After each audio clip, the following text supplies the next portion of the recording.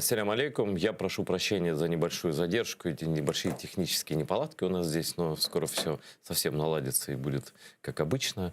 Я начинаю прямой эфир программы «Бүгін». Сегодня это пятничный эфир, и следующий «Бүгін» будет уже на следующей неделе. А сегодня хочется как бы не то что подвести черту, но хотя бы сложить какое-то целостное представление о том, к чему приведет крымская платформа, инициированная президентом Владимиром Зеленским, которая вот-вот уже буквально через 3,5 недели откроется в Киеве. Я сразу скажу, что я лично с первого дня поддерживал эту инициативу, потому что напоминать миру именно на регулярной основе о Крыме — это то, что мы обязаны были делать все эти годы. Но системно это все эти годы почему-то сделано не было. Но, наконец, лучше поздно, чем никогда. И, наконец, это решение принято, и едут западные лидеры. Ну, я, в принципе, и раньше знал, что вот вчера только объявили, что президент Польши Анджей Дуда будут лидеры балтийских государств. Будет будет достаточно высокое представительство, и хотя они приедут там президенты или вице-президенты Соединенных Штатов, но очень такой харизматичный министр приедет, министр транспорта в правительстве Байдена, очень такой антипутинский, нормальный, вменяемый человек, с которым интересно будет познакомиться, в том числе и нашим чиновникам, заодно, может, и транспорт наладит, нам немножко поможет. Вот. Но для того, чтобы сложить полное представление, это же не эмоции, это не то, что я там хочу и что это будет. Мы должны иметь в виду факты, с чем мы подходим к этой крымской платформе. Именно поэтому я всю неделю, даже 2 недели об этой теме касаюсь с теми или иными гостями, но сегодня мой гость Изет Гданов — это человек, который системно знает крымскую тему. Салям алейкум. Вот, потому что Изет был первым заместителем и исполняющим обязанности представителя президента Украины в Крыму при президентстве Порошенко и какое-то время при президентстве Зеленского. Но потом руководство сменилось. Сейчас Антон Кореневич занимает эту должность. И я хочу вот с его цитаты начать о том, что повестке международного саммита Крымской платформы важное место займет вопрос защиты прав граждан Украины, незаконно арестованных, приговоренных к тюремным срокам. Об этом заявил вот как раз Антон Кореневич, нынешний руководитель постпресса. Давайте послушаем цитату и начнем разговор с Изетом. Безумовно, людський вимір і захист прав людини точно будуть в адженді Кримської платформи. Це зрозуміло. Це завжди топ-питання на будь-якому міжнародному майданчику, де б ми не говорили про Крим. Тому це обговорюватимуть за наявності міжнародної підтримки, міжнародного тиску набагато ефективніше працювати з цього треку. Ми постійно спілкуємося з родичами, адвокатами, дружинами політв'язнів. Безумовно, вони всі очікують повернення любих або додому, або туди, де їм буде безпечно. В общем, Изет, я и надеялся, что это будет одна из главных тем, поскольку движений в сторону освобождения в последнее время никаких нет. Последний раз это когда Путин обменял людей большое количество, это когда Сенцов был, и Эдем Бекиров, и моряки, и с того поры все. Вот эта тема будет. А какие еще темы, как ты считаешь, вот на твой экспертный взгляд, будут или должны быть ключевыми на этом своеобразном саммите, поскольку это не будет, это не как бы вчера мой собеседник уточнил, что это не совсем как бы переговоры, это такая дипломатическая площадка дискуссионная. На самом деле то, что будет работать крымская платформа, это очень хорошо. Почему? Потому что в тех условиях, в которых мы сейчас в реалии находимся, удерживать тему Крыма на повестке дня на международном уровне, это, я бы сказал, одна из самых основных задач правительства нынешнего и руководства страны вообще. Поэтому, естественно, это приветствуется. Что касается наших граждан, которые находятся в заключении на территории нашего Крыма или на территории России, куда были незаконно вывезены, тут права их будут восстановлены только лишь тогда, когда будет территория освобождена от русских оккупантов. И безусловно, об этом нужно говорить, но мы же все прекрасно понимаем, что освободив в теории, дай бог им, чтобы быстрее это все произошло и они вернулись домой, Но освободив, русский оккупант вполне может спокойно еще кого-то захватить. Ну да, тут нужны какие-то системные решения. Конечно. То есть Системное решение — это только освобождение территории. Я понимаю, но все-таки, если, допустим, будет общая резолюция этой кучи там руководителей всех разных стран, ну минимум 30, да, с требованием освободить политзаключенных, но это понятно, что Путин из-за этого не скочит и не пойдет освобождать, но все-таки это будет, это можно как аргумент использовать там при любых каких-то переговорах с Путиным и говорить, ну давай выпускай заложников, тогда мы будем с тобой разговаривать, ну хотя бы так. Ну, ты в начале передачи сказал в отношении того, что он выпустил достаточно давно часть людей. Уже 2 года. Обмен, да, обмен. Два. Просто у нас не на кого менять уже. У нас уже нет людей, которые... Это всех обменяли, те, которые были еще до того. Вот они были, их обменяли. Те люди, которые интересны были России. Сейчас интересных людей России нет у нас.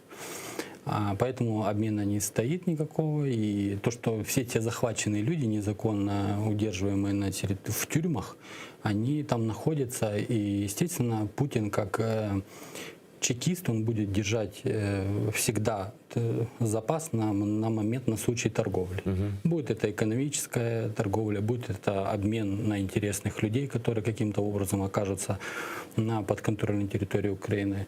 Ну, это вот его тактика работы. Всегда они будут. Освободив этих, он еще возьмет. Поэтому я считаю, что другого варианта нет, кроме как говорить, в приоритете должно быть именно освобождение и восстановление суверенитета и контроля Украины на территории Крыма. Меня, знаешь, что удивляет? Это же касается мирового сообщества. Вот происходит, допустим, Северный поток-2, да? Очень болезненная тема для Украины. Наши депутаты и президент все говорят, что это ужасно, плохо. Заявления все правильные, вопросов нет. Да?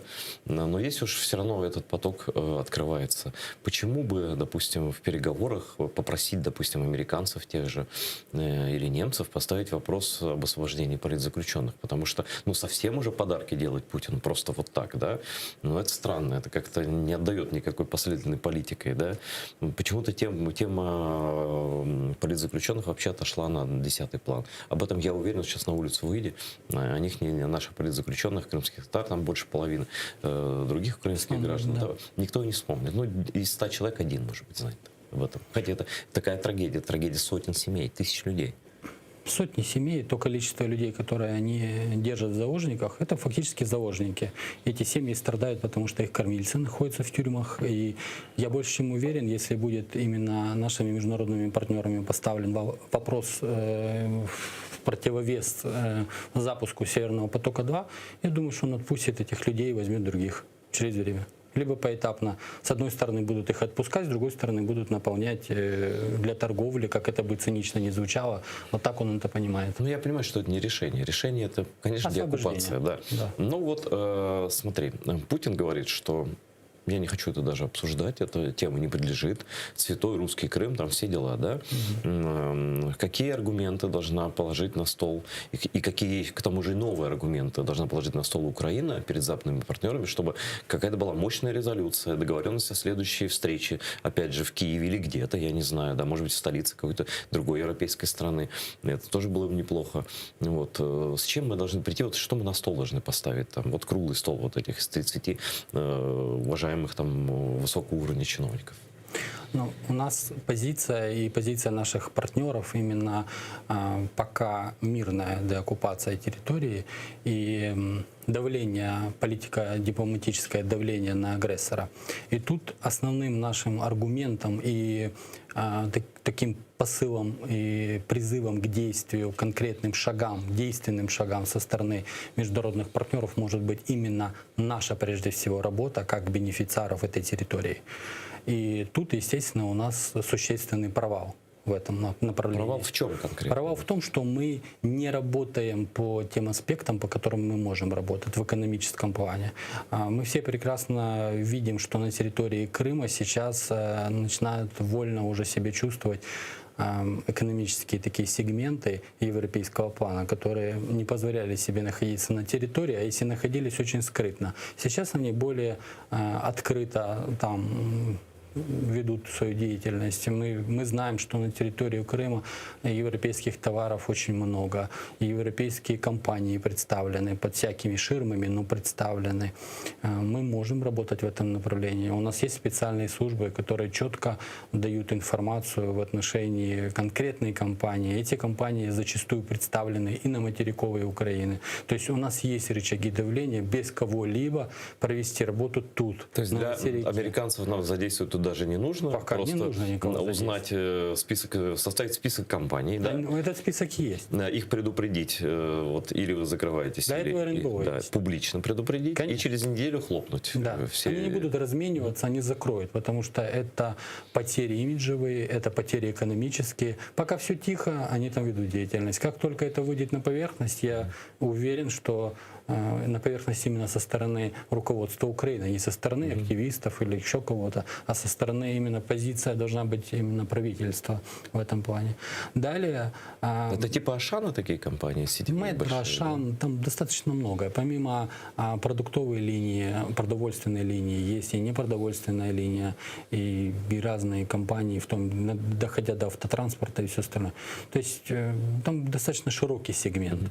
Дальше по авиации. По авиации у нас вообще очень серьезнейший провал. Если 14-15 год, даже 16 год мы наблюдали, что оккупанты планировали открыть авиакомпании «Матрешка», либо там «Иванушка», ну, такие, да, которые нигде не... Рога и копыта. Да, они летают, и вот у них были проблемы с лизингом на покупку этих но им в лизинг, самолетов. в лизинг не отдавали. Не давали просто, им да. лизинг.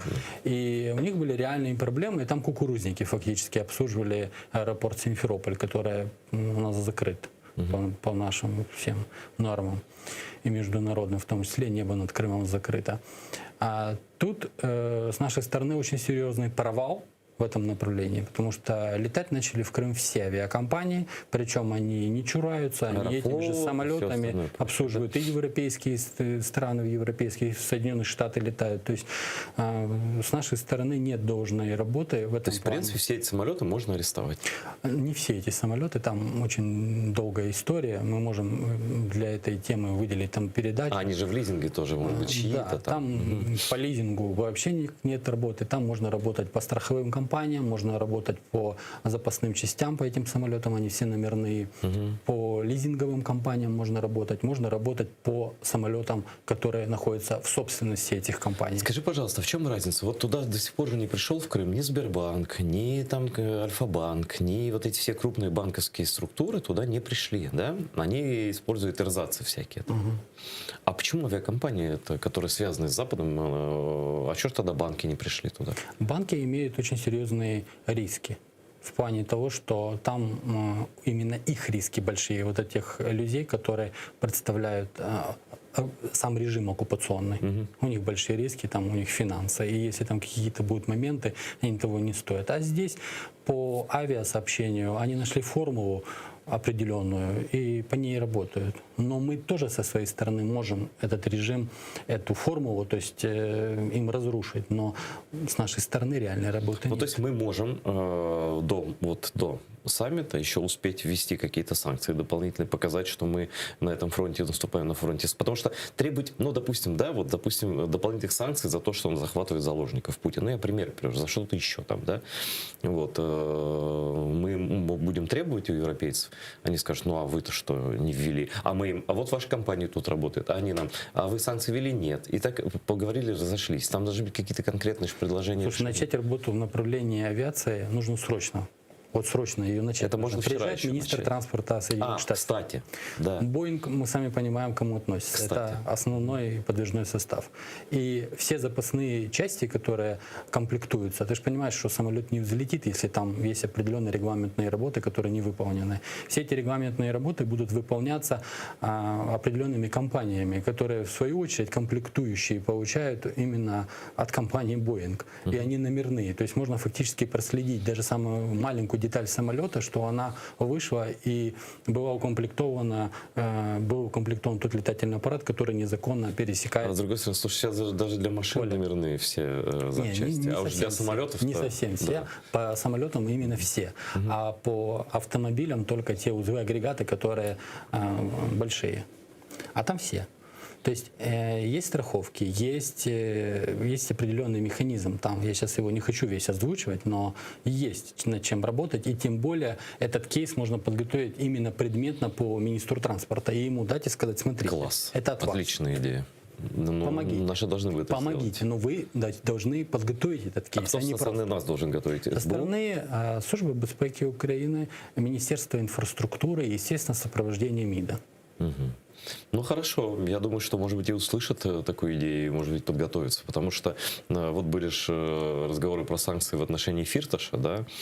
Я прочитал в новостях, но обрадовался, думал, что подумал здесь сразу, что Ильменит прекратил идти, вот как в пинг-понге отскакивать от турецкого берега и в Крым. Так, знаешь, так уголком. Как в прошлый раз ты рассказывал, что корабли с Ильменитом житомирским, это сырье для Титана. А Титан — это стратегические русские самолеты, которые могут бомбить Украину. Они в них содержится Титан, который произведен в Украине, чтобы вы понимали. Да, это Ильменит. Это просто вот любой американский министр, даже любой просто дипломат скажет: сори, господа, почему вы вооружаете Россию? В смысле, как вооружаем? Да вот как? Вот завод Фирташа Житомир грузит Ильменит, его везут в Турцию, якобы в Турции его не потребляет, тут же перекладывают на суда, везут в Крым и вот так вот зигзагом границы подвозят. На Армянский дымит турбокомбината, и там вырабатывается титан для российских там истребителей, бомбардировщиков и так далее. Ракет, наверное. Вот. Это, кстати, одно из направлений, которое, опять-таки, не отработано по сей день. Вот и это говорят, что ничего не закрылось. Ничего не закрылось, Титан работает. Я более того хочу акцентировать внимание на том, что именно сырье Ильменит Житомирского комбината – это единственное сырье, которое может брать титан. То есть были попытки в 2018 году, были попытки импорта самой ильменитовой руды на титан. Завод не предназначен, само оборудование невозможно перенастроить. Это очень колоссальных средств стоит. И оно все настроено под житомирский комбинат. То есть смотри, если санкции против Фирташа наложены, Так. да, Украиной причем, а почему завод-то работает? Это же его Завод работает, потому что, знаешь, вон там в СМИ есть сообщение, что группа ДФ комментирует именно санкции, что, естественно, они их будут еще с ними будут разбираться, а то, что у них есть контракты, они будут выполнять. Естественно, они в контракты не имеют с временно оккупированной территории, они имеют контракт, прокладку. С фирмы «Рога и копыта», Да. зарегистрированы в Турции, наверное, там Да, как-нибудь. либо в другой Да, стране, либо в другой и стране. через Турцию они поставляют. Но каким образом, как решить эту проблему? Я не Можно к знаю. Турции обратиться? Можно. Но я тебе скажу больше, что в турецкий город Самсун, когда поступает эта ильменитовая руда, тот нефтерудовоз 50, который одно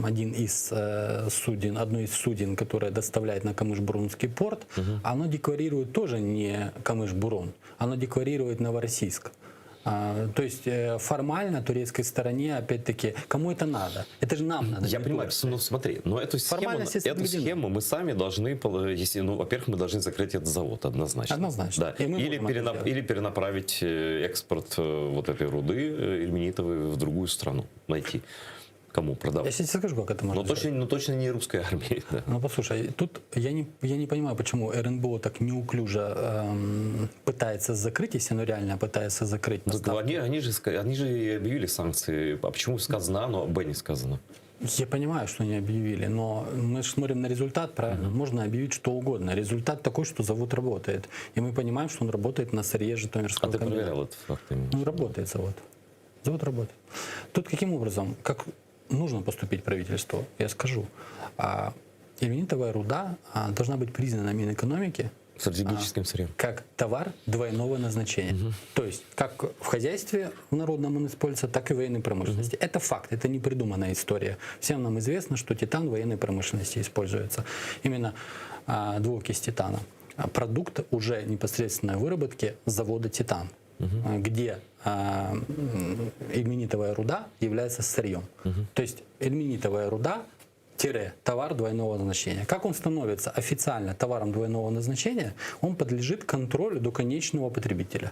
То есть тот контрагент, Я понял, да. который Да, я понял. прокладка, не прокладка, неважно. Никого не волнует. Никого не волнует. Тут Служба безпеки Украины непосредственно это их обязанность проконтролировать, куда пошла знаменитого. Слушай, ну вот знаешь, как будто кого-то заставляет. А что сейчас она не может проконтролировать? Вот, ну, Может, так, я сейчас говорю о том, о системе, как это да. сделать правильно в бюрократическом поле. Я понял. Дальше, извините, уголовные дела, за это ответственность, как руководство завода, я имею в виду Житомирского комбината, так и всех тех, кто участвует в этой Но цепочке. вообще это громчайшее уголовное дело должно быть, Да.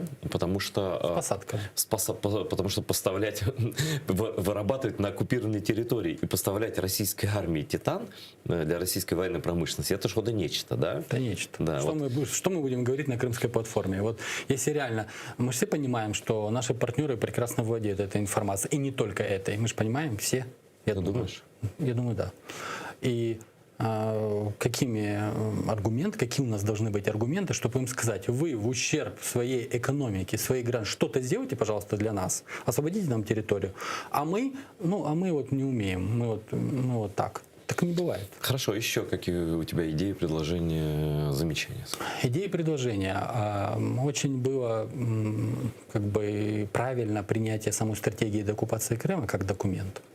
А, к сожалению, он носит декларативный характер. Да, вот я К задал сожалению. тот же вопрос, на твоем месте сидел Алексей Арестович, спикер, как бы Я знаю. группы контактные, ну и так далее. Вот и человек, который работает с офисом президента на внештатной основе, он сказал, что будет расширена вот та программа «Маленькие 17 листочков», да, которую нам показали как стратегию. Ну, это было немножко так соромно смотреть на это. Там практически, просто сочинение намерения, да, что там будет расширенная программа, которая будет представлена всем заинтересованным лицам. Я вот надеюсь, что будет. Смотри, какая ситуация. 5 месяцев назад, даже больше уже, был принят этот документ, как документ.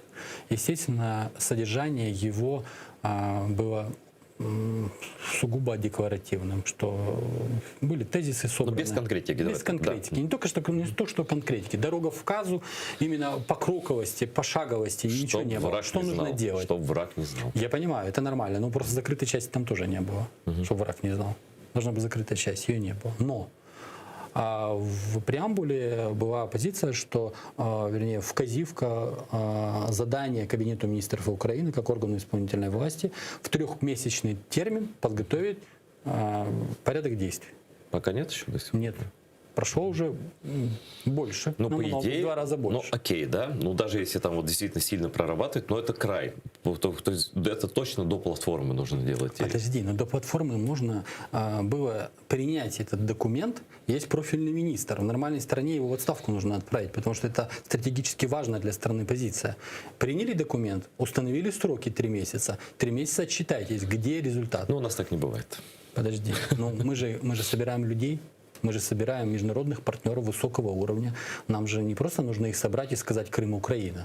И то, что у нас там политзаключенные, основная масса крымских татар, и то, что у нас там репрессии, это все они знают. Ну да. И Здесь уже не нужно первый сказать: год, да. уважаемые партнеры, мы сделали все, что могли. Помогите Либо нам. у нас и в процессе. Вот мы приняли стратегию, которая не была принята. Да, она не была принята. Мы ее приняли. Мы разработали план действий. Мы уже сделали первые 3, я образно. Ну да. Первые 3. Нам Нужна в ваша процессе помощь. нужна ваша помощь. Конкретно кейс по каждой стране. По каждой стране должен быть кейс, потому что если говорить абстрактно, никто не поднимет руку и не скажет: я это сделаю. Нет. Каждая как в страна школе, знаешь, должна никто не получить поднимает руку кейс. сам. Да, и тут есть международные ценности, европейские ценности, и они, естественно, у наших международных партнеров в приоритете. Но помимо этих ценностей есть экономическая составляющая, которая оттягивает, знаешь, внимание и, может, мы не будем делать. Ну, Украина, посмотрите сами, вот сидят, не могут. Ну, слушай, как бы если можно не работать, то можно не работать. Конечно. Да? Ну, И элементарно. они на Человеческий самом деле не обязаны. И вот приедет там, я говорю, Словения, там Македония, не знаю, какие еще страны, которые не являются хедлайнерами, да, допустим, Евросоюза, но при этом голосуют за санкции и так далее. Да, но чтобы их привлечь дополнительным к каким-то санкциям, конечно, нужно все это движение с нашей стороны. Живой пример тебе «Северный поток-2». Это экономические интересы ряда стран. Ну, совершенно конкретно, да. Ну, скорее всего, там 90% германского интереса. Да, я понимаю, но несмотря на это все, на публичность, на все эти позиции, они все равно стремятся к реализации. Но основной аргумент, поверь, у меня ни одно было общение с теми представителями государств, которые у нас находятся на территории, при откровенном таком неофициальном разговоре, первый аргумент а вы что? Ну, это первый То аргумент. есть они прямо сразу говорят, то есть есть торжественная Нет, часть мы некая, можем да. торжественной частью закончить, обменяться вот этими возмущениями, Принять декларацию. декларациями, Крым це Украина, Призвать Путина, призвать можно, да. осудить можно, но где результат? От этого нашим гражданам в Крыму не легче. Слушай, может быть, Резолюция была масса смотри, может быть, принята. нашим гражданам и в любом случае там легче не станет до начала деоккупации, да? Но Путину должно стать хуже. Вот в чем идея. Россия должна, то есть это должен быть, раз он так нервничает, тем более Путин по этому поводу, значит, результат мы должны видеть на его лице. Вот чтобы он был недоволен, да? Вот так мы должны работать, Надо, чтобы наверное. ему Крым стал поперек горла. Ну, чтоб всё дороже и дороже становится, утяжелять Крым. Вот задача наша и задача наших партнеров. Чтобы он был настолько неподъемным, чтобы вот это на карте, Россия большая, чтобы на карте вот эта маленькая точка потянула на дно всю Россию, чтобы они его просто бросили. Почему? Потому что, начав военные действия там, когда-то мы это сможем сделать физически, пострадает прежде всего народ Украины, который находится там в заложниках. Если они в мирное время берут заложники и мучают наших людей, что они будут делать потом? Поэтому здесь важно, пока не ушло время, там поколение растет, время против нас работает. Если бы вот этого процесса не было, я бы сейчас сказал, ну давайте подождем, сейчас закончится эта каденция, придут люди, которые от декларатива перейдут к действиям, и все будет хорошо. Нет. Там растет поколение. Уже выросли те дети, которые были в бессознательном возрасте, там 5-3 лет. И я не знаю. заставляют петь гимн России. Они уже с давно детского поют сада. его, они знают, они не видели флаг Украины. Понимаешь? Смотри, вот опять будет торжественная часть и будет неторжественная часть, да? Я думаю, что, ну, конечно, я думаю, что во всех частях Зеленский будет участвовать 100%. И ему ехать в Соединенные Штаты, буквально там, ну, это через неделю, да? Вот. Все-таки я надеюсь, что раз такое намерение есть, то встретиться, то он не хочет с пустыми руками приезжать тоже к Байдену, да? Он должен приехать с каким-то, ну, и крымским кейсом тоже, да, и с донбасским. Вот сегодня РНБО на Донбассе проводит и так далее. Ну, у тебя, наверное, нет информации, да, с чем, собственно, он поедет конкретно Зеленский к Байдену и конкретно о чем он будет просить публично или не публично тех людей, которые прибудут от западных стран на этот форум. Форум, который будет здесь, Крымская Да, платформа. конечно. Я, честно говоря, вот из тех действий, которые вот у меня есть мониторинг процессов, я не вижу практических пока действий в направлении Крыма. Я их не вижу. Ну как, подожди. Вот принятие закона о коренных народах. Кроме, да. Тут, Это да. такая бомба, которая Согласен. залетела прям Я сейчас не нормативную, резиденцию я не Путина. нормативную сейчас говорю часть. Нормативная часть, я уже сказал, прежде всего это закон про коренные народы. Тут, безусловно, это удар, и на международном уровне все мы прекрасно понимаем, что коренной народ Украины, который имеет право в соответствии с нормами международными на самоопределение, который вызначился четко, что Крым это Украина, и тут не подлежит обсуждению, это, естественно, подрывает их очень серьезно. И то, что этот народ, который фактически сам себя защитить на территории своей родины не может, и тут международная общественность имеет уже право, международные организации принимать меры по защите этого народа на своей территории, на территории их родины. Тут, естественно, очень серьезный удар, нормативный, серьезный посыл по стратегии деоккупации, реинтеграции Крыма. Но сказали, назвали, содержания нет. Я за это говорю, содержание нужно подготовить и начать реализовывать до Крымской платформы, чтобы можно было призвать о помощи не просто так общее, знаете, помогите вернуть Крым, а конкретно покейсово. И мы бы увидели с тобой конкретные шаги, мы бы это почувствовали. У нас точно есть информация по направлениям, она есть. По самолетам нужно готовиться срочно, приезжает министр транспорта, ему в глаза можно сказать это. Кстати, да. Это И он серьезно, с удовольствием это выслушает, потому Он что не он только он человек... выслушает, он может там сделать определенные вещи, которые просто-напросто прекратят полеты на территории Крыма. Прекратят они это. То есть, в принципе, Соединенные Штаты даже без всяких других стран способны сделать так, чтобы туда лететь невозможно. Способную даже подготовить надо. Это нужно подготовить. Это не просто нужно возбудить уголовные дела за незаконные полеты в Крым и фейково, знаешь, что там 3 месяца процессуально проходят сроки по административному привлечению этих компаний, которые незаконно залетели в Крым. Они это поняли, что 3 месяца проходит, сгорает этот штраф, который никому не нужен. Там нормативно необходимо принять, мы тогда еще подавали предложение, необходимо продлить эти сроки до момента деоккупации, чтобы каждая компания знала, что каждый полет в Крым фиксируется, и там Ничего больше не 100 сгорает. тысяч гривен Да, за и каждый ничего не прилет сгорает. тебе, и потом заберут всю компанию, еще должны А будут. почему, подожди, а почему сгорает? Почему штраф-то? Процессуально. Допустим, если я нарушу правила на автомобиле, мой штраф что-то не сгорает, а увеличивается Сгорает. только. Если не примут меры, не будет реализация самого процесса по тебе, вот не будет решения суда, что ты привлечен, все, а потом уже не сгорает. Но у нас же нету самого, мы не можем Подожди, то есть- процессуальное действие закончить. У нас нет того, кто нарушил. Подожди, давай сейчас тихо, чтобы телезрители не слышали. То есть можно штрафы просто не платить, что ли? Нет, не автомобильные? платить не получится. Ну а как-то? Потому что тебе, когда его присудят Да. за нарушение административное, допустим, ПДР, то есть ты уже будешь должен государству. Но через суд обязательно. А это всё все пройдет. это сделают. А здесь мы не можем процесс завести до конца. У нас же не прилетает эта компания. Если бы она у нас к нам прилетела, мы бы смогли реализовать. А так мы не можем. 3 месяца проходит, и нам уже все. Но мы можем попросить западных партнеров, в чьих аэропортах садятся эти самолеты. А там, я же говорю, там целая формула. Мы по лизинговым ничего сделать не можем, потому что это основной подвижной состав, 97% по авиации, это лизинговые транспортные средства. То есть это не Аэрофлот и не Уральские авиалинии собственник. Это лизинговая компания американская. Ну вот на американскую компанию точно может повлиять правительство Соединенных Штатов. 100%. Да. А что может сделать Евросоюз? О чем мы можем просить Европейский Союз? О каком содействии? В Европейский Союз по экономическому направлению. Продовольствие, непродовольственная группа. Зажать до предела и именно нахождение этих компаний там, даже завуалированное или схемное какое-то, нужно Должно прекратить. стать токсичным, дорогим и невозможным. Токсичным да. и очень опасным. Они не должны уходить от этого направления со словами «мы не влияем на субъектов хозяйствования, у нас тут в законодательстве этого нет, мы не можем, это там частный визит» и тому подобное. Вот этих вещей нужно отойти и нашим европейским партнерам. Тут нужно ужесточить. Почему? Потому что если мы на этом этапе не остановим агрессора, вот, он пойдет дальше. У нас практика показывает, Знаешь, как, Приднестровье, Грузия, Крым. они как вода сквозь пальцы. Значит, потихоньку все размывают. Вот так в Грузии, да, уже больше прошло времени вдвое, да, чем с нашей войны, да.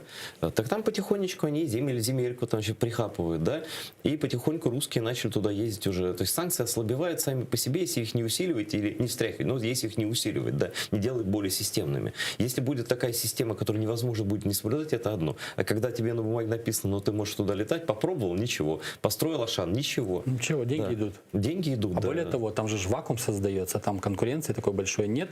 И, допустим, рискованное нахождение какой-то компании на территории Крыма приносит сверхприбыль.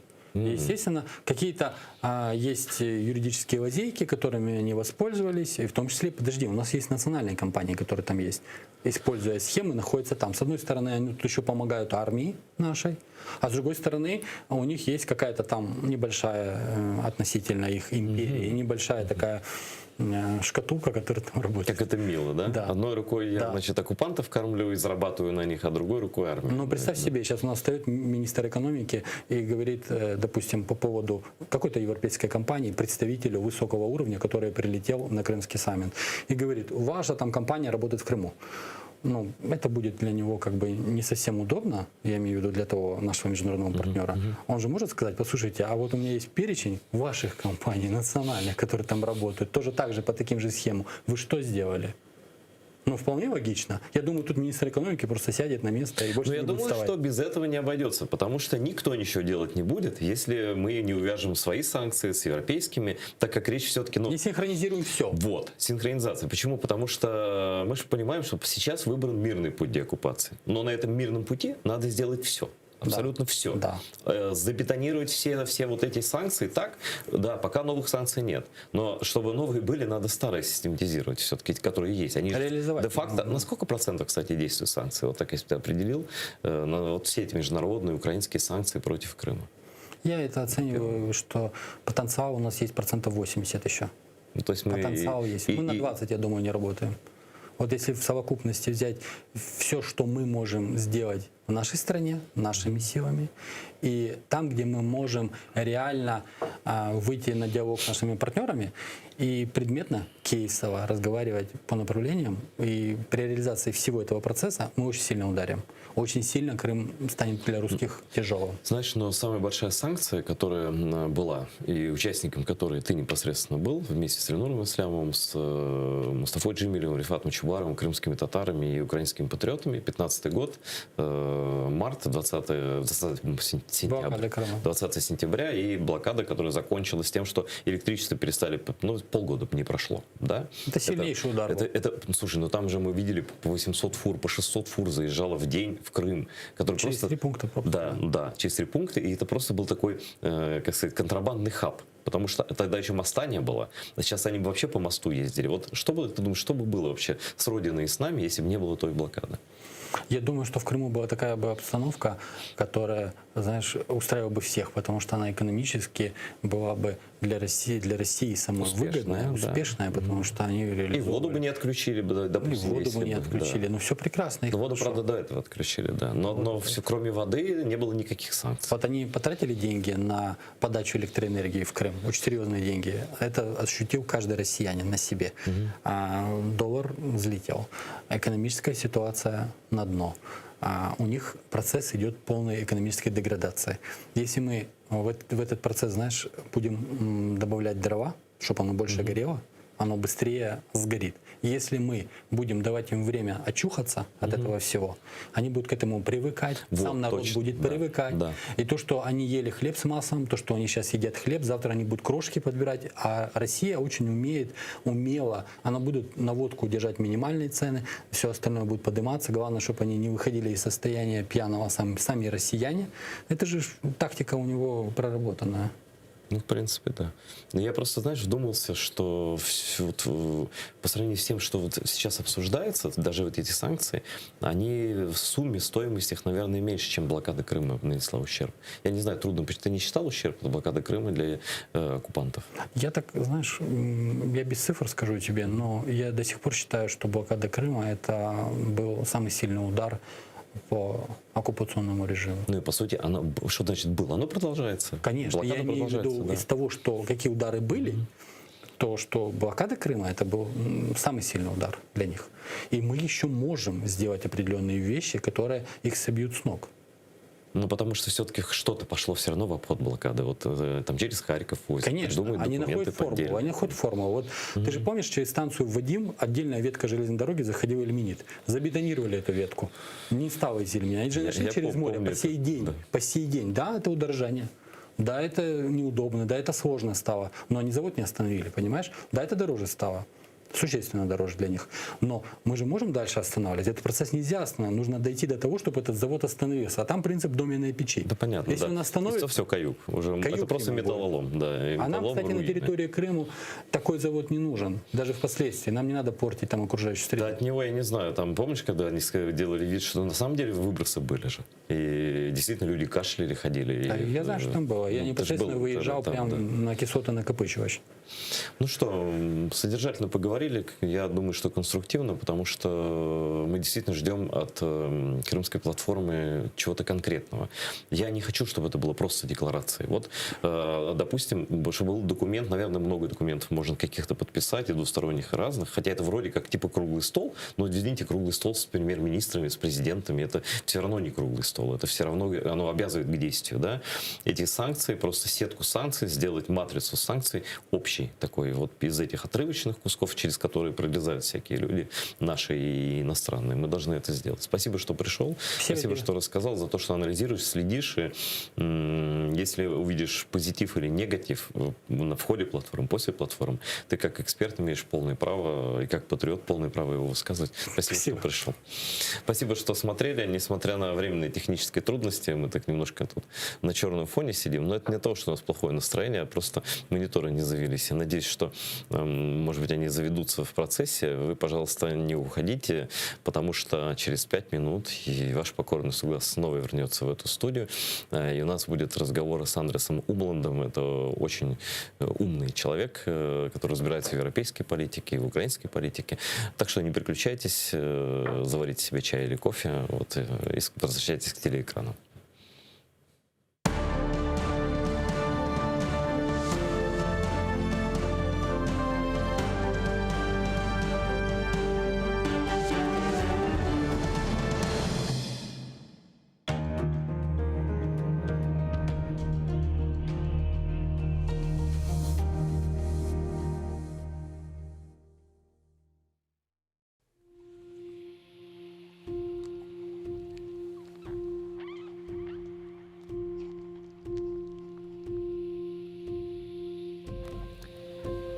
Ah, ey yeşil ada, ey ana yurdu, parçalarken seni şımalın kurdu.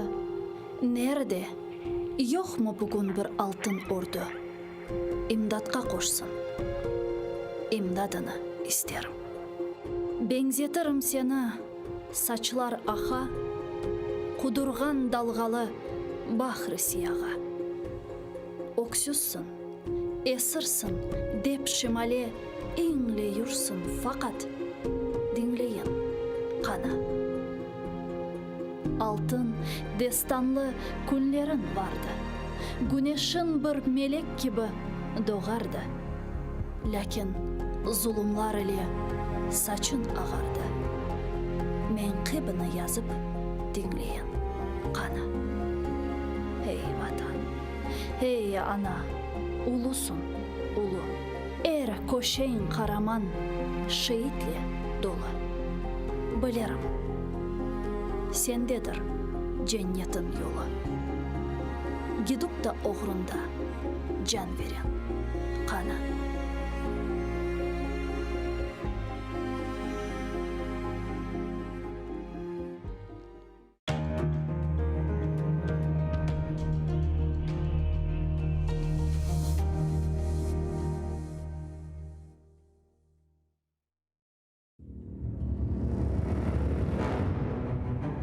Хаджи Герай Кырым ханлығыны тізгенде 29 yaşında еді. Тахминен 350 yıl devamında Кырым ханлығы devlet olarak hüküm sürdü.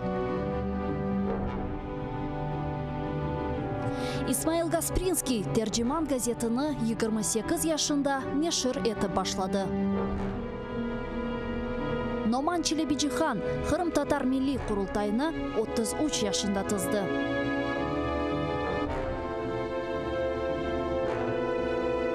Bekir Çobanzade 27 yaşında profesör olarak Latin elifbesini Türkiye devletlerge teşvikat etti.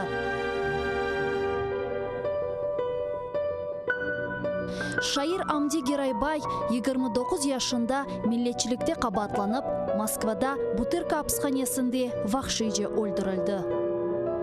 Ahmetхан Sultan birinci kere karamanlıkını 23 yaşında kazandı. 25 yaşında ise 2 defa karaman oldu. Musa Mahmud 1978 senesi hakimiyetke karşı isyan etip ozunu yaktı. Milli meşal oldu. Ayşe Setmuratova 27 yaşında adalet kureşine kırıştı ve bütün ömrünü Kırım Tatar Milli Hareketine bağışladı. Genç ve yaşlar, fedakarlık ve kahramanlık için kureş meydanı açıktır.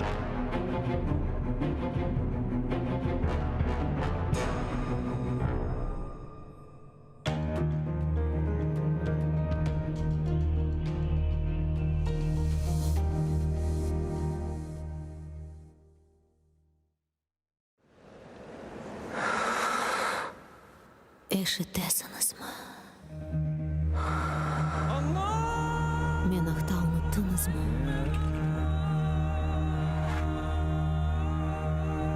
Men bundan. Bu menin toprağım. Menin Kırımım.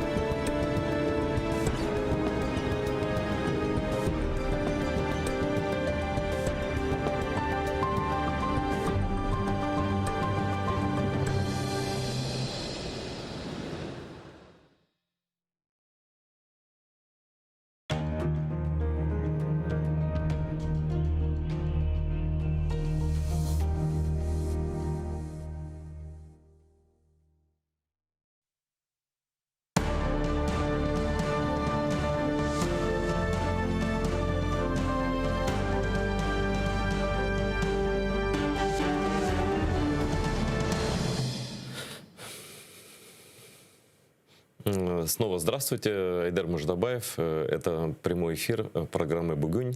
Сегодня, видя у нас небольшие технические проблемы, за моей спиной, по идее, должен быть красивый экран телевизионный. Вот он тоже красивый, только черный. Да. Поэтому приходится так вот немножко выкручиваться.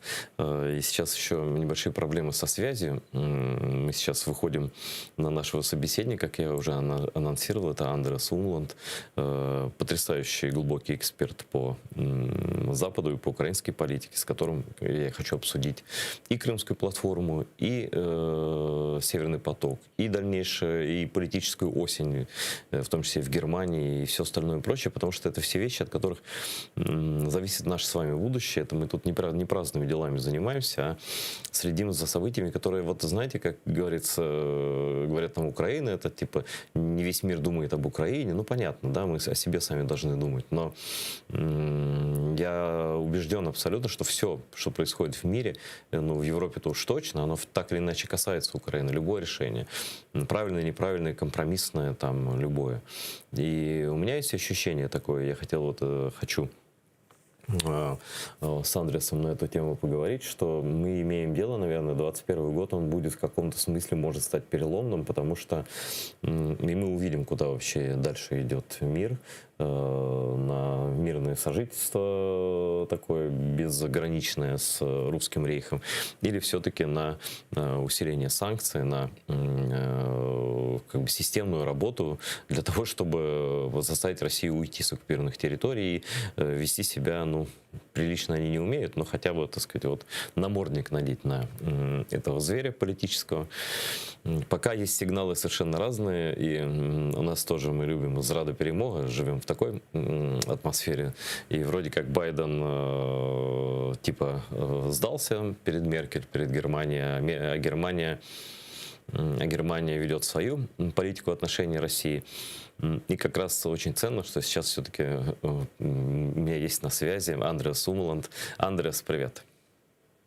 Добрый день. Очень рад тебя видеть. Давно все читаю, что ты пишешь, но молчу. Вот. И читаю, что ты пишешь, но давно тебя не видел. И хоть и из Киева скайпом, но все равно как вживую. Вот. И ты не слышал, да, что я последнюю фразу сказал как раз про Германию, да, что Германия ведет свою отдельную политику в отношении России, и даже, вот мне так кажется, может быть, ты человек системный, знаешь такие случаи, когда, ну, грубо говоря, воля Германии прямо перемогала волю Соединенных Штатов. Но я, на памяти моей, такого никогда не было. Все-таки Соединенные Штаты всегда были старшим братом, они, по сути, основали вот эту современную федеративную республику, восстановили из руин производства, дали демократические институты, ну и все, что сейчас есть в ФРГ, в принципе, это же все по американо-британскому плану было сделано. И вдруг остается впечатление, что Германия впервые в истории сказала Америке нет, и Америка подчинилась германскому интересу. Так это или нет? Как? В чем-то это так, да, действительно. Я думаю, что все, что за этим стоит, это американо-китайский конфликт, и что США хотят вот создать такой общий западный фронт, и в частности США нужно в этом конфликте и вообще для воссоздания как бы западного альянса Германия, и поскольку для Германии вот стал так важен этот проект, вот Байден пошел на такую уступку. Ну, там я бы не стал все так плохо оценивать, потому что по своему тексту вот это соглашение, оно неплохое. Проблема в том, что, ну, я думаю, многие украинцы и другие эксперты справедливо сомневаются, что то, что там было в этом соглашении между Германией и США записано, воплощено. И я тоже еще не думаю, что это последнее слово во всем этом, потому что и в США, и в Европейском Союзе есть значимые политические силы, которые недовольны этим соглашением и которые будут, по крайней мере, добиваться, ну, каких-то дополнительных гарантий, что ли, или каких-то дополнительных шагов как со стороны Германии, так и со стороны США. То есть я, если правильно понял, конечно, это соглашение уже не будет отменено, поскольку оно подписано на уровне президента Соединенных Штатов и германского канцлера. Но вот тот текст соглашения, о котором ты сказал, он действительно декларативно хорош, но там нет ничего конкретного. И то, что и Конгресс США еще может заставить, и какие-то силы в Евросоюзе могут заставить конкретно написать: если Россия это, то мы вот это, если вот это. Ну, то есть такие гарантии, которые были бы понятны Путину просто системно, да, вот так, не так. Вот, чтобы не было двусмысленных толкований, как про меморандум Будапештский. А мы обязаны, не обязаны, нет. Вот что-то определенного можно будет добиться все-таки Украине, да? Ну, во-первых, вот это сравнение с Будапештским меморандумом, оно не совсем подходит, мне кажется, потому что если посмотреть на текст Будапештского меморандума, там кроме России никто ничего не нарушал. Там Великобритания и США только обязывались в этом меморандуме не напасть на Украину, что они и не сделали. И это не альянс, как между Украиной, США и Великобританией, как иногда это изображают, что там есть некое такое мини-НАТО, где Великобритания и США не выполнили свои обязательства по взаимной защите. Такого там нет, но тем не менее, конечно, этот меморандум играет большую роль, и вот это нарушение этого меморандума играет большую роль, Россия играет большую роль. Но тут это соглашение между США и Германией касательно Северного потока, оно все-таки более конкретно расписывает некие меры, которые Германия будет принимать. Ну и самое, может быть, значимое во всем это то, что якобы должно заключиться в 2024 году новый контракт десятилетний о том, что российский газ и дальше будет идти через Украину в Европейский Союз. Вот этот пункт у меня вызывает самые большие сомнения, что действительно этого будет. И я тоже надеюсь, что там еще будут какие-то или дополнительные какие-то дополнительные соглашения или документы, или что все-таки будет некий мораторий до того, как все эти гарантии можно как-то обеспечить, скажем, уже в каких-то договоренностях с Россией. Вот такое я себе сейчас представляю. Но что именно там произойдет, мне пока трудно сказать. Я только могу с уверенностью сказать, что вот сегодняшнему соглашению еще будет некое, такое after party, так сказать, некое такое второй раунд всего этого, потому что и в американском Конгрессе, и в Европейском Союзе есть все-таки значимые политические силы, которые будут добиваться неких дополнительных гарантий, или же все-таки наложение моратория на эксплуатацию Северного потока-2, пока не будет какого-то существенного улучшения в украино-российских отношениях. То есть ты допускаешь даже, что он не заработает, даже за подписями Байдена и Меркель? Да, я не уверен, что это все так уже решено, потому что есть явный конфликт между Конгрессом и Белым домом, и что вот это соглашение в чем-то противоречит уже принятыми законами в США касательно санкций в отношении Северного потока. Поэтому мне трудно себе представить, что сейчас, скажем, республиканцы в Конгрессе и тоже целый ряд демократов, которые решительно настроены против этого, что они просто, так сказать, поменяют тему и забудут про все это. Я слышу, что это все-таки в Вашингтоне большая тема. Вот Северный поток и это соглашение, что это не что-то второстепенное, и поэтому я ожидаю, что там еще будет какое-то противостояние вокруг этого. Ну и это даже может привести к тому, что все-таки будет отложено старт эксплуатации Северного потока, пока не будет чего-то достигнуто, что удовлетворит этих многих критиков как внутри США, так и внутри Европейского Союза. Да, я тоже, как и ты, видел довольно даже очень резкие заявления, в том числе от членов Демократической партии, от партии Байдена в его адрес, чуть не в сдаче национальных интересов. Там такие, причем серьезные конгрессмены, не какие-то там новички, а серьезные, которые там сидят годами в Конгрессе, имеют репутацию. То есть они действительно, как ты говоришь, они могут там встать, забыл, пошел, как у нас там депутат сегодня одно говорит, завтра другое, а потом никто ничего не помнит. Но вот я хочу, чтобы ты, как человек, анализирующий со всех сторон, и ты человек абсолютно независимый, рассказал нашим зрителям телеканала АТР, вот почему такой шум из-за этого потока? Я хочу, чтобы ты с двух позиций спросить у тебя хочу. Зачем он так нужен Путину? Вот. И второй вопрос, зачем он так нужен Германии, что Меркель просто в бараний рог все готова скрутить, и в том числе перед Байденом не сдалась, там, перед Америкой и так далее. Что ж там такого невероятно важного для Путина, с одной стороны, для Германии, с другой?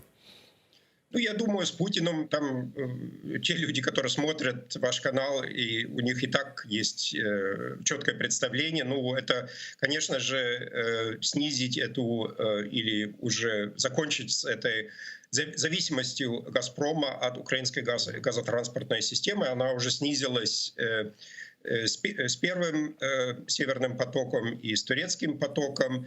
И, в частности, первый «Северный поток», я думал, стал некой подготовкой для аннексии Крыма и для эскалации в Донбассе. И вот этим вторым «Северным потоком» теперь Путин хочет явно превратить, как это, кажется, когда-то Алексей Миллер, руководитель «Газпрома», сказал, превратить газотранспортную систему в макулатуру, и чтобы она стала ненужной, по крайней мере, для транзита российского газа в Европейский Союз. С этим, мне кажется, все понятно. И я думаю, там еще есть целый ряд других мотиваций. Это, конечно, тоже снижение транзита или отход, вообще заканчивание транзита тоже проблематично для внутриукраинской системы газоснабжения, потому что эту газотранспортную систему нужно как-то сохранять и модернизировать, и для этого нужны доходы. И поэтому тут тоже есть такая мотивация. Ну, еще целый ряд, наверное, других факторов. Что касается Германии, тут сложнее это все объяснить. И есть, тем более, что есть и в правящей партии, в главной правящей партии, в ХДС, в Христианско-демократическом союзе, есть и весомые голоса, как, например, председатель внешнего комитета Бундестага Норберт Рöttgen против этого проекта, и есть целая партия, зеленая партия против этого проекта, и есть многие аналитики, которые тоже, политические аналитики, или экономические аналитики, которые против этого проекта выступают, причем с разных позиций. Кто-то больше говорит с чисто экономической точки зрения, нам не нужен этот поток, кто-то говорит с экологической точки зрения, нам не нужен этот поток, и кто-то говорит, что с политической или геополитической точки зрения нам не нужен этот поток. Тем не менее, немецкое правительство и большая часть, скажем так, политического эстеблишмента поддерживает этот «Северный поток», и это связано с тем, что есть большие энергетические компании, которые лоббировали этот поток. Я думаю, большую роль во всем этом сыграл бывший канцлер Герхард Шрёдер, который со своими связями, своим опытом протежировал этот проект и провел его через разные бюрократические фильтры и помогал, так сказать, чтобы этот проект получил все нужные разрешения.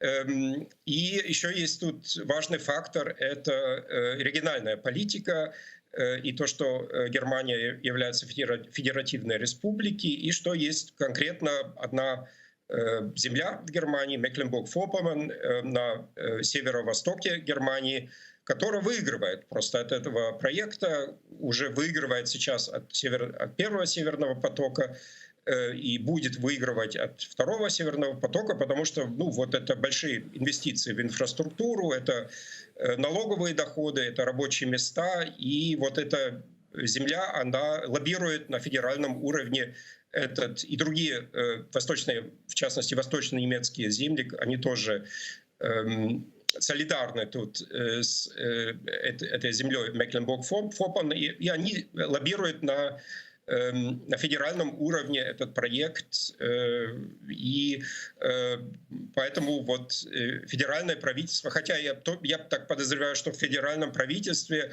и, может быть, даже включая саму Ангелу Меркель, многие все-таки стали понимать со временем проблематичность этого проекта, но они сейчас как бы находятся под давлением вот этих восточных земель, чтобы все-таки совершить этот проект, в который уже сейчас вложены большие деньги, и в Германии тоже боятся, что если этот поток не пойдет в эксплуатацию, что потом «Газпром» будет в судах стараться получить компенсацию там в миллиардах евро за то, что вот этот проект не состоялся.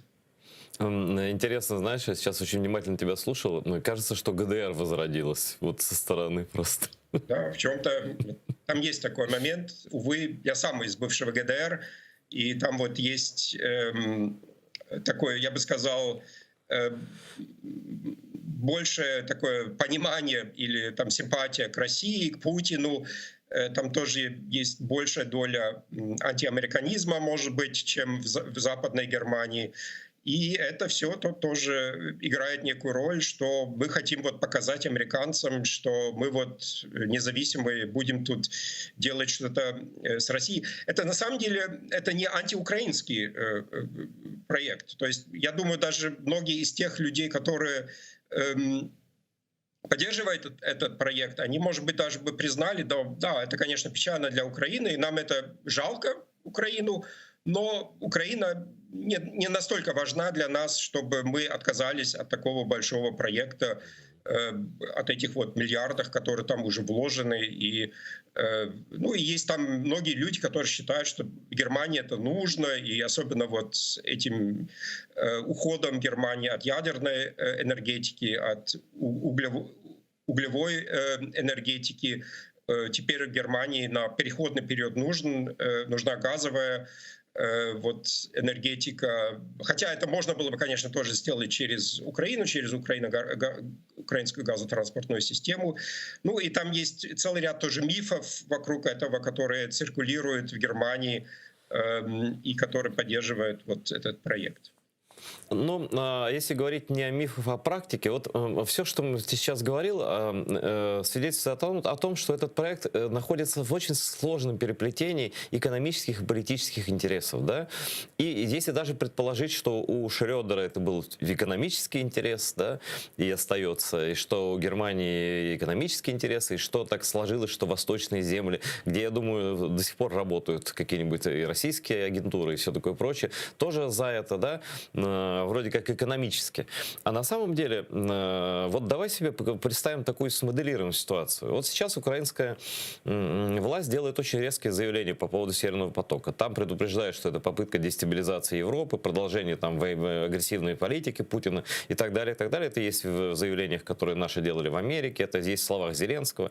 Это есть. То есть мы предупреждаем Запад, да, что это токсичный политический продукт, да, это не просто труба с газом, да, это то, из-за чего может начаться большая война или продолжиться в любом виде.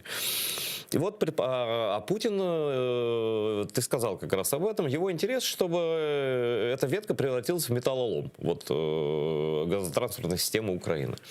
Но не просто металлолом, а чтобы потом он мог напасть, да, и как бы интересы, а газ-то идет. То есть я на Украину напал более широким фронтом, да, я еще пытаюсь отвоевать часть украинской земли, я продолжаю гибридную войну, там, придумают из-за чего, из-за воды в Крым, там, из-за чего-нибудь еще, там, они же говорили открыто, расширить территорию, там, до Донбасса, вот этого, народных республик, до размеров областей, ну, любой сценарий, да, мы можем тут просчитывать.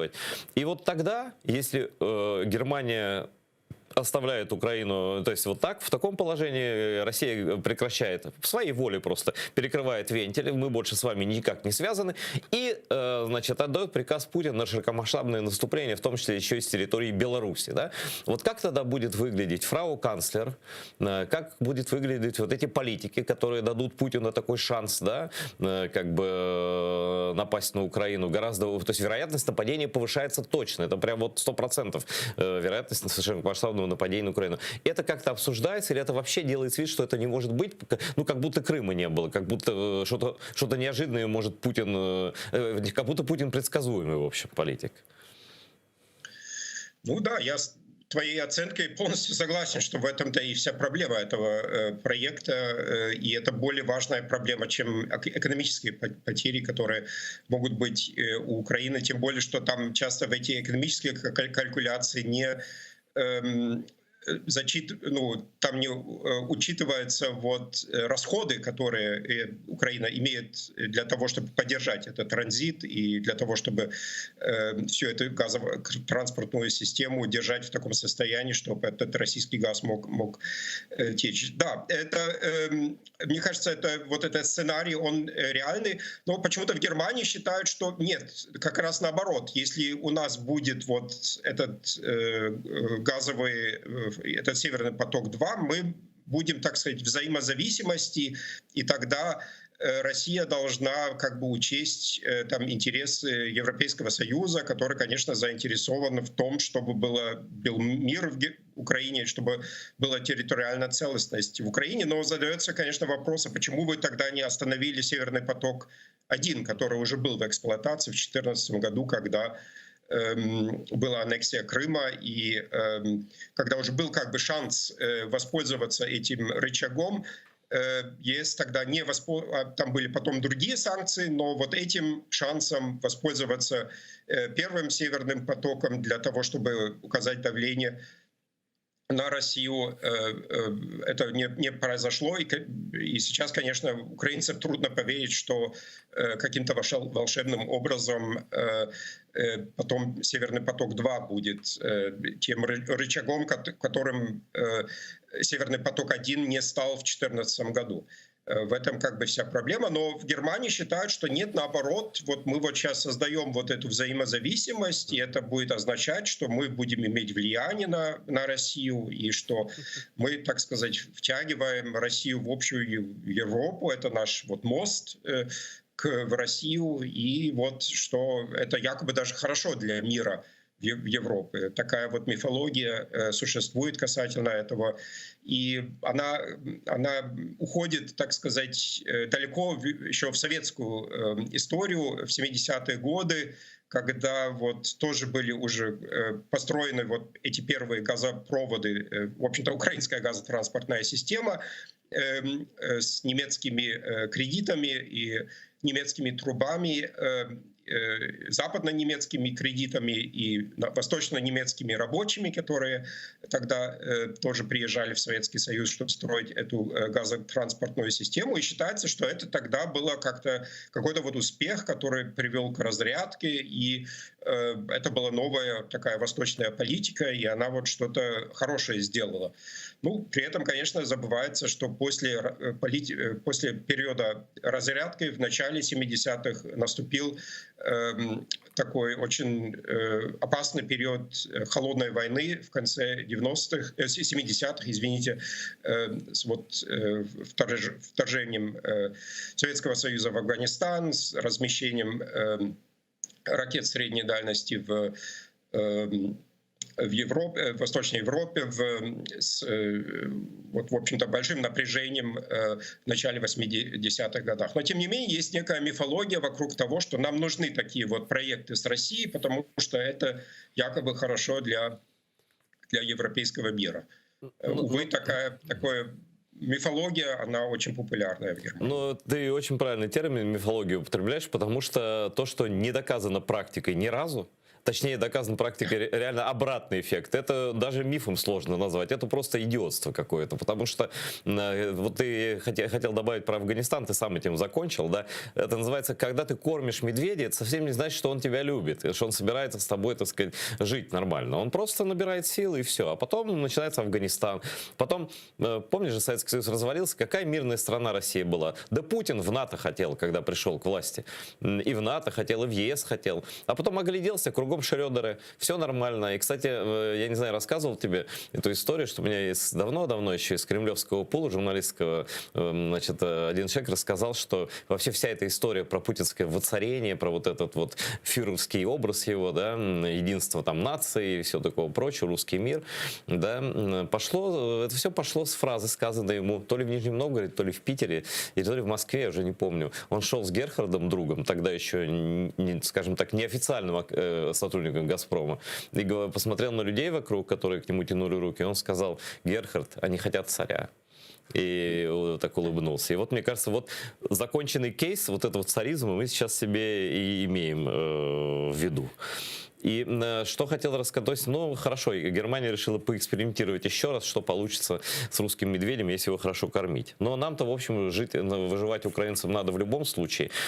И уже сейчас, даже еще труба не пошла, а уже к этой трубе Германия привязывает формулу Штайнмайера. Вот что это за зверь такой? Я когда это увидел, это просто открытый политический шантаж с помощью российского еще вот этого газопровода. И чем это все может закончиться? Потому что формула Штайнмайера, ну, если опять немцам объяснять, это, наверное, ну, объяснить так. Вот в какой-нибудь земле мы вводим русские войска, и они там проводят выборы. Вы согласны? Ну как? Да, я тоже удивился, когда Меркель это сказала. Нужно, во-первых, сказать, что все-таки когда-то эта формула Штайнмайера, она была, так сказать, и актуальной для украинского руководства, тогда еще для Порошенко, и тогда это возникло, обсуждалось, и Порошенко это тогда поддерживал. Но за эти годы общественное мнение касательно этого плана, а именно того, что каким-то образом можно провести выборы на оккупированных территориях, не закрыв границу и оставив там вот эти так называемые народные республики, вот эта идея, она стала, скажем так, менее популярной в Украине. И вообще-то, мне кажется, в Берлине должны были это понять. Что еще, я думаю, за этим стоит, это то, что в последние месяцы ГДР произошло в Восточной Германии в 89-м, в 90-х годах, когда последние выборы в так называемую Народную палату ГДР, в псевдопарламент, были проведены первые настоящие выборы в начале, весной 90-го года. И эти выборы еще проходили в ГДР, в этом сателлитном государстве Советского Союза, и в этом политическом строе, старом ГДРовском политическом строе. И они проходили, когда там еще стояло где-то 300 тысяч советских солдат в ГДР. И еще где-то 200 тысяч там семьи, персонал и так далее. То есть где-то 500 000 вот солдат и вот людей, которые связаны с этой группой советских войск в Германии. И, видимо, вот это тогда была успешная схема. Вот эти выборы в Народную палату весной 90-го года, они были демократическими, и они потом создали легитимное правительство, и это легитимное правительство тогда потом уже вот решило с западно-немецким правительством вопрос о объединении Восточной и Западной Германии. И там даже на несколько месяцев некоторые депутаты из Народной палаты, они перешли в Бундестаг, потому что вот объединение Восточной и Западной Германии было 3 октября 90-го года, а выборы в новый Бундестаг уже объединенной Германии были только в декабре 90-го года, и там где-то на 2 месяца была довольно большая делегация из Восточной Германии, которые были избраны в эту старую народную палату, в старый ГДРовский парламент, и они представляли уже в Бундестаге тогда восточную часть объединенной Германии где-то на 2 месяца, а потом уже или даже чуть больше, в декабре 90-го года произошли общие немецкие Ну да, это мы помним все, да. Да. Ну вот, и мне кажется, вот этот процесс, он как бы стоит за этой. Вот мы же это тогда успешно сделали. Вот почему бы сейчас такой трюк не тоже сделать в Украине? Ну, единственная тут большая разница это в том, что тогда Горбачев был в Кремле, а не Путин. И между ними есть все-таки существенная разница. Если бы был, скажем, новый Горбачев в Кремле, может быть, тогда и формулу Штайнмайера можно было бы применить. Да? Если бы там из Кремля был бы сигнал, давайте вы там все успокойтесь, и мы сейчас там хотим действительно демократические выборы, и мы не будем вмешиваться, тогда, может быть, такое можно сделать. Но с Путиным это, конечно, бредовая идея. И я думаю, что оправдано, что вот украинские власти и украинские эксперты, они отказываются от этой формулы Штайнмайера. Ну да, я читал, Андреас, немецкие народные сказки, и я хочу заметить, что они гораздо ближе к реальности, чем реализация формулы Штайнмайера в условиях Путина и оккупации российской. Но ты интересные вещи сказал. Вот как прикрывают, искренне или не искренне, это уже вопрос второй, да? Но как прикрывают, как фиговым листком, прикрывают эту просто коллаборацию с агрессивной воюющей страной на Западе, особенно в Германии, это иезуитство фантастическое. И, знаешь, вот вчера мы тоже вспоминали про, что действительно Трамп очень хотел, мой друг Владимир, там перед ним наклонялся аж там в Хельсинки, всем, чем мог, хотел помочь, и войска убрал из Сирии, а по сути Сирия оккупирована Россией сейчас, да, и все что мог делал вроде бы, был таким пропутинским. А вот если взять, ну, он был хотя бы 4 года всего. Может быть, второй срок там Путин на него рассчитывал, но вот так получилось, что получилось. Америка все-таки выбрала другого президента. А Германия на протяжении 16 лет, фрау Меркель, вот все, в общем, мечты Путина, вот что он хотел, все выполнено. И никаких наказаний, кроме, ну, вот этих общих санкций, да, которые, как мы видим, не так уж сильно влияют на экономику России, да, и на политику вообще не влияют. Потому что санкции вообще-то на политику призваны влиять, а ничего нет. То есть фрау Меркель вот за суммой ее действий, мне кажется, и Германия за эти годы была ключевым не только экономическим партнером, но и политическим партнером путинской России. Согласишься с этим или нет? Ну, там такой смешанный, я бы сказал,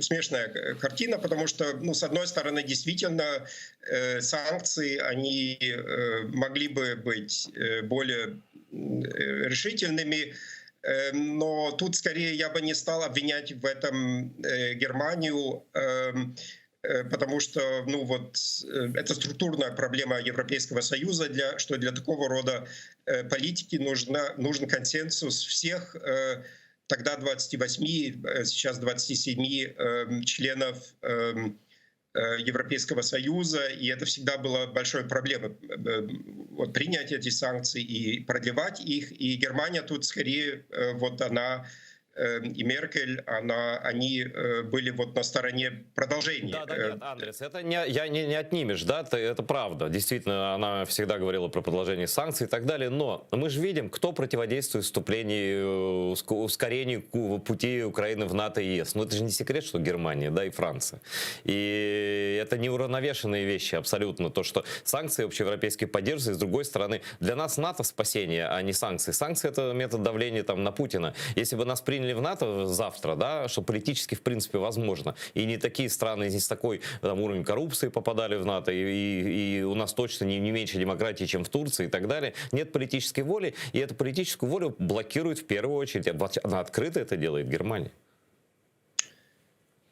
Ну да, такое может сложиться впечатление. Я думаю, вот в 2008 году, конечно, Германия сыграла главную роль в том, чтобы Грузия и Украина, которые тогда подали заявление, не получили план действий на членство.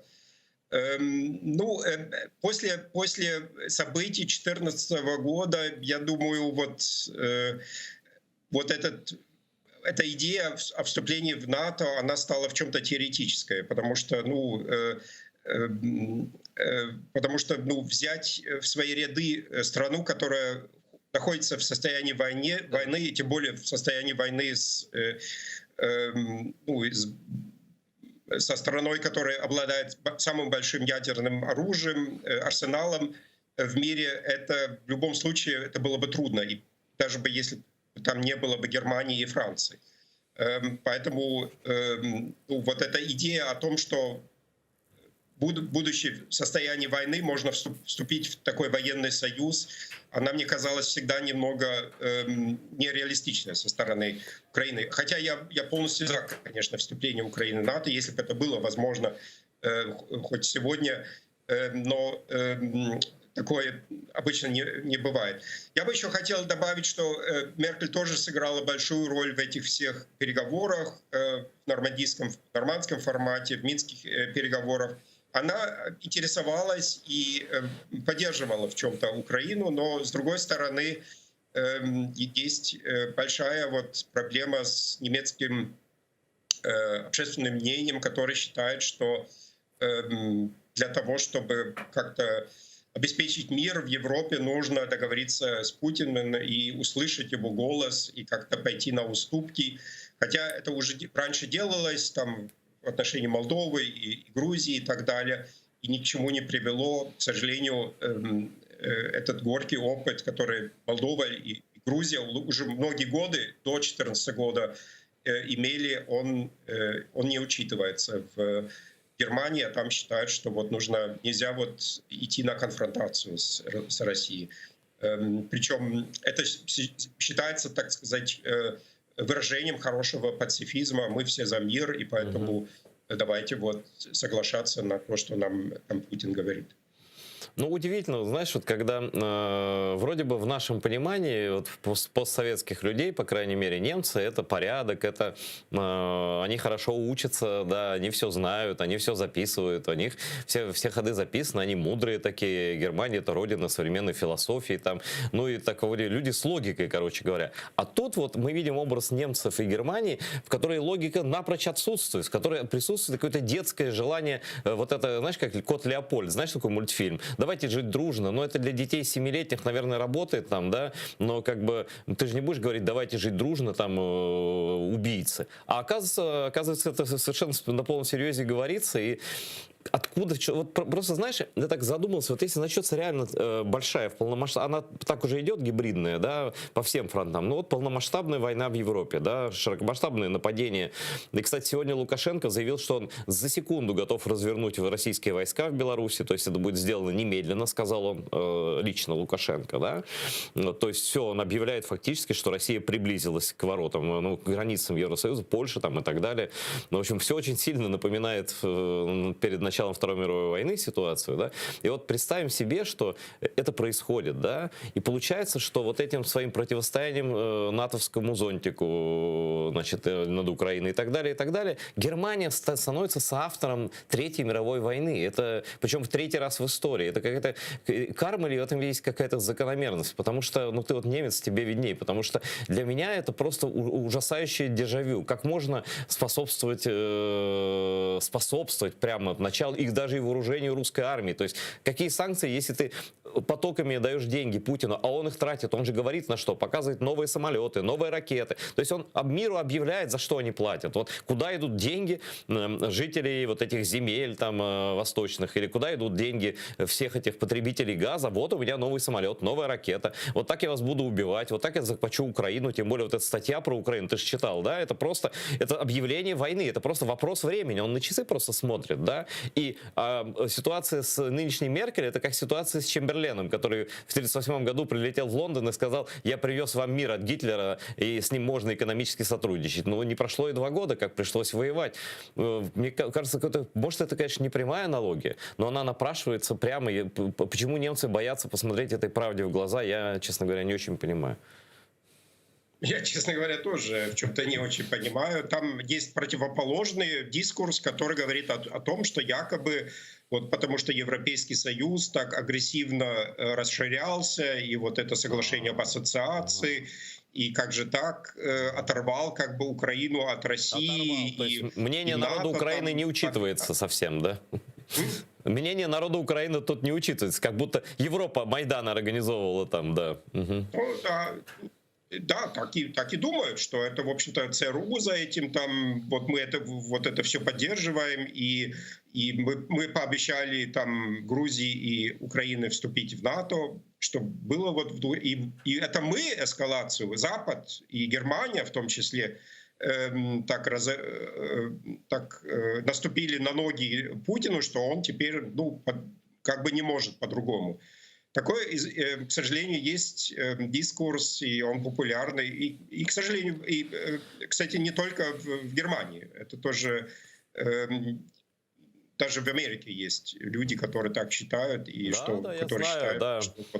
И это открыто, вот эти идеи, мы оторвали Украину у России, вырвали, нам не надо было этого делать. Он открыто проповедует, например, нынешний представитель президента Соединенных Штатов по глобальному потеплению господин Джон Керри, например, будущий бывший госсекретарь при Обаме. Да, тут как-то сложно. Это вот точно такая же позиция, как вот эта. На мой взгляд, страшно, она опасная. Скажи, а как ты оцениваешь вот заявление, очень резкие заявления украинской стороны по потоку, по сотрудничеству, ну, по всем этим вот текущим вопросам? Да, я думаю, что нужно резко выступать и мобилизировать все силы, которые есть, потому что это, в конечном счете, это все такая классическая игра в нулевую сумму. Это просто-напросто тот газ, который будет идти через Северный поток-2, он не будет идти через Украину, и все.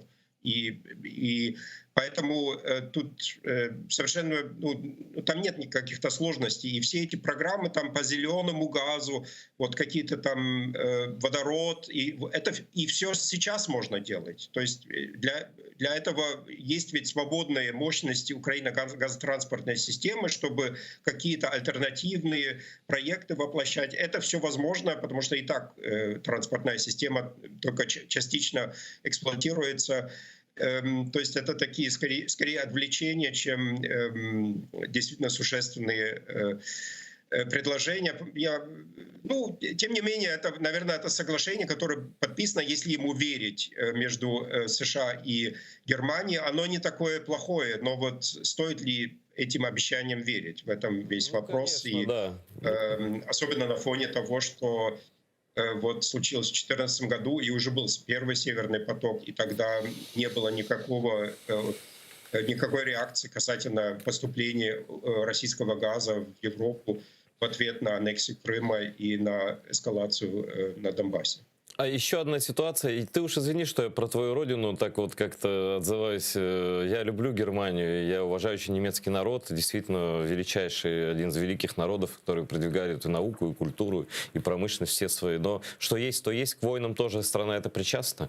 И поэтому тем опаснее, когда такая страна с таким потенциалом заигрывает с агрессором. Тем более, что вот заигрывание, чем в итоге, еще один пример приведу, непринципиальности абсолютной, в том числе и фрау Меркель, и Байдена тоже, да, до кучи. Вот ситуация с Навальным. Уж какая была ситуация, до небес шум стоял просто. Я не знаю, мне кажется, что нападение на Украину вызвало меньший резонанс, чем попытка отравления Навального. Ну, Запад любит такие, все начали предлагать ему виды на жительство, вопреки там всяким там законам, просто вот там, и приезжай к нам, значит, мы тебя вылечим, мы тебе вот это, мы тебе Байден, там все, Меркель в палате, да. Ну и что? Видимо, Навальный поверил, это опять мое предположение, что Запад его в любом случае спасет, не даст, не забудет, не даст Путину его посадить. И тут он спокойненько себе садится. Путин, в общем, не моргнув глазом, его сажает. Там с ним исполняют там истории «Разденься, нагнись». Там он писал об этом сам. И просто, как обычная русская тюрьма. Вот я, в принципе, считаю, что любой крымнашист должен сидеть в тюрьме, будь какой. Но все-таки русской тюрьмы я даже таким людям не особенно желаю, потому что это унижение достоинства просто априорное, да. И вот он сидит там, и вот он пишет какие-то письма оттуда. Оппозиция вся зачищена, все штабы разогнаны, все сидят, ноль вообще, на улицах точно уже никого не будет никогда, до того, как этот режим шатнется, да. Он в тюрьме сидит, единственный, как Запад говорит, главный оппозиционер Путина.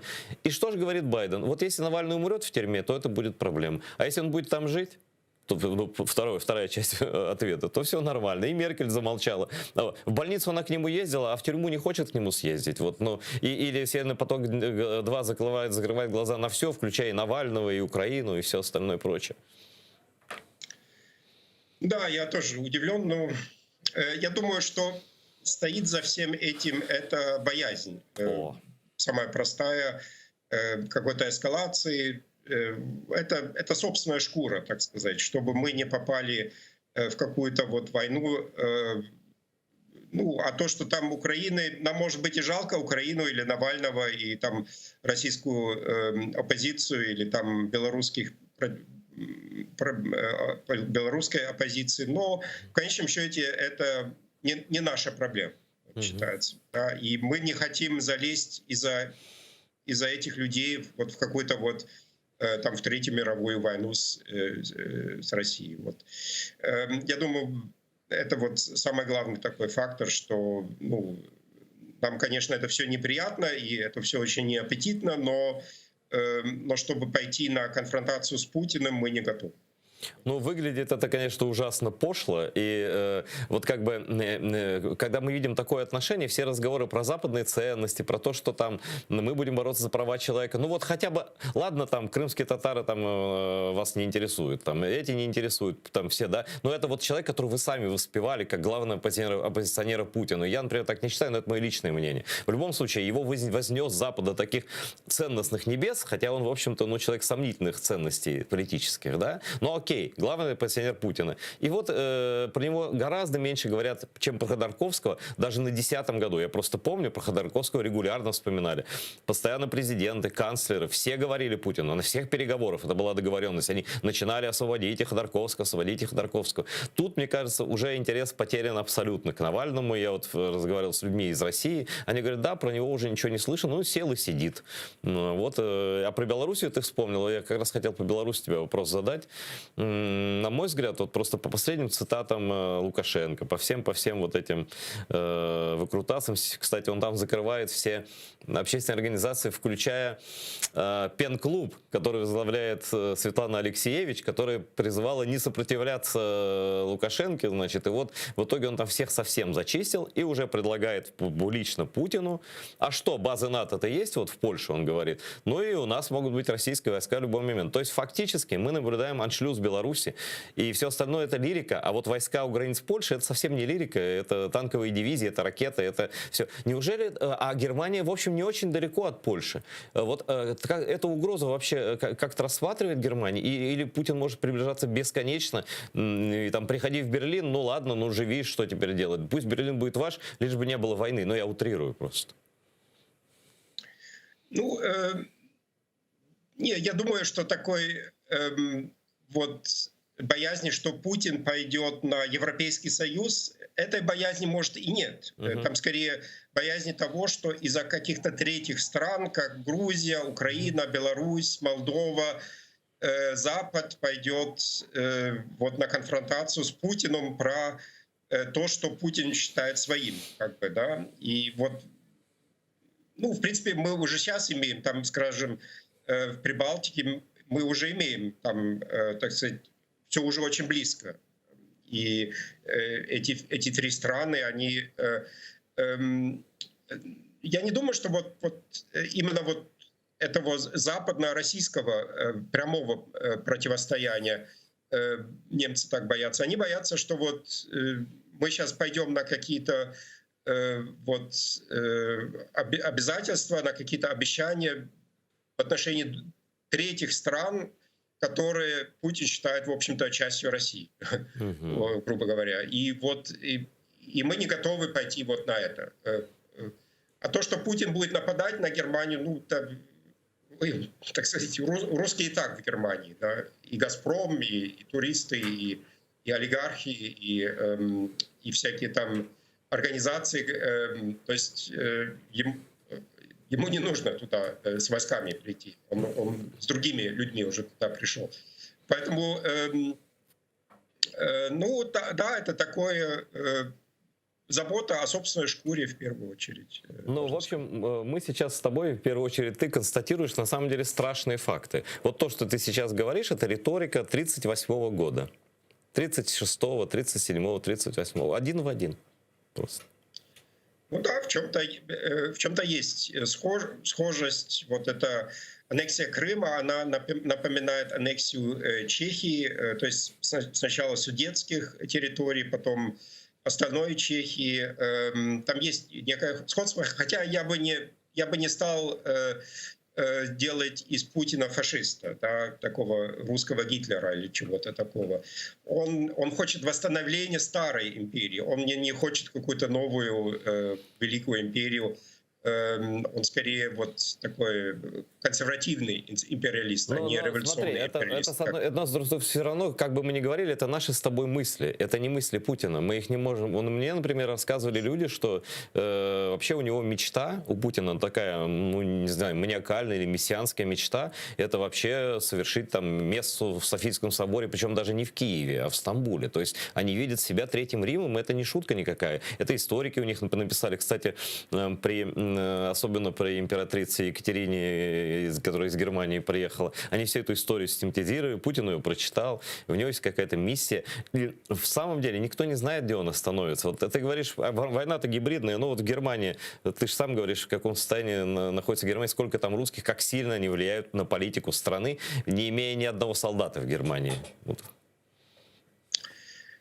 Да, я-то не хочу преуменьшивать тем, что я вот Путина, тем, что я все-таки отказываюсь его сравнивать с Гитлером. Но это другое зло. Это не значит, что это меньшее зло. Это вот просто немного другой феномен. Вот нацисты все-таки были другим движением. Ну, если уже остаться в этом сравнении с Германией, то Путин скорее это такой эквивалент немецкого Гинденбурга. Это был вот такой президент Германии, имперский президент, райхспрезидент Германии, который сделал Гитлера канцлером и который представлял вот старую элиту кайзеровской Германии и хотел восстановления старой немецкой империи. И мне Путин скорее его напоминает, чем... Можно спорить сколько угодно. Мне он, например, Муссолини напоминает с его вот это «больше врагов, больше чести», там вот эти все заскоки в Римскую империю там, и так далее. Это уже, в конце концов, не имеет такого значения. Но Путин же всем сказал, вот за что я Путина уважаю, за то, что он все свои угрозы говорит прямо. Он сказал, у России нет границ. Где мы, там и Россия. И, но почему-то вот часть стран, которые через это прошли, как Польша, Балтия, там мы, да, мы понимаем это как прямую угрозу. А Запад, к сожалению, вот исходя из того, что там сегодня рассказал, воспринимает эту угрозу как гипотетичную, невозможную. А ничего невозможного, мне кажется, после Крыма 2014 года в этом мире уже не существует. Но это опять мое мнение. Спасибо огромное, Андреас. С нами был Андреас Умланд, умнейший человек, аналитик, просто который я постоянно читаю. И чем чаще он будет у нас в гостях, комментировать что-то, тем мы с вами будем больше политически подготовлен. Спасибо большое, Андреас, что подключился. Спасибо, Айдар. Всегда буду рад. Угу. Вот такие у нас гости. И смотрите АТР, это всегда политическая аналитика высочайшего уровня. Если смотреть АТР, мне кажется, можно не учиться на политологов, или, по крайней мере, сам учитель политологии такой, это наши эфиры, наши гости и наши абсолютно независимые. Мы никогда не приглашаем никаких проплаченных людей. Мы всегда приглашаем только тех, кто имеет свою точку зрения и открыто ее выражает. Нравится она там, кому-то не нравится. Но здесь вы видите первый источник, и не случайно, вот посмотрите, русские новости. И сегодня опять почти каждый день русские записывают канал АТР, беспрерывно кнопка «Рек», запись.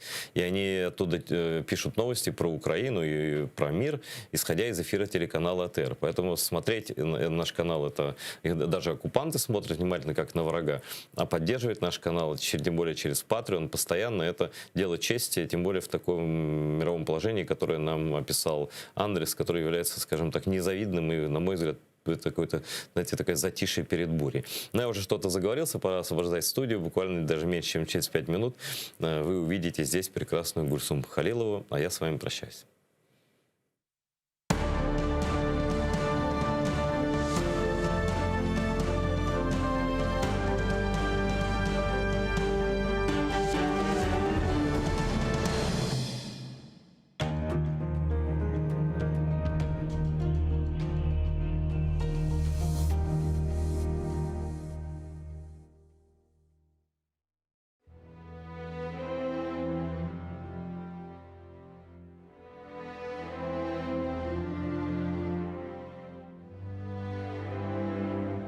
Сенденішме мұрадың үшін болса, өмірінде әр шейін юрчын олса. Барсын yıllar айлансын білгеніндей, барсын yolun шашырсын yıldız, күн, ай. Сен айланма достчығым ақ yolundan, doğru қара, iç үркіме сақ солundan. Халқа байрам шенліклер болған екен, ят еллерге оңғанлық толған екен. Сен ұнытма, сүрінмек ек олғанын. Ақ yolunda ялнызның бек болғанын.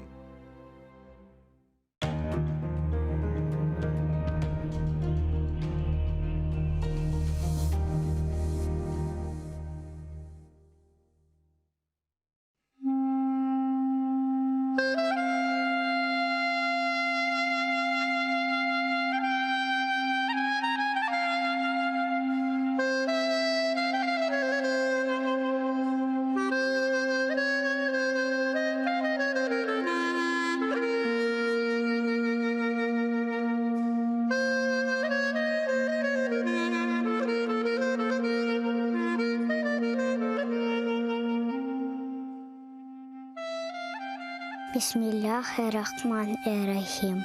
Яратаным, Allah'ım, 99 ismin var. Ya Rabbim, Kırımlarga isteklerini bir yutunda devletlerini. Senden hayrı yok kimsemiz. Vatan için dua etemiz. İmdad bekle, Kırım hürmette. Rahim eyle açsın hizmette. Bizni Kırım'da yarattın, yardımın ile. Sürgünden kaytık. Endi halkımız Kırım'ında devletli olsun vatanımızga. Biz için aziz Kırım'ımız. Takmında açsın baktımız. Senden hayrı yok anlayacak. Yaratanım aç bizge uçak. Kırımlarga elini uzat. Yardım ver ya Rabbim. Bir bizge imdat. Bu aziz toprak ecdadım yeri. Kırımlarının tükenmez yeri. Adda bizlerini vatanımızga. Sahip olayı Kırım'ızga. Kırımlar kalbi tek sana eman. Ecdatlar yerini bağışla. Amin.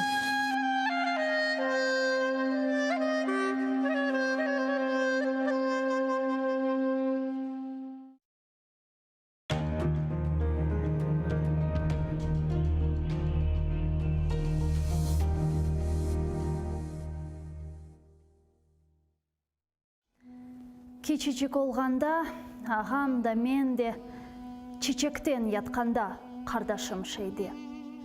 Құртқағат телі шал марама бергенде, бізім үшін ақ чеккен сенде келмедің. Озымыз межалсыз, бабам да пек қарт. Yok екен азбарда араба ве ат, құмшудан бір тілім, отмекні сорап, ала алмаған бір қапым. Sen de gelmedin. Tek aylar değil de yıllar da geçken.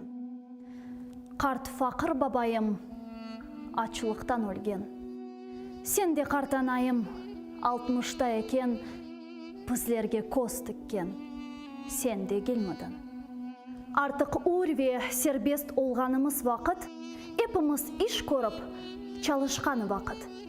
Aşağan hakkımız ak olganı vakit. Eskisin söylegen, sen de gelmedin.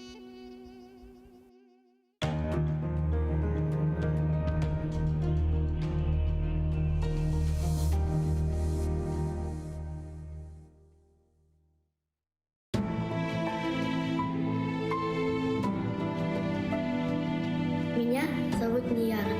Моя семья вынуждена была покинуть Крым. Это было утро после дня рождения моего двоюродного брата. После этого мы с ним больше не виделись. Я хочу знать, когда я еще смогу поиграть со своими братьями и сестрами.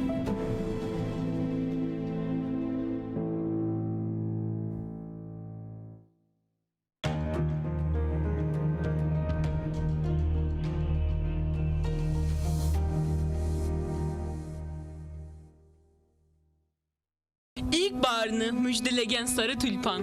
Bari solmasaydın hiçbir zaman. Güzel yosma, Goncan ile endamını, erkün sever, öper adım, saygılarman. Gönlümüzünü hoşlandırdın sarı tülpan. Ben de seni elden, yelden kıskanman. Uzaklardan, kökten, yerden çok süyemen. Güneşlerinin, yıldızlarının közü yaman. Sarı tülpan, bahçamızı şenlendirdin. Pek az zaman, kırık gönlüm eklendirdin. Yarın sen de kırılacak, olacaksın. Olacaksın, bu cihanga niçin geldin?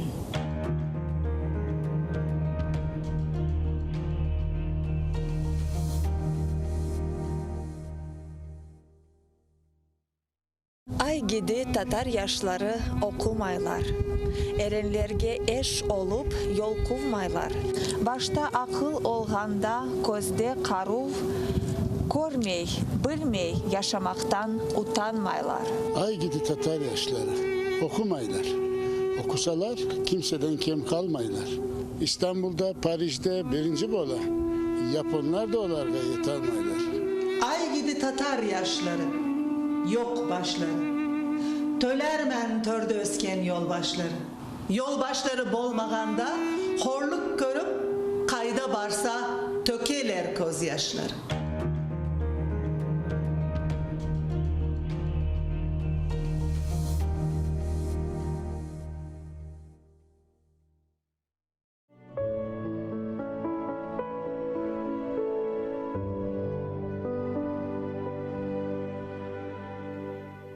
Sen yaratkan her bir kunge şükür deyim, kalbim coşup seni dinleyim. Sana yalvarmak isteyim, senin aciz kulun olam. Ey Allah'ım, dört taraftan camilerge ese rüzgar, kurugan yaş divarga ete zarar. Kökke bakkan minareni kapla efkar, umutumuz yalnız sana. Ey Allah'ım, Yel üfürte yabanlarını başka elden, yıkılmasın bu divarlar ak temelden. Saflarımız imdat aray hak elinden, tutucundan bu rüzgarını. Ey Allah'ım, ecdatlarının ezan sesin aydamasın, dinimizde milletimni ayırmasın, tınç olmagan ülkelerini andırmasın, duamızını kabul eyle. Ey Allah'ım, Saqla bizni, o'zimizni biz joymayıq, ecdatlarının bağlarını iç qıymayıq, bir-birine dallarını sığı baylayıq, avucuna al xalqımni. Ey Allah'ım!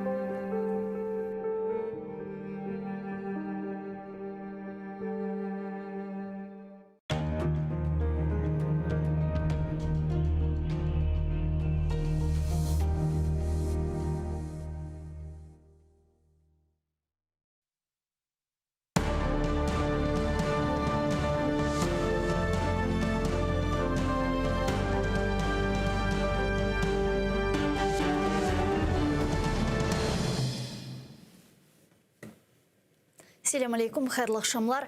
Добрый вечер. В эфире телеканала АТР. Вы смотрите информационно-аналитическую программу «Бугуни». В студии для вас работаю я, Гульсум Халилова. И следующие 4 часа в этой студии с нашими гостями мы обсудим основные новости и события, которые появились в информационной повестке дня и которые непосредственно касаются временно оккупированного Крыма. Я напомню, что мы работаем в прямом эфире. На экраны ваших телевизоров режиссеры периодически выводят номер телефона +3 80 67 63 46 130. Звоните к нам абсолютно бесплатно по Вайберу. Можете присоединяться по скайпу atr.tv. Это наш адрес. И не забывайте подписываться на наш YouTube-канал. Там мы вещаем как в онлайн-режиме, так и выкладываем самые интересные фрагменты из наших эфиров. Выкладываем практически все наши программы в записи. Поддержать первый крымстарский телеканал АТР вы можете, подписавшись на наш Patreon. Таким образом, вы станете частью большой крымско-татарской семьи АТР. Сегодня ваша поддержка помогает нам продолжать работу на нашем информационном фронте. Я рада представить гостя нашей студии Андрей Рева, министр социальной политики в 2014-2019 годах. Пан Андрей, витаем вас. Селям алейкум, хош келдіңіз. Добрый день. Рад вас видеть. Взаимно. Я предлагаю наш эфир начать со следующего информационного сообщения. Попытки Москвы обеспечить водой жители Крыма оказались в центре необъявленной войны. Об этом пишет британское издание Financial Times в статье под названием «Крымская война. За воду открывает новый фронт в конфликте России и Украины». Обращает внимание «Голос Америки». Издание отмечает, что нехватка воды на полуострове подрывает обещание Путина, что под его правлением крымчане будут жить лучше, затрудняет ведение сельского хозяйства на полуострове и так далее. Сегодня российский вице-премьер Марат Хаснуллин посетил временно оккупированный Крым и объявил о первой партии пресной воды, которую удалось добыть из находящихся под Азовским морем источников. Давайте послушаем его цитату. Сегодня нам доложили, что с Азовского моря первую партию воды добыли. Сейчас ее проверяют на состояние. Пан Андрей, как вы прокомментируете такое информационное сообщение? А что значит добыли первую партию пресной воды и теперь проверяют ее на состояние? Это как? Выкачали воду из Азовского моря и теперь определяют количество соли в этой воде или как? Можно пить или нет? Ну, я так понимаю, да. Потому что вроде бы как воду достали пресную, но теперь проверяем ее на состояние. Ну, в этом вся вот российская пропаганда. Она вот идет в русле той советской пропаганды, которую мы пережили. Помните, когда вот идут соревнования между советскими и американскими спортсменами, значит, в беге. И при первом прибегает американец, вторым прибегает советский спортсмен. Вот как пропаганда работала. Американская пишет, что наш прибежал первым, американский атлет, а русский прибежал последним. Советская пропаганда. Наш стал призером, американец прибежал предпоследним. Вот приблизительно так вот освещается событие. Мне кажется, что это из того же разряда. Скажите, а вот реально, ведь мы понимаем, что на территории Крыма есть проблема с пресной водой. Может ли это спровоцировать Россию на более агрессивные действия, вот как пишет Financial Times? Ну, Россию вообще-то может спровоцировать все, что угодно. Даже когда, скажем, если бы эта проблема теоретически была бы решена, они бы нашли бы что-то другое. Это как, опять же, в басне Крылова «Волк и ягненок». Молчи, устал я слушать. Ты виноват уж тем, что хочется мне кушать. Тут дело же не в том, какой предлог они могут найти для агрессии. Для них найти предлог – это не проблема. Крымская вода, Днепровская вода, отсутствующая в Крыму – это один из поводов. А на самом деле, если они захотят совершить агрессию, они найдут десятки поводов. Тем более, если вы прочитаете сейчас последнюю статью, которую Путин опубликовал. Да, конечно, читала. Там выкатили столько претензий, что вода в этом перечне явно не на первом месте. А на ваш взгляд, почему они вдруг сейчас, Путин решился высказаться в этой статье? Ну, во-первых, у них выборы 19 сентября. Во-вторых, сейчас лето и очень жарко.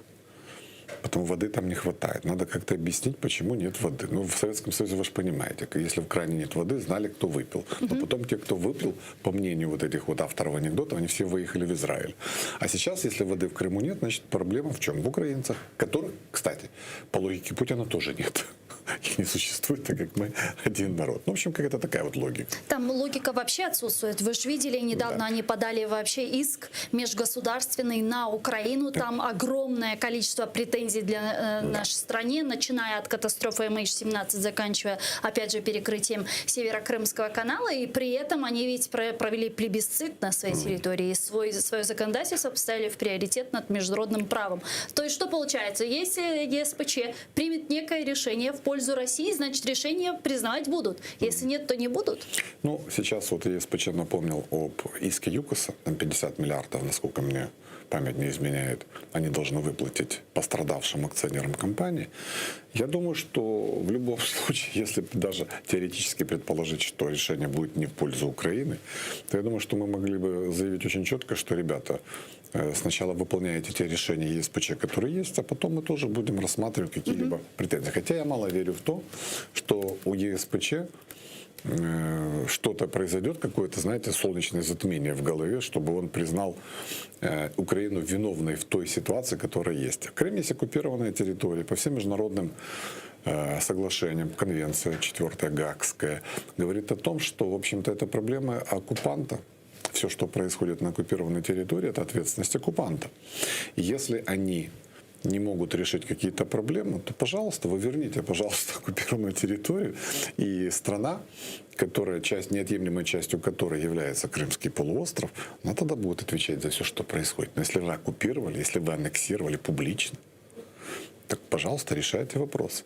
Я хочу напомнить, что в очень тяжелой ситуации в свое время было государство Израиль. Вы помните, у него тоже ведь нет источников пресной воды. Да, но они установили опреснители. Они поставили 5 заводов, сейчас строится 6-й. У них очень тяжелая ситуация была с пресной водой. Но они же не поддавали в суд на Иорданию, там, не знаю, на Египет, еще на Саудовскую Аравию, чтобы им там какие-то давали преференции в плане обеспечения водой. Нет, они понимали, что это их проблема, их надо решать. Поэтому Путин вбухивает туда десятки миллиардов долларов в создание военной инфраструктуры. Ну, он бы мог бы, скажем, профинансировать строительство тех же опреснительных заводов. Это дорого, это дорогое удовольствие. Но, по крайней мере, была бы вода, которую можно было бы употреблять жителям. Вот. И это бы, конечно, решило бы частично проблему. Но, как видите, у них принцип какой? Если нужно потратиться для людей, денег нет. Если речь идет о каких-то агрессивных устремлениях, там, о разворачивании военной инфраструктуры, деньги всегда есть. Все то же, что у нас. Вот к нам еще вернемся. Я предлагаю подключить к нашему эфиру Євгена Хлобистова, професора кафедри екології Києво-Могилянської академії та радника руководителя Кримськотатарського ресурсного центру. Пане Євгене, вітаємо вас. Салям алейкум.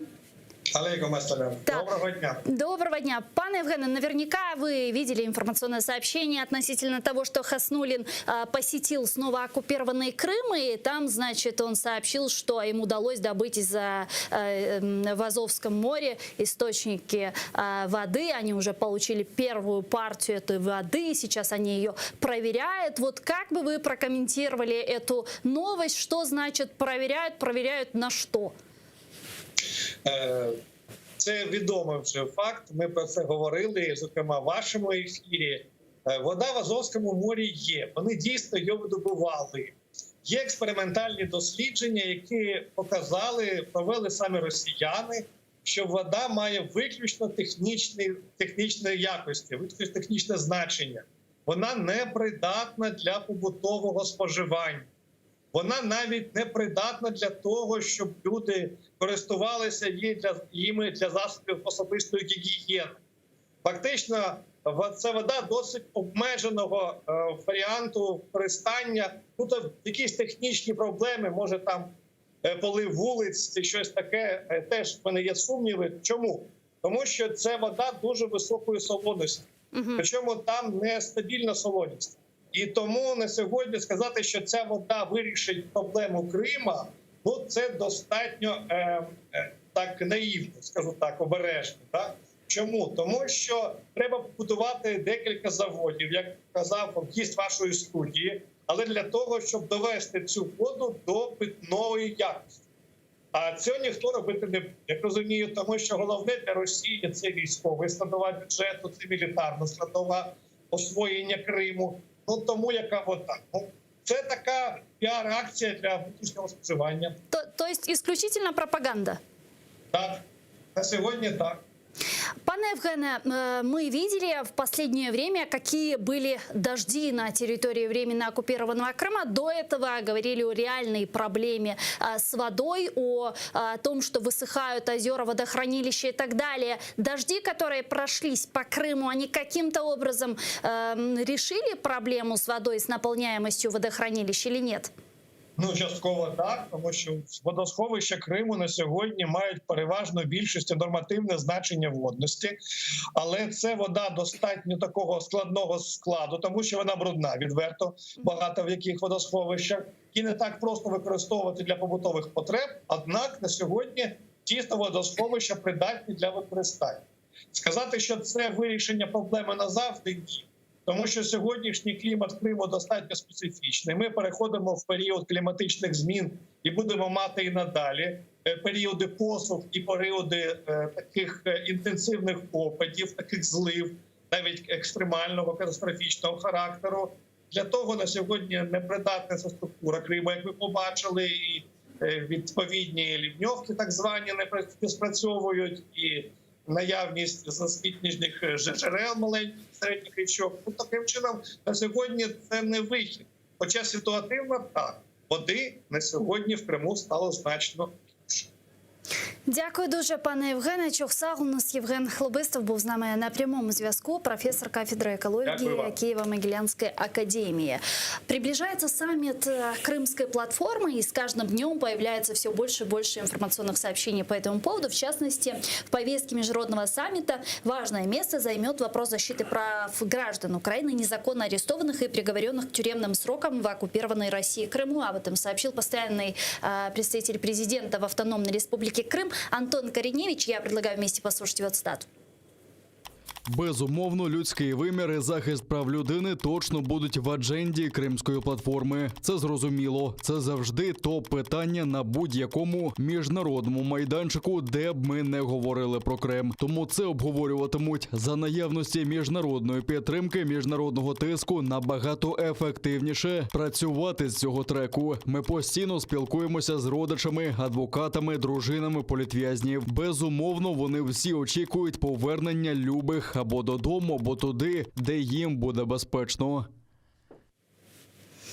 А накануне министр иностранных дел Украины Дмитрий Кулеба сообщил о том, что уже 28 стран согласились принять участие на саммите Крымской платформы, а также различные международные организации. Сейчас идет согласование Крымской хартии, документа, декларации, который должен быть подписан по итогам Крымского саммита с теми странами, которые будут принимать в ней участие. Пане Андрею, 28 стран, международные организации, и уже... Мы услышали, с каких стран кто будет присутствовать. В частности, стало известно, кто будет присутствовать из Соединенных Штатов Америки. Это министр транспорта. На ваш взгляд, это хорошее представительство? Это хороший уровень? Вы знаете, сейчас очень сложно говорить о том, хороший, плохой уровень представительства. Гораздо важнее то, что это будет первый саммит такой. И то, что 28 стран согласились принять участие в Крымской платформе, я же прекрасно понимаю, и мы все прекрасно понимаем, какое было давление со стороны Российской Федерации на руководство этих стран. Да, и наверняка продолжается. И продолжается. И вот, несмотря ни на что, 28 стран, согласившихся принять участие, это уже есть очень хороший сигнал. Потому что если эта платформа соберется, давайте мы все-таки подождем, пока они не просто скажут, что мы будем, они будут. Когда это дело произойдет, мы тогда подведем итоги, и уже вторую, так сказать, платформу во второй раз собрать будет намного легче, чем первый раз. Потому что уже первый раз порядок пройдет у многих. Вот, и я надеюсь, что уже второй, третий саммит, он уже будет более, и мы тогда можем оценить, и более, был ли он более представительным, и был ли он более широким по составу участников.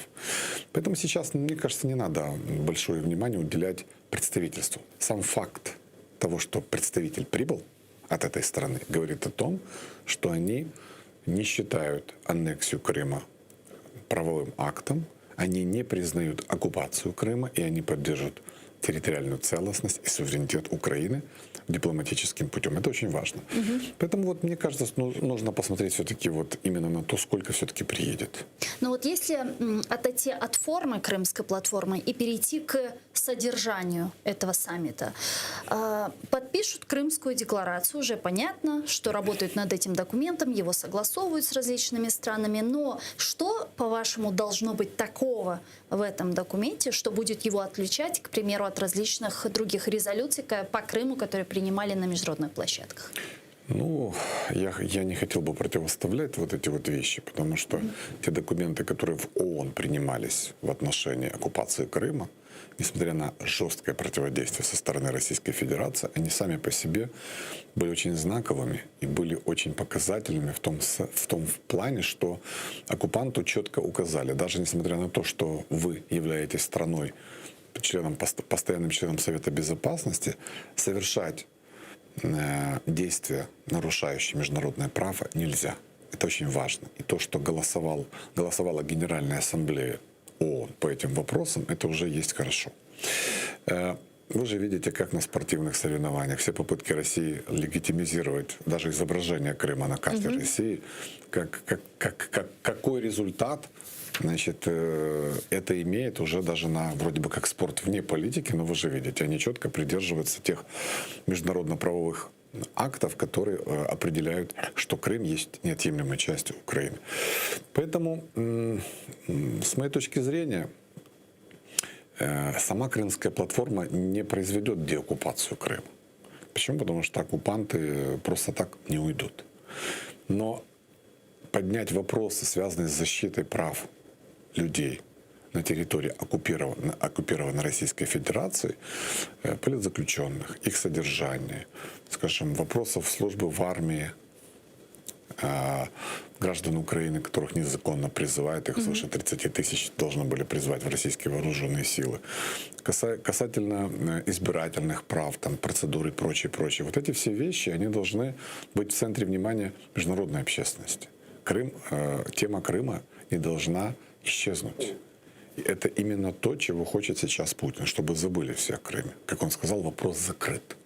И вот то, что сама платформа собирается, говорит о том, что это не так. Вопрос все-таки не закрыт.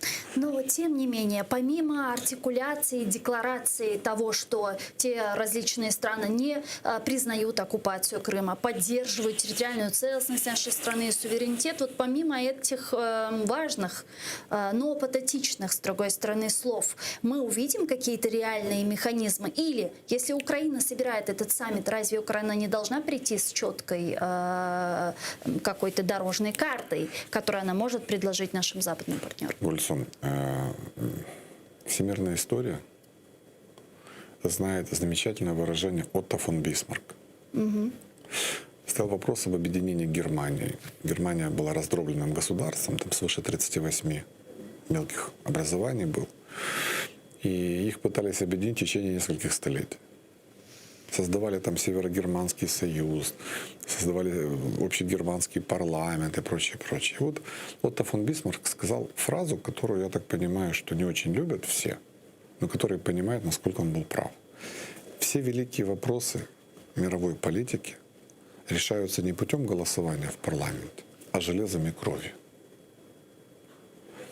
Германия объединилась путем введения двух серьезных войн. Во-первых, против Австро-Венгрии в 1866 году разгромом австро-венгерской армии под Садовой. Ну и потом разгромом французской армии. Наполеон III вообще в плен попал под Седаном. И вот когда исчезли внешние факторы, мешавшие объединению Германии, создалась Германская империя, Второй Рейх. Потом, правда, Третий возник. Вот как только разрешили вот эти все вещи, вы же помните, к чему это привело. Да. Но, в принципе, он показал действенность своей формулы. И нужно прекрасно понимать, что если оккупант захватил вашу территорию, то не для того, чтобы потом ему стало стыдно. Собрались очень уважаемые люди, пристыдили его, и он тут же взял и извинился, вернул и даже выплатил компенсацию. Естественно, этого трудно ожидать от нынешнего руководства Российской Федерации. Но с другой стороны, я вам хочу сказать, что Тютчев был прав, когда говорил, что умом Россию не понять, а шином общим не измерить. И мало кто мог себе представить, что часть исторической России, как они себя называют, бывший Советский Союз, возьмет и развалится. Вот представьте себе, что в 80-м году, когда должен был наступить всеобщий коммунизм в соответствии с программой КПСС, да, сказали, вот через 11 лет Советского Союза не будет. Что бы сказали этому человеку? Ну, слушай, ну ты вообще. В 80-м году была Олимпиада в Москве. Это был пик могущества, так сказать, Советского Союза. А через 11 лет это государство прекратило существование.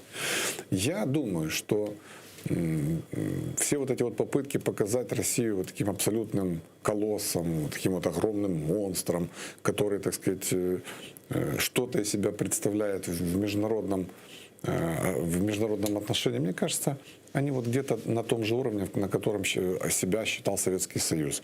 Но ведь с другой стороны, пан Андрей, можно действительно, как говорил Конфуций, сидеть на берегу реки и ждать пока проплывет труп твоего врага. Но да, время-то идет. Поколение-то в Крыму растет, мы же это поколение теряем. У евреев было замечательное выражение. Они 2000 лет произносили одну и ту же фразу. До встречи на следующем году в Иерусалиме. Да, у нас, кстати, тоже по Бахчисараям. Они эту фразу повторяли 2000 лет. И никто не верил в то, что это произойдет. Но это произошло. Сегодня трудно сказать, когда, скажем, будет деоккупация Крыма. Трудно. Но то, что это вот память и то, что эта проблема должна постоянно звучать в международном аспекте, это правильно. Потому что это создает предпосылки к тому, что рано или поздно эта деоккупация произойдет. Как это будет, я не знаю. Будет ли это при нашей с вами жизни, я тоже не знаю. Это будет зависеть от многих факторов, потому что военным путем, если исходить из логики Бисмарка, сегодня с Россией не будет связываться никто, даже Соединенные Штаты Америки.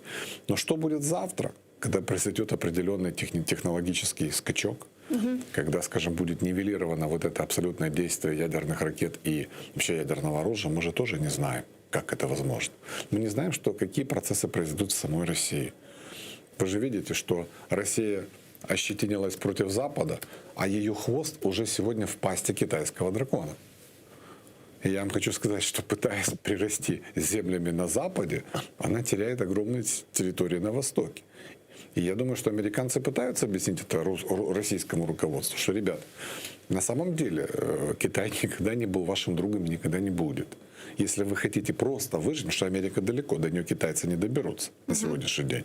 И Европа как бы под зонтиком НАТО, но Россия — это ближайший сосед Китая.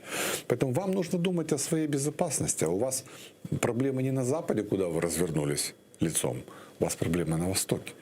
Насколько понимает это российское руководство, мне сказать трудно, но судя по его действиям, они тоже, вы знаете, живут прошлым, вместо того, чтобы думать о будущем и смотреть в перспективу. В этот период, пока мы ждем, что сложится некая такая международная конъюнктура, в результате чего мы сможем увидеть освобождение полуострова, наших оккупированных территорий, Украина должна формировать свое системное видение, как это должно произойти. Вы сейчас видите эту стратегию, эту политику? Ну, смотрите, Путин ведь тоже... Российское руководство в 30 лет заявляло о том, что Крым — это Россия. Пускай неофициально, но все государственные деятели, политические деятели в частном порядке считали Крым своей территорией.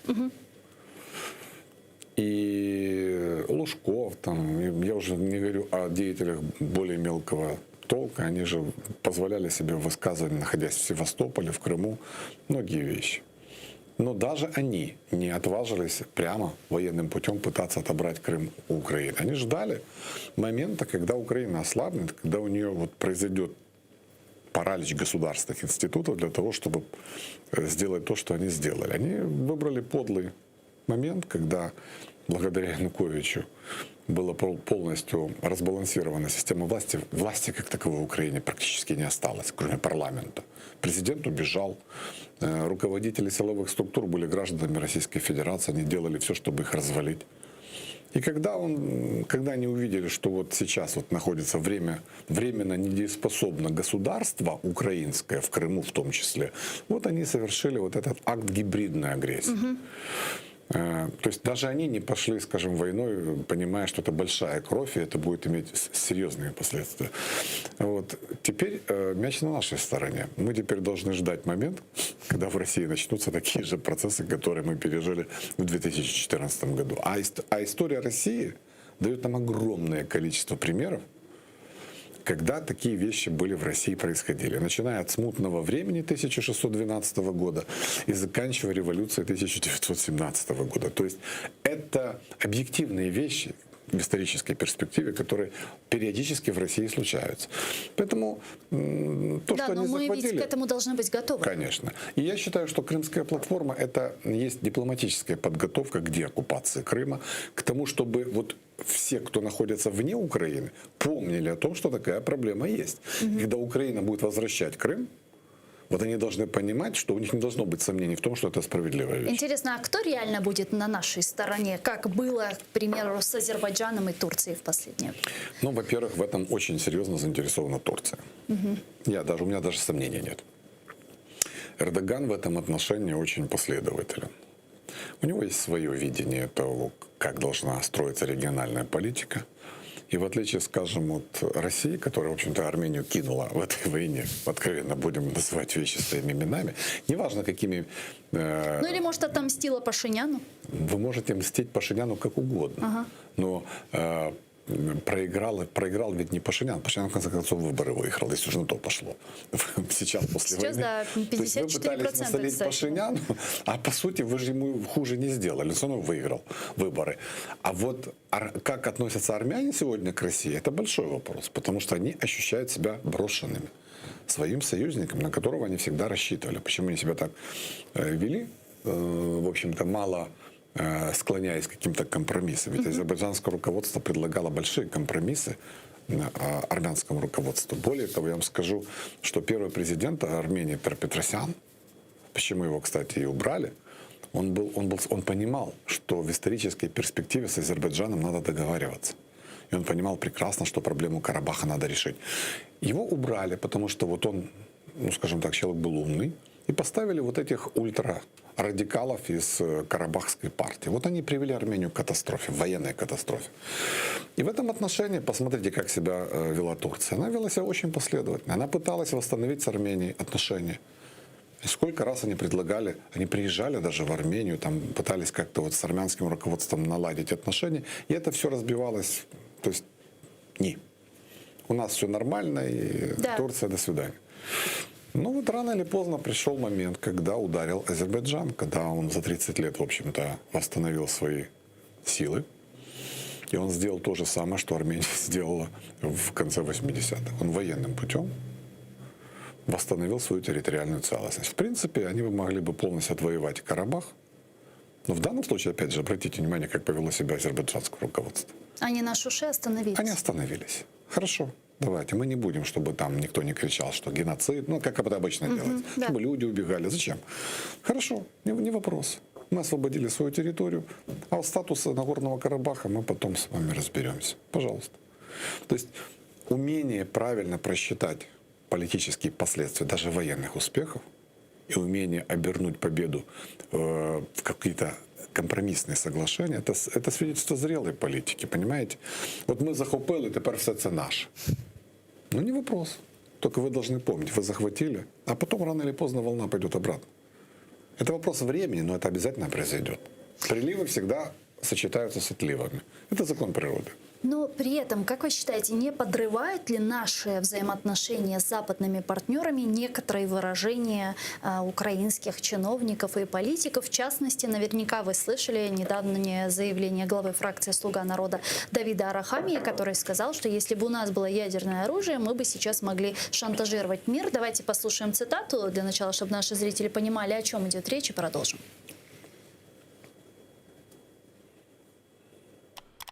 У Кравчука, мені здається, фатальна помилка – позбутися ядерної зброї після підписання нічого не значущого меморандуму. У принципі, ми сьогодні всі успадковуємо цю велику помилку. Всіма іншими помилками всіх інших президентів можна просто знехтувати. Якби ми були ядерною державою, з нами б усі розмовляли по-іншому, домовлялися по-іншому. Якщо навіть на це йти, то йти треба було зовсім по-іншому. Ми могли б шантажувати весь світ і нам би давали гроші на обслуговування, як зараз це відбувається в багатьох інших країнах. Ну вот тут у меня возникает вопрос. Это Арахамия вот так думает, и он это сказал, или же он ретранслирует чужие идеи, снова проверяет общество на реакцию, как это было раньше, мы видели, или что это? Я очень люблю Арахамию слушать, потому что, мне кажется, это вот классический персонаж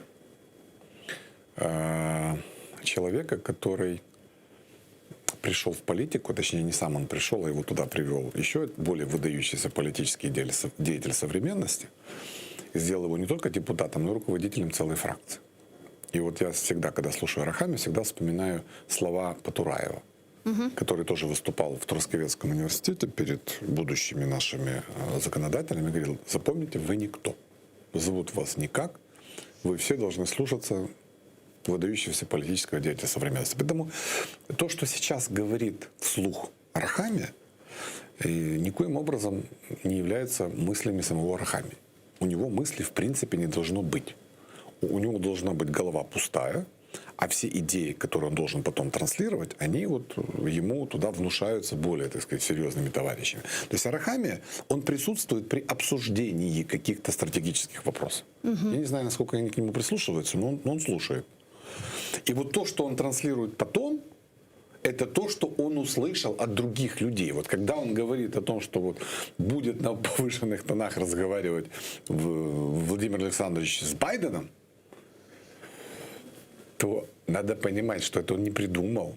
Это он слушал, как вот они готовятся к визиту в Америку и о чем они говорят. Вот эти люди сидят и думают о том, и говорят: Вова, ты смотри там, вот Байден будет, а ты ему объясни сразу, кто он такой, понимаешь, почему мы не в НАТО и так далее. И вот он вот услышал, и вот это он раз и общественности сказал. Потом его отправили там на празднование столетия Компартии Китая.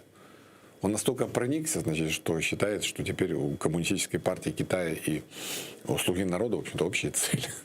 Сразу там расчувствовался и, в общем-то, ощутил родство душ с китайскими коммунистами.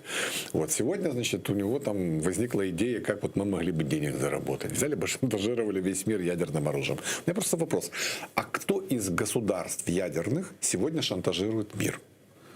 Вот Израиль, у которого, как сказала Голда Меир, у нас ядерного оружия нет, то если надо, мы его применим. Вот Израиль, да, вот такая у него была замечательная формула.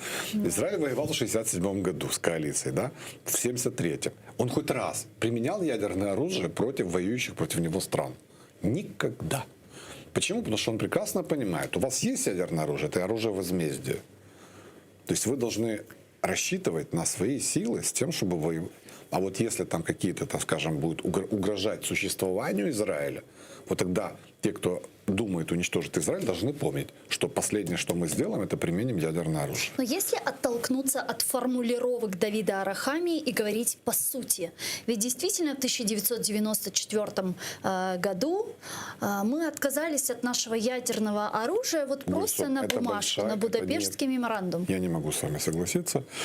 Мне Бог сподвиг в свое время, я им очень благодарен, встретиться с последним командующим 43-й ракетной армии, генерал-полковником Мехтюком Владимиром Алексеевичем. Так. Я хочу сказать, что в городе Винница находился штаб 43-й ракетной армии.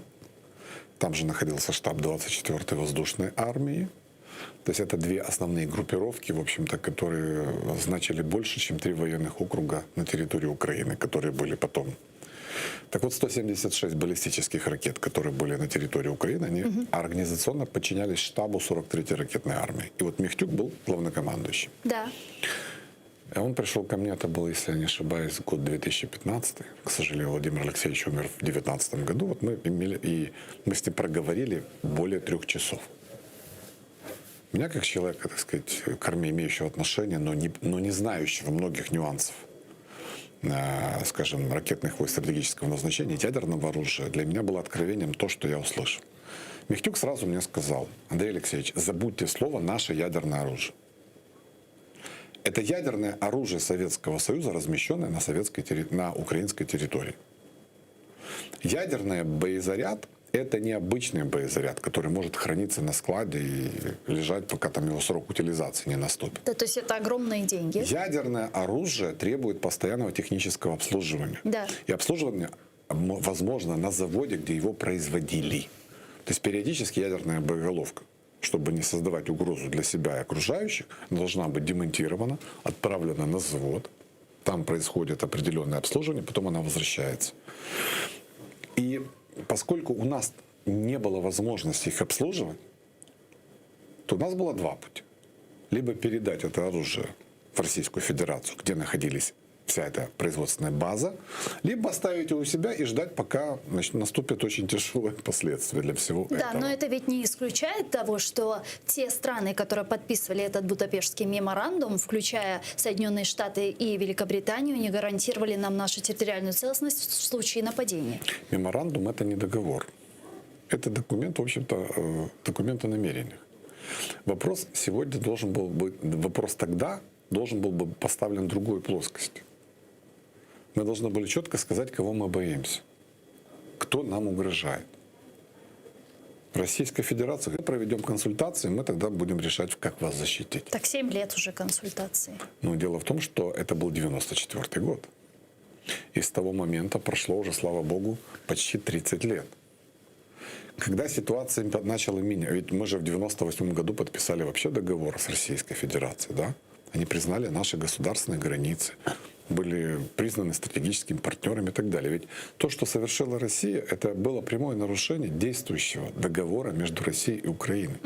Причем это не меморандум, это договор действующий, зарегистрированный в Организации Объединенных Наций. То есть это было прямое нарушение международного права. Что бы там Путин сегодня не рассказывал. Но вопрос сейчас не к 94 году. Вопрос сейчас к тому, что в 99 году Чехия, Польша, Венгрия вступили в НАТО. В 2004 году вступили в НАТО Латвия, Литва, Эстония. А почему Украина даже не ставила вопрос о вступлении в НАТО в то время, когда это делали другие? Но почему подождите, в 2007 году ведь у нас были шансы получить ПДЧ как минимум. В 2008, да. Но проблема ведь в чем была? Дорога ложка к обеду. Франция и Германия тогда блокировали это. Ну, естественно, по-другому они не могли быть. Но почему Россия не смогла заблокировать вступление Латвии, Литвы, Эстонии? Это же тоже была часть Советского Союза, правда? Потому что в то время у России были проблемы в Чечне. Она воевала на своей территории, правда? Ей было нет до внешней политики.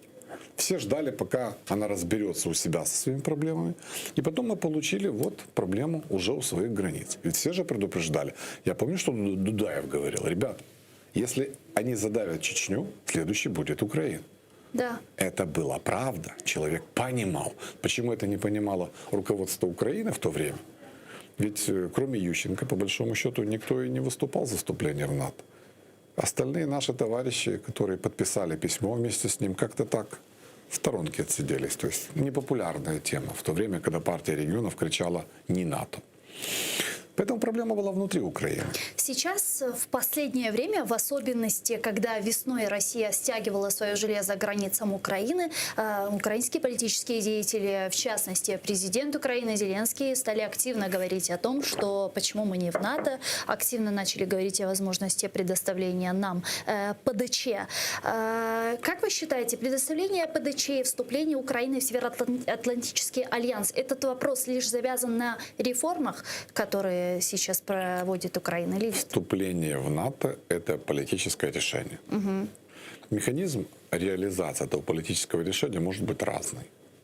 Он может быть такой, как, скажем, для Польши, Венгрии, Чехии и ряда восточноевропейских стран, когда было принято политическое решение, что они будут в НАТО, и им предоставили ПДЧ для того, чтобы они подтянули свои, так сказать, инфраструктурные возможности, правовые возможности, технические к стандартам НАТО. То То есть было время, им дали возможность подготовиться, их приняли. А было решение, как в 1952 году, когда Турцию приняли буквально за несколько дней. Но каким тогда, извините, критериям НАТО могла соответствовать Турция?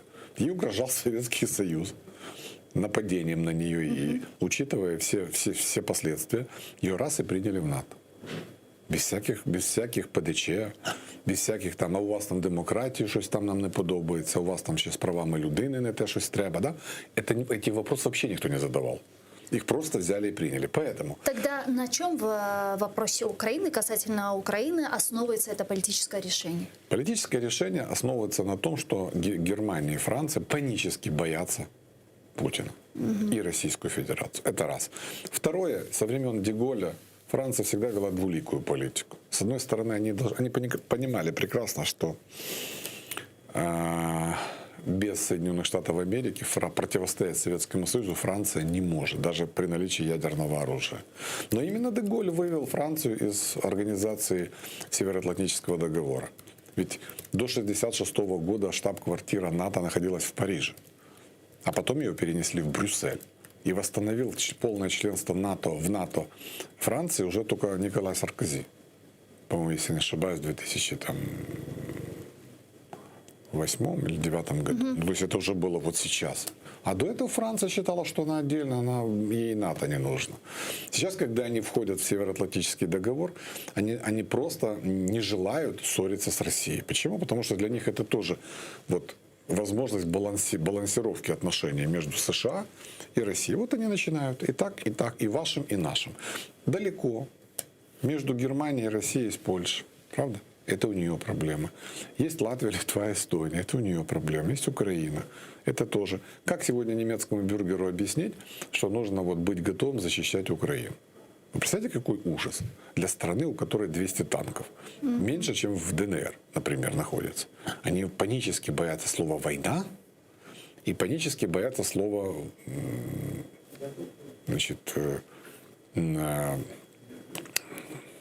стрелять, там, я не знаю, там, вести военные действия. Поэтому вот они так.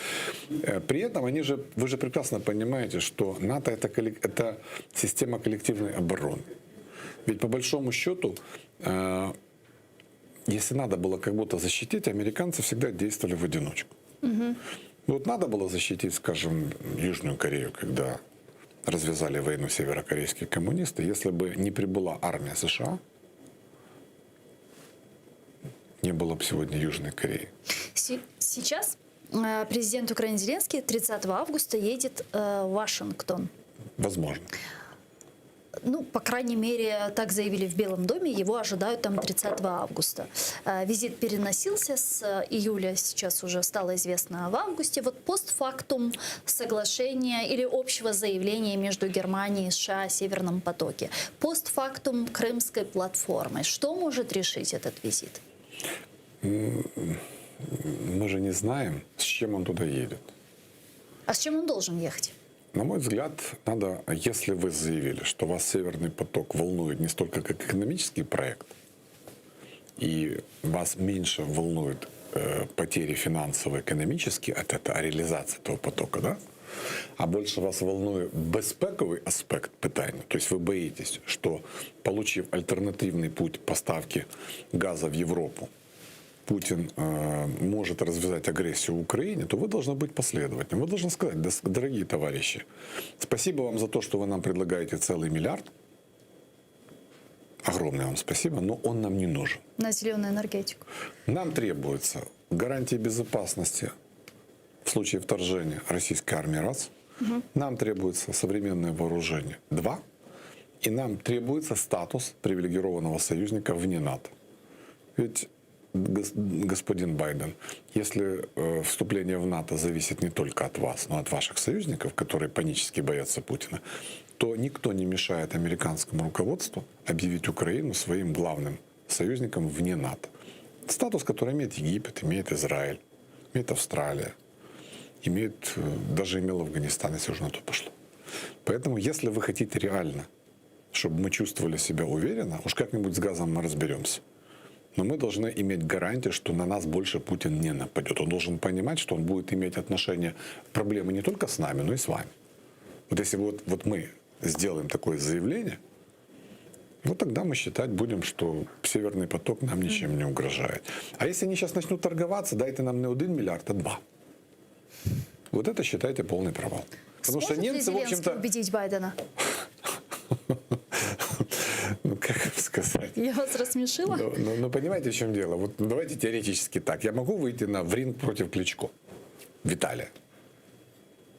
Вот я могу теоретически выйти в ринг? Могу. А чем это закончится? Теоретически, ну, конечно. Чем это закончится? Вам известен результат этого боя? Даже при том, что Виталий уже столько лет не тренируется. Вы же понимаете, что такое чемпион мира по боксу среди профессионалов, да, уважаемый человек и спортсмен, и я против него. То есть Байден, который всю 50 свою лет жизнь в политике. посвятил Вот сколько он политике. таких Зеленских видел? Ну что он ему может сказать? О чем? Неужели мы не понимаем, что Байден его видит насквозь и знает лучше, чем он даже себе представляет? Кстати, когда Блинкен приезжал, помните, была замечательная фраза? Оказывается, они знают больше, чем мы сами, с ужасом сказал Зеленский, когда после разговора с Блинкеном. Они же просто не понимают, что вот все, что происходит в Украине, это очень серьезно анализируется там. И глупые заявления о Рахамии, и такие же точно дебильные заявления этого, как его, Арестовича. Они же все, эта вся информация собирается, анализируется. Вы представляете, что ему Байден скажет, когда они окажутся наедине? И как он это скажет, если он про нашего генпрокурора публично заявил, что если вы это, извините, я прошу прощения, но літературно выскажете, якщо ви цього сучого сина не заберете, то буде так-то, так-то, так. Так это публично. А что будет, когда они останутся наедине? Кто с кем будет разговаривать на повышенных тонах? Это тот случай, как в нашем вот этой пословице народной. Пішли по шерсть, повернулись стрижені. Понимаете? Мы идем, чтобы разговаривать с ними на повышенных тонах, но мы посмотрим, как будет выглядеть Зеленский после разговора с Байденом. Вот мне его чисто по-человечески будет жаль, честно вам скажу. Понимая о том, кто такой Байден и кто такой Зеленский. Получается, Северный поток-2 – это соглашение, которое США заключили с Германией. Это провал Украины? Нет. Ну, как вам сказать? Если говорить о том, что дело же не в Северном потоке-2. Дело в том, что в 2004 году Россия принимала политическое решение. У нас страна, которая добывает газ. Да. В 2004 году Россия предложила Украине создать газотранспортный консорциум по управлению трубой, не о собственности, управлению. То есть есть добывающая страна, Российская Федерация, есть Германия, которая будет получателем, есть транзитная страна Украина. Мы создаем консорциум, мы вкладываем деньги в модернизацию этой самой трубы. Мы качаем газ. Вы получаете долгосрочный контракт на газ, чтобы обеспечить страну. Мы вкладываем деньги, но мы втроем управляем. Воровать не получится. Кучма, кстати, подписал. Да. Что происходит дальше? Дальше побеждает революция. Приходит Виктор Андреевич Ющенко, который, наверное, был поопытнее в плане государственного управления, чем Зеленский. Ну что он делает? Он назначает главой «Нафтогазу» Олексія Івченка. Вы даже не помните этого человека, хотя он вошел в историю під назвою Льоша Мерседес. Він був дуже патріотичною людиною. Він ходив в вишиваній сорочці. У нього були вуса такі. Ось він говорив виключно українською мовою. І він був головою Конгресу українських націоналістів. Какое он имел отношение к газу, я не знаю, но его назначили руководителем «Нафтогаза». Первое сделал, что Леша сделал для защиты украинских интересов. Почему он стал Мерседесом? Он купил Мерседес. Но без Мерседеса как защищать-то украинские интересы? Ну, это физически невозможно. Но почему люди смеялись? Потому что этот Мерседес был специфический. В нем был вибромассажер снизу. Ну, чтобы, вот, извините меня, не было у человека геморроя. Вот этот вибромассажер должен был, ну как вот руководитель «Нафтогаза», который будет защищать интересы страны, будет без вибромассажера ездить. Вот он ездил на этом вибромассажере, а потом злые языки рассказывают, что когда он поехал на переговоры к Миллеру, «Газпрому», он взял с собой переводчика. Бо він не розумів, там, що там Міллер розповідає. Ви ж розумієте, це складно дуже. Ну, Бог с ним, с переводчиком. Приехал он туда. И первое, что он заявил, после того, как он заявил, Миллеру потребовался переводчик. Потому что он не поверил, что он это слышит. У нас были долгосрочные контракты на прокачку газа и поставку газа в Украине, они были взаимосвязаны. На 20 лет с фиксированной ценой $50 за 1000 кубов. Внимание. Що каже Івченко? Ми ці контракти припиняємо. Так. Миллер сказал, переведите еще раз, что я слышался. Говорит, да, все так. Да, вот мы эти контракты, геть. Значит, прокачка, само собой. Контракт по газу, само собой. Хорошо. В конце года мы получаем цену $95 за 1000 кубов. Помните, крик какой стоял. Ну, Леша сказал, нема питань, зараз ми відіграємося, зараз ми піднімемо ціну за транзит. Как только они начали поднимать цену за транзит, возмутилась Германия. Что платить кто должен за транзит больше?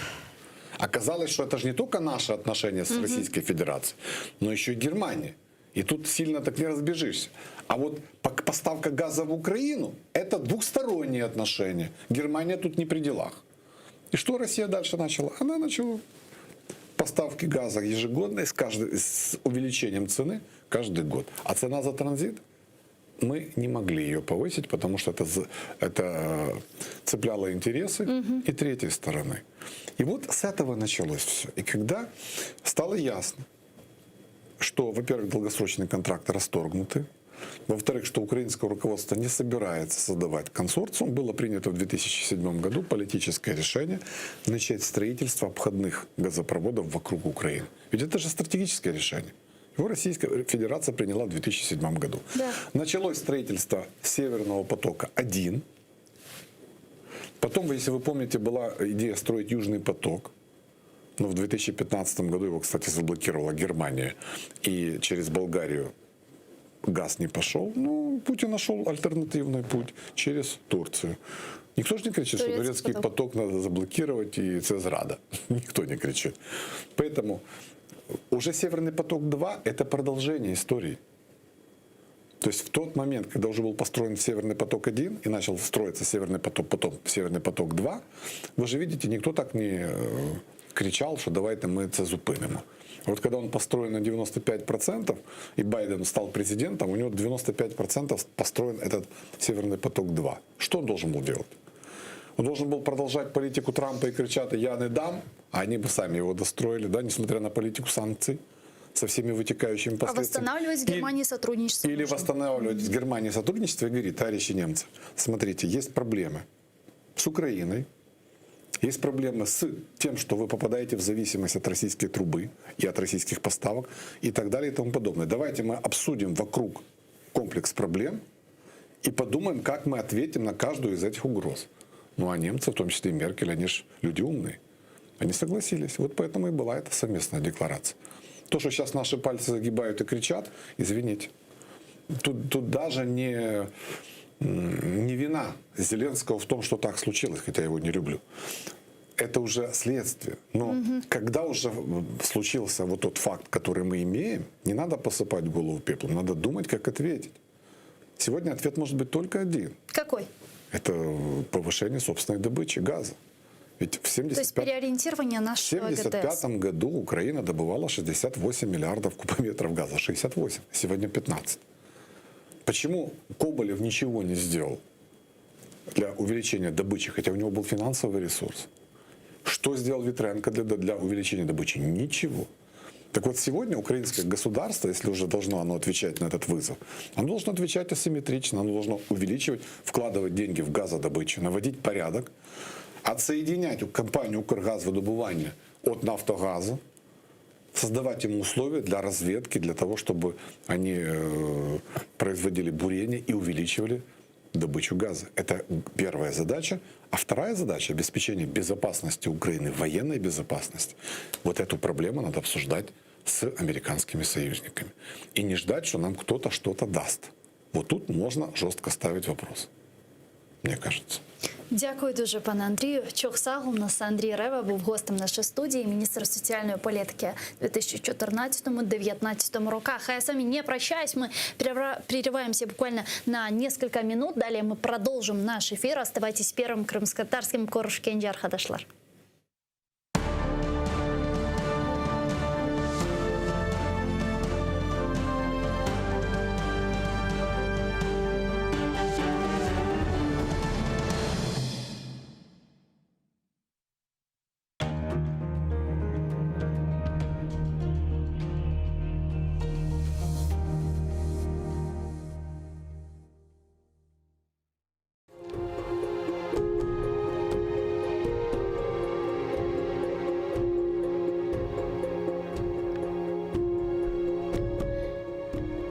Келсем, Дефне Еленас мені қабірде.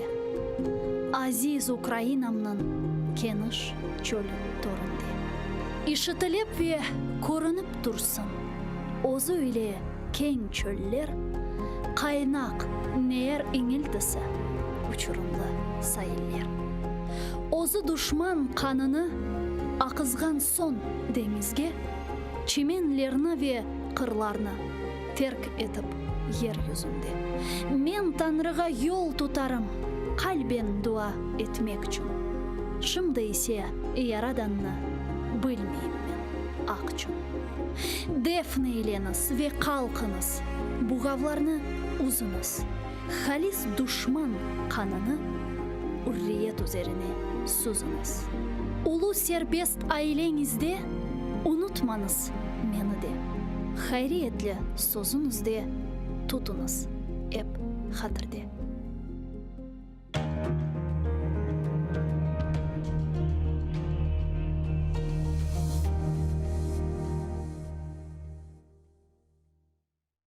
Марифчы, нешірджі драматург ве публицист Асан Сабри Айвазов Алупка көйінде майысының 6-сында 1878 сенесі дүнияға келді.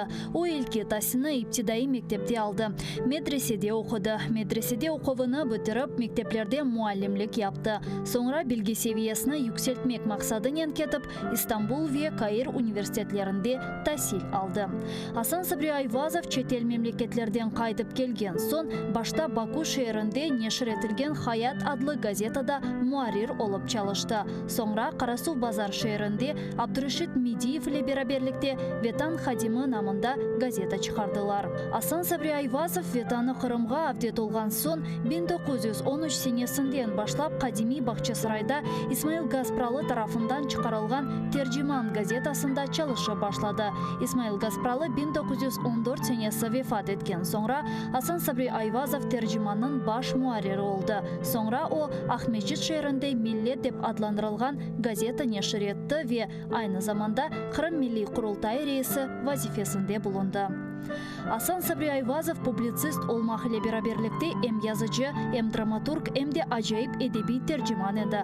Anneciğim neredesin? Kel, neden bu alga kaldık? Gibi bedi eserler ile bir sırada Ivan Turgenev, Anton Çekhov, Lev Tolstoy, Avrupa edebiyatından Knut Gamsun, Longvili gibi müelliflerinin işlerini Kırım Tatar tiline tercüme etti. Асан Сабри Айвазовның icadi umur faaliyeti gayet gürlegen vakitte o Bolşevikler tarafından represiyaga uğrab 1938 senesi aprelinin 17'sinde vahşice öldürüldü. Асан Сабри Айвазовның Neden bu alga kaldık piyasasından küçük bir parça. Seyitbek, şimdi biz ne işleyelim? Avrupalılarının kulturası fenadır diye cahil mi kalalım? Abdülislam, hayır evladım. Hoşa sim hoşa.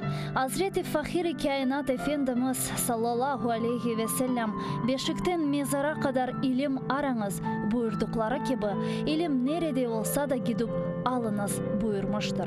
Avrupalılarının ilimi ve marifini, fenoni ve sanayisini alınız. İhtirat ve keşfiyetlerini de öğreniniz. Milli mekteplerimize sokunuz. Ana lisanınızga tercüme ediniz. Binaenaleyh Avrupa'ya gideceğinizde birbirinize lisan-ı milli bulunur ise size büyük bir siladır. Her yerde sizi selameti çıkarır. Elinizde İslamiyet, lisan gibi bir kuvvet olur ise Avrupa'nın ateşi sizi yakamaz. Mamafih ne Frankistan'ın Paris'i, ne Almanya'nın Berlin'i, ne de İngiltere'nin Londra'sı, ne de Avrupa maişeti millet ve kavmiyetinizi unutturamaz. İşte bizim fikrimiz budur evlatlarım.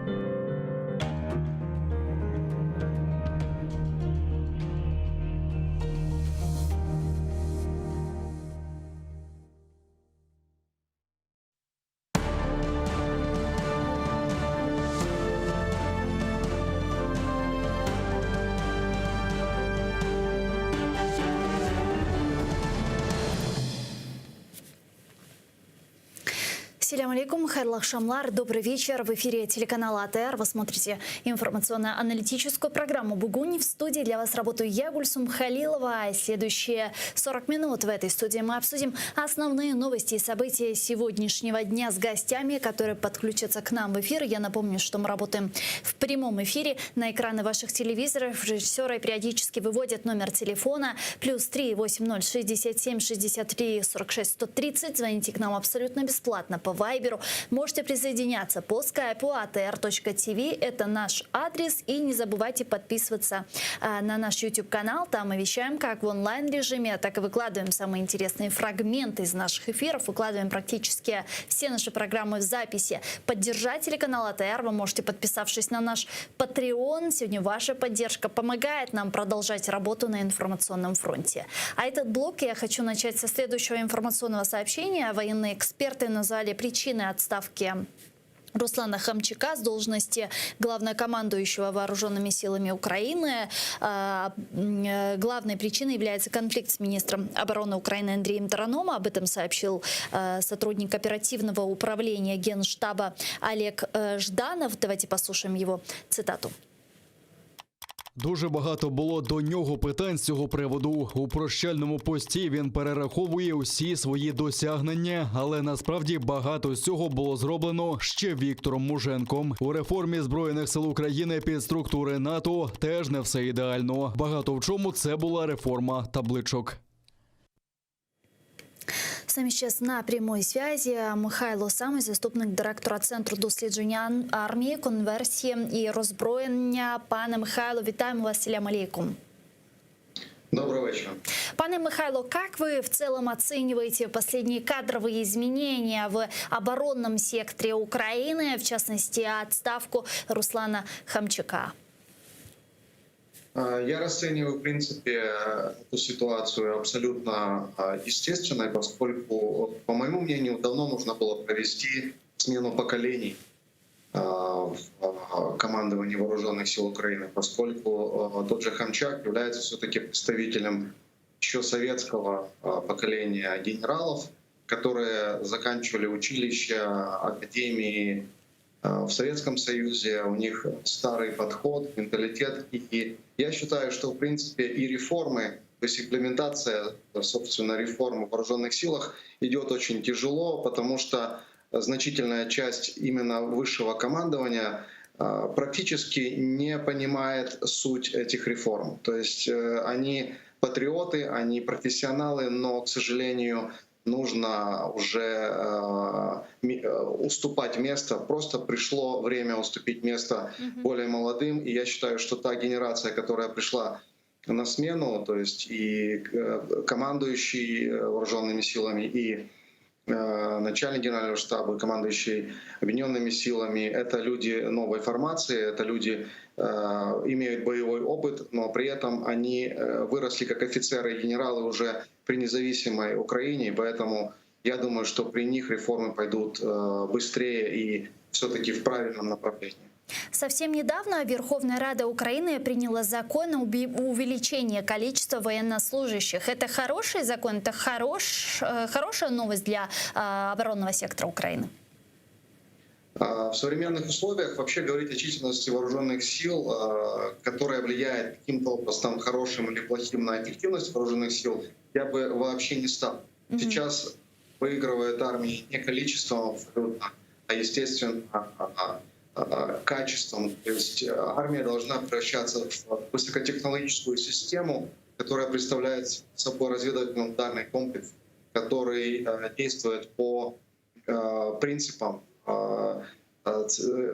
network-centric warfare, то есть центричной войны, которая и выигрывается не количеством людей, абсолютно неважно, у тебя 1 миллион человек или 100 тысяч. Но если говорить конкретно об этом законе, то он связан с другим законом, законом о национальном сопротивлении, который регламентирует, в свою очередь, несколько направлений изменений в вооруженных силах, в том числе и по принципам призыва, по принципам формирования территориальной обороны, по принципам формирования и проведения других мероприятий. Поэтому именно вот закон один стал причиной принятия другого закона о небольшом увеличении вооруженных сил. Также, пане Михайло, сегодня стало известно, что президент Зеленский назначил бывшего посла Украины в Великобритании Наталью Галибаренко главой миссии Украины при НАТО. До этого мы слышали огромное количество критики относительно того, что такого представителя еще нет, пока что не назначена глава миссии Украины при НАТО. И вот сейчас, наконец, эта новость появилась, наконец есть такой человек. Как вот присутствие уже Натальи Галибаренко может повлиять на взаимоотношения Украины с Североатлантическим альянсом и в вопросе получения, предоставления нам ПДЧ, вступления Украины в НАТО? С одной стороны, действительно, такой человек должен быть. Естественно, очень плохо, когда глава миссии при НАТО отсутствует, потому что миссия при НАТО — это фактически посольство Украины в НАТО, и которая занимается, в принципе, реализацией всех задач, которые ставятся президентом Украиной, в принципе, по отношению НАТО. И поэтому все развитие сотрудничества между Украиной и НАТО с точки зрения технических вопросов, с точки зрения реализации политики действительно реализуется в Брюсселе, в том числе и главой миссии. Но с другой стороны, если говорить о том, что глава миссии может решить вопросы, которые стоят выше, я бы сказал, на глобальном геополитическом уровне, то, конечно же, не стоит завышать планку ожиданий. То есть, что я имею в виду? Если мы говорим о решении каких-то технических вопросов более интенсивно, в том числе по реформированию вооруженных сил, в том числе по реформированию Украины как государства с точки зрения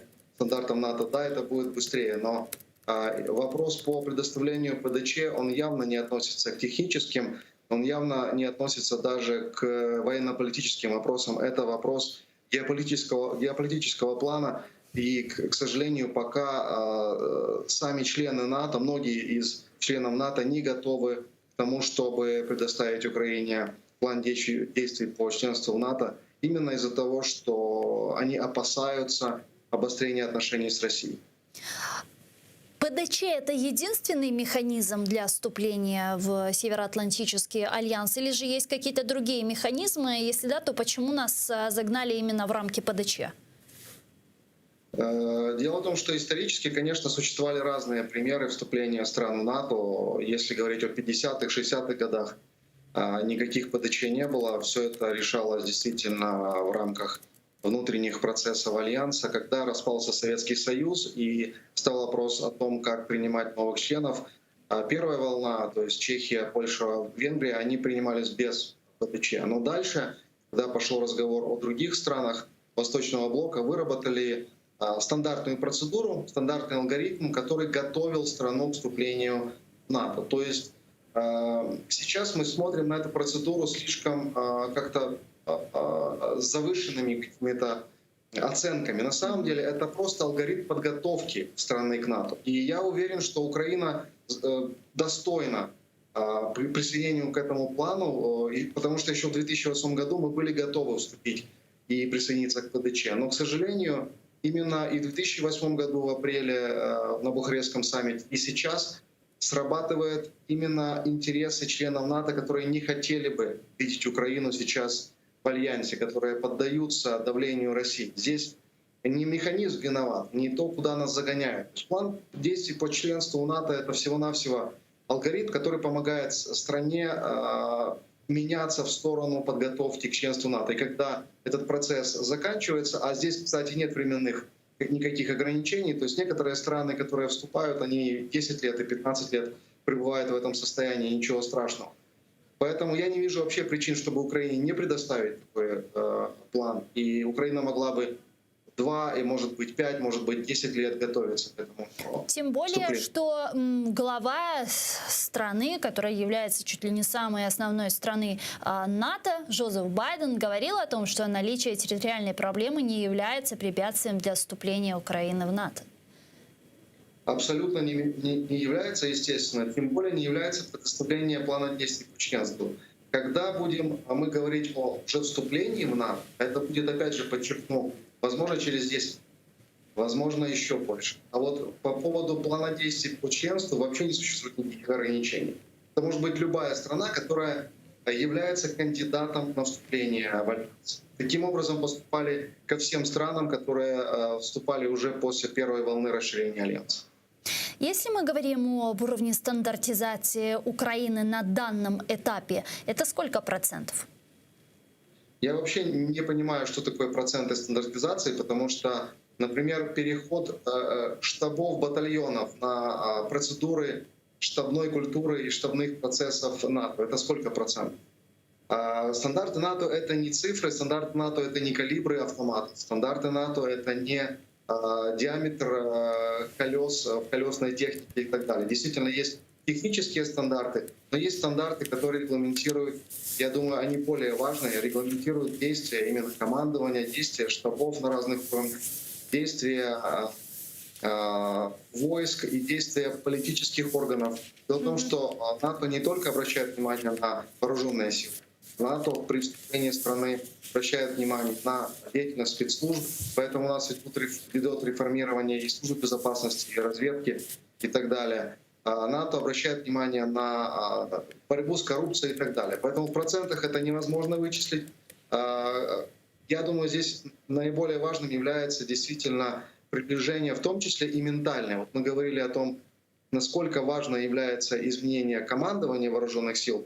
Я считаю, что такое изменение является одним из ключевых. То есть если ментальность командиров меняется, они становятся приближенными как раз к стандартам НАТО, именно по пониманию поля боя, по пониманию отношений к военнослужащему, к подчиненному. Потому что советский подход и западный подход, они абсолютно разные. И если новое поколение и высших командиров, и командиров других уровней будет меняться, я думаю, ускорение в переходе на стандарты НАТО будет абсолютно другим. И вообще подготовка Украины к вступлению в НАТО будет абсолютно другой.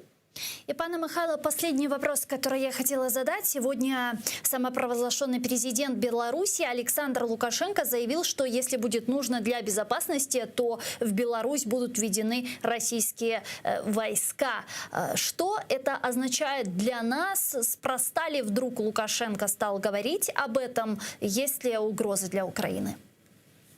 Такая угроза существует с 1997 года, когда был создан союз между Россией и Беларусью. Мы просто забываем об этом. В 1999 году была создана группировка, общая группировка вооруженных сил Беларуси и России. И с тех пор по всем руководящим документам Беларуси и в России в особый период военное время белорусские вооруженные силы фактически становятся частью вооруженных сил Российской Федерации. И в принципе все эти годы Россия может ввести свои войска на территорию Беларуси в рамках совместной группировки. И особенно это делается вот во время учений. То есть будет учение «Запад-2021», которое уже готовится, уже прибывают российские войска на территорию Беларуси.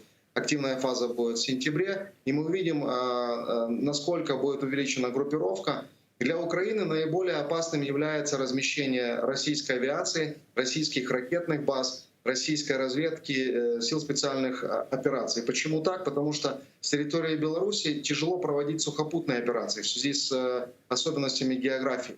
Там болота, леса и так далее. То есть операции такие вот традиционные проводить тяжело. А вот наносить авиационные ракетные удары, применять силы специальных операций против Украины Россия может очень активно. Поэтому Украине нужно готовиться к этому и усиливать свою противоракетную, противовоздушную оборону и противодиверсионные действия. Дякую вам дуже, пане Михайло. Чохсагл, у нас Михайло Самич був з нами на прямому зв'язку. Заступник директора Центру дослідження армії, конверсії, роззброєння, Сегла Архадашлар, Менесі Кырым татар тіліни. Кечем ве невбеттеке қалан да қаларымызны, қалан вақытымызны біз Кырым татар тілінде. Алып баражақмыз невбеттеке бөлікке қадар. Мен да бір кере сіздерге қатырлатам ки біз жанлы яйында çalışамыз. Экранларыңызға режиссерларымыз вақтынже телефон номераларını çıkararlar. 067 63 46 130 номерамыз деңішті. Bizlerге Viber vasıtasıyla telefon açmağa imkanınız var. Ya da Skype адресімізні қолана білесіңіз. ATR.TV бұйырыңыз бізлерге телефон açınız. Сізін сесіңіз бізлер үшін чоқ мұйым. ATR телеканалына дестекні біздің патреонымызға бұне оларық ифаде етмеге имканыңыз бар. Бүгін сізін дестегіңіз серджілеріміздің дестеге бізлерге информацион ЖБД көрешімізді девам еттермеге ярдым етті.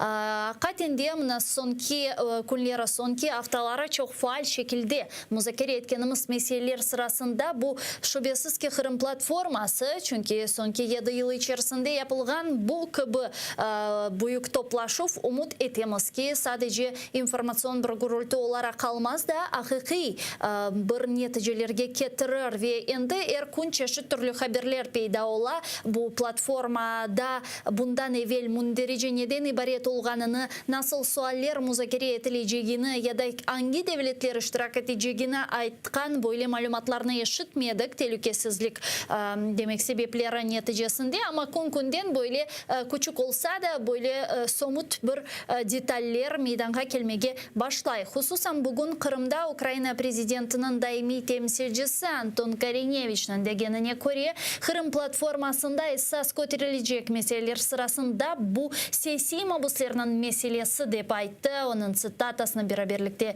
dinleyik.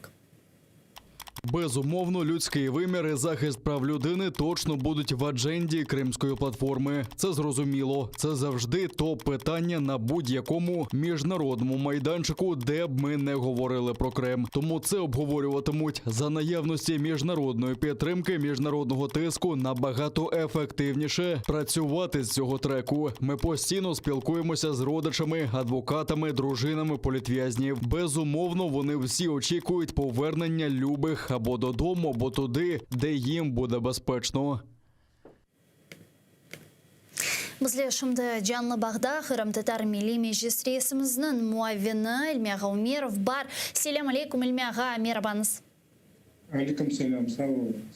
İlmiağa, mına көргенімізге көре күн-күнден Kırım platforması ile bağlı meraklı haberler meydanға келе ve siyasi mabuslar meselesi көтерілeceği de bugün böyle aytılıp geçti.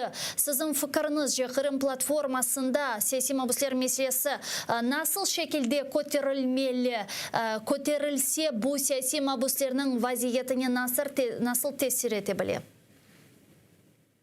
Evet, siyasi mabuslar meselesi platformada ille bakılacaktır. Ama bu esas mesele olmayacak. Esas mesele olacak deokupasya. Sonra Rusya'dan, işgalcilerin kolundan kaytarıp almak. Esas maksat. Bu meselenin çözmeyince siyasi mabusların boşaltılganı da balaban hesapta fayda vermez. Çünkü evet her bir adamın özünün probleması siyasi mabus olup kalganı büyük bir tragediya, bir horanta için.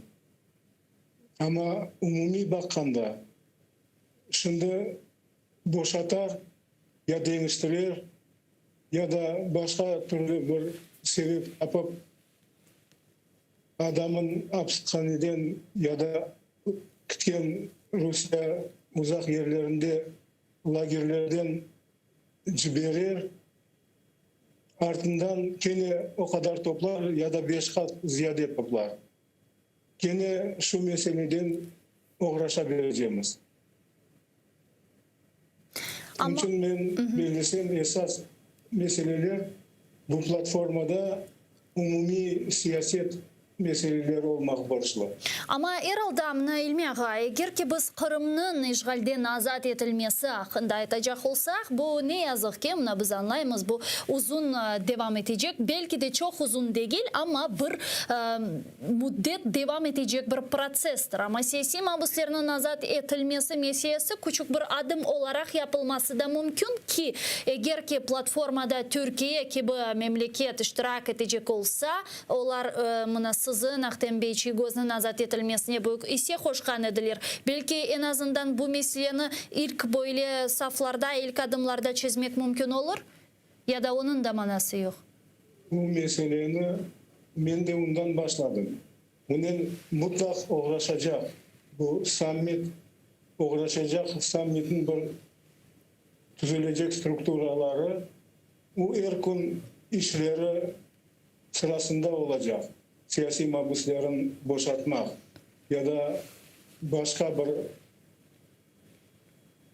plennilerin misal için ya da kıyın vaziyette çıkan insanların vaziyetlerini düzeltmek mutlak olacak. Onsuz olmaz. Şimdi yazıklar olsun, anahtar bizim elimizde değil. Putin'in elinde. Putin istese değiştirmeye, ben belirlesem Ukrayna tarafı hepsini bir kereden değiştirmeye hazır. Ama Ukrayna'da değil meselenin çözülü anahtarı. Ama herhalde mına sizin fikrinizce sonki vakitleri siyasi mahbuslar meselesi biraz böyle artqa çekildi gibi korunuyor bana. Misal olarak alacak olsak Ukrayna'nın çeşit türlü informasyon vasıtaları ilk sıralarda değil ne yazık ki bu mesele. Eğer ki misal 19. seneyle kıyaslayacak olsak o vakit böyle kütlevi dep aytmağa mümkün siyasi mahbuslar azat etilmesi meselesi yüz bergen çeşit türlü siyasi mahbuslar hapishanelerden çıktılar ama ondan sonra biraz bu mesele artqa çekildi gibi korunuyor. Belki de ben yanlışam, belki de siz benden razı olmazsınız ama... Yanlışmaysın, doğru aytasın. Gerçekten de birinci sırada görünmüyor bu siyasi mahbusların problemaları. Haber vasıtalarının birinci sırasında yok. Ama sammitin ya da Krimskaya platforma degen bir kuruluşunu ne için düşünüp taptılar? Onu çerçevesinde, onun içinde nasıl Rusya'nın çalışmak, nasıl Rusya'ya karşılık göstermek, nasıl Rusya'nı kandırmak. Yani bu... Bir meselelerge. Yani bu halkara topluluğunun böyle mekanizmlerinin işlep çıkarılması. Evet. Bu bir nasıl olsa da bu meselelerin sırasında ciddi mesele olup her vakit gün tertibinde olmak borçlar. Ya mına Elmi ağa şunu soracaktım. Ukrayna Dışişleri Nazirliğinde bildirgenlerine göre demek Kırım platformasında böyle bir vesika, Kırım Hartiyası degen bir vesika takdim edilecek eken deklarasiya gibi bir şey ve şimdi Ukrayna Dışişleri Nazirliği bu vesikanın diğer memleketlerinin tasdiklanması meselesinde iş alıp bara. Çeşit memleketlerinin demek tasdiklay ki 28 memleket iştirak edecek eken bu günge kadar alıngan malumatga göre. Buna sizin fikrinizce bu Kırım Hartiyası, en baştan şunu sorayım. Milli Meclis Kırım Hartiyasının yazılımında iştirak etti mi? Şahsi ben iştirak etmeyeyim. Ama haberiniz var mı, iştirak etti mi? Haberim var. İştirak etti mi ya da yok? Ya da bu sır şimdilik? Çaresini tapkanımız kadar iştirak etmeye tırışamız. Bu endi güzel, yani temsili organımızın bu gibi mühim vesikanın işlep çıkarılmasında dahil etilmesi, çünkü bu katinde mühim bir şey ki endi kanun kabul etilgen son, tamir halk olarak ilan etilgen son, bu bizim hakimiyet yanında olgan kuchumuzni göstergen bir Ama şey. Kenne'de evin kurgan balta çıta kala degen bir laf var Kırım Tatarlarında. Bunda da ile olacağına boşay. Anlamadım, ne için? Ne için? Meclis bir türlü subjekt değil. Tek devletlerin başlıkları subjekt olacak bu. Meclisin sesi Ukrayna'nı teşkil etken strukturada ya onun çerçevesinde olacak.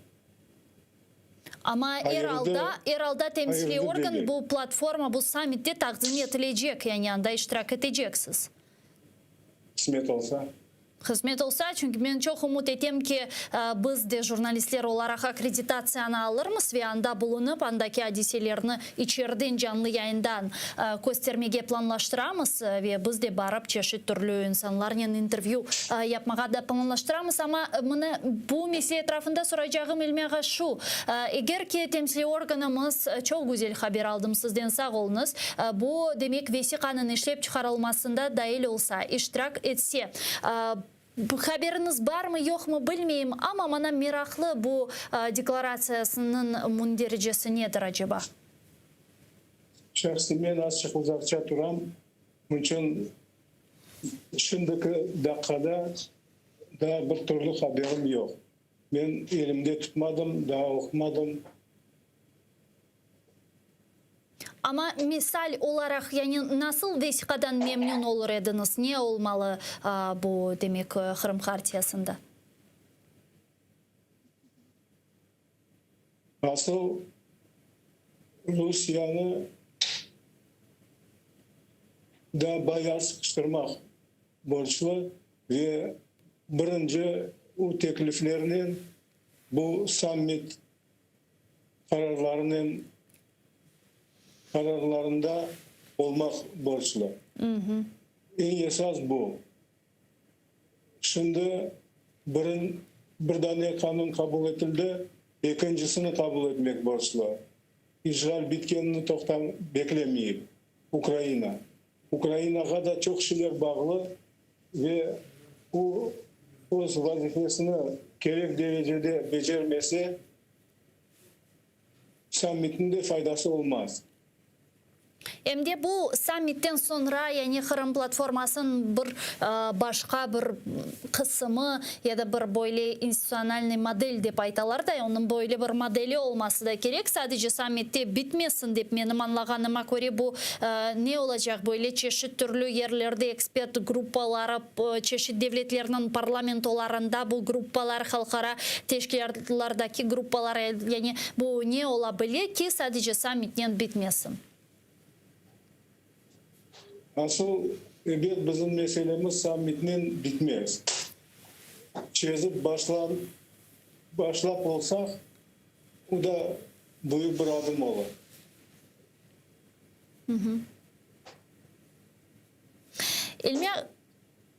İlmiye da şunu soracaktım, sonki günleri böyle bir biz çok meraklanaydık katinde Amerika Birleşken Devletleri'nden platformada kim iştirak edeceğini ve demek Mustafa ağamız, liderimiz geçenleri aynen kim olacağını aydınlattı. Degenine göre bu Amerika Birleşken Devletleri'nin nakliye nazir olacak iken, sizin fikrinizce bu güzel temsilcilik mi ya da başkasını beklediniz?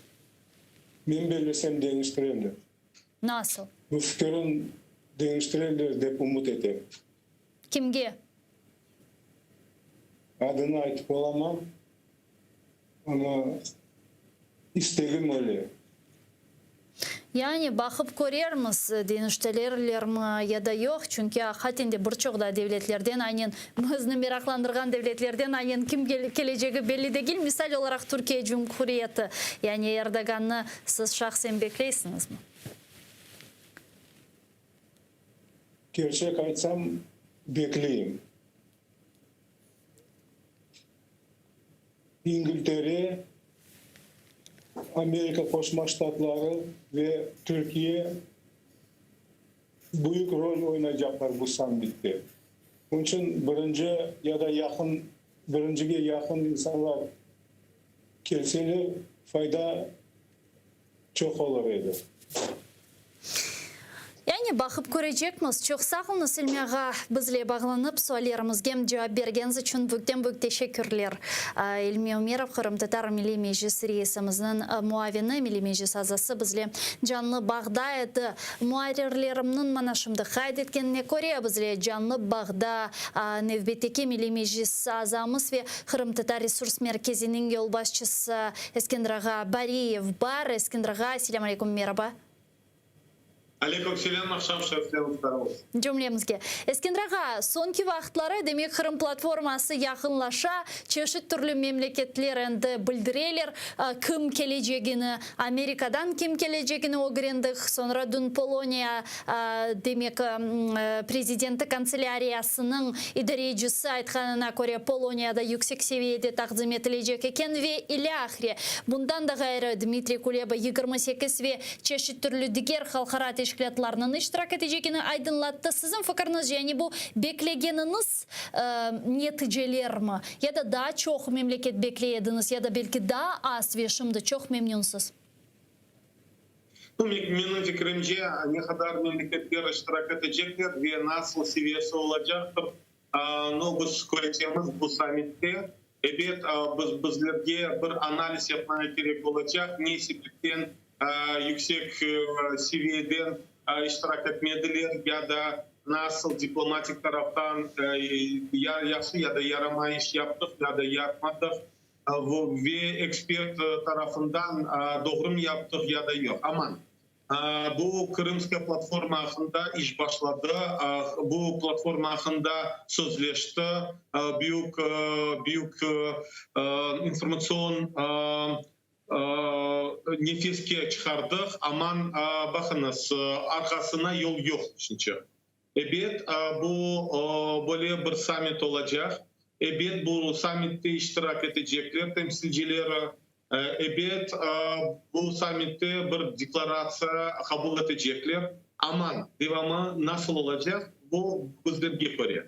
Biz nasıl iş devam edeceğimiz, nasıl çalışacağımız. Bakınız biz mesela o zaman hakkında söyleyeceğim ve Kırımtatar resurs hakkında söyleyeceğim. Biz başından bu işgalsiz Kırım serbest yapmak için çalışamaz. Hem insan hakları tarafından hem bu sanksiyaların hakkında ve analitik materyalların hakkında toplası hakkında ve mahkemelerin çalışamaz. Hep biz devam edeceğimiz, hep biz yanı belki partnerlarımız çalışacağımız tapmada ve evet bu platforma olacak ve bu platformanın çalışmaya gerek olacak.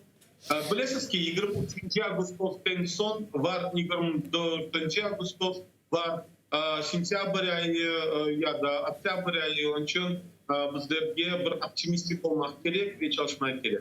Hemen belesem Milli Meclis bu Kırım Tatar Tamır halkının, Kırım Tamır halkının temsili organı onun için Milli Meclis hakkında bir subjekt olarak çalışmaya gerek ve belesem bu taraftan bu faydalı olur.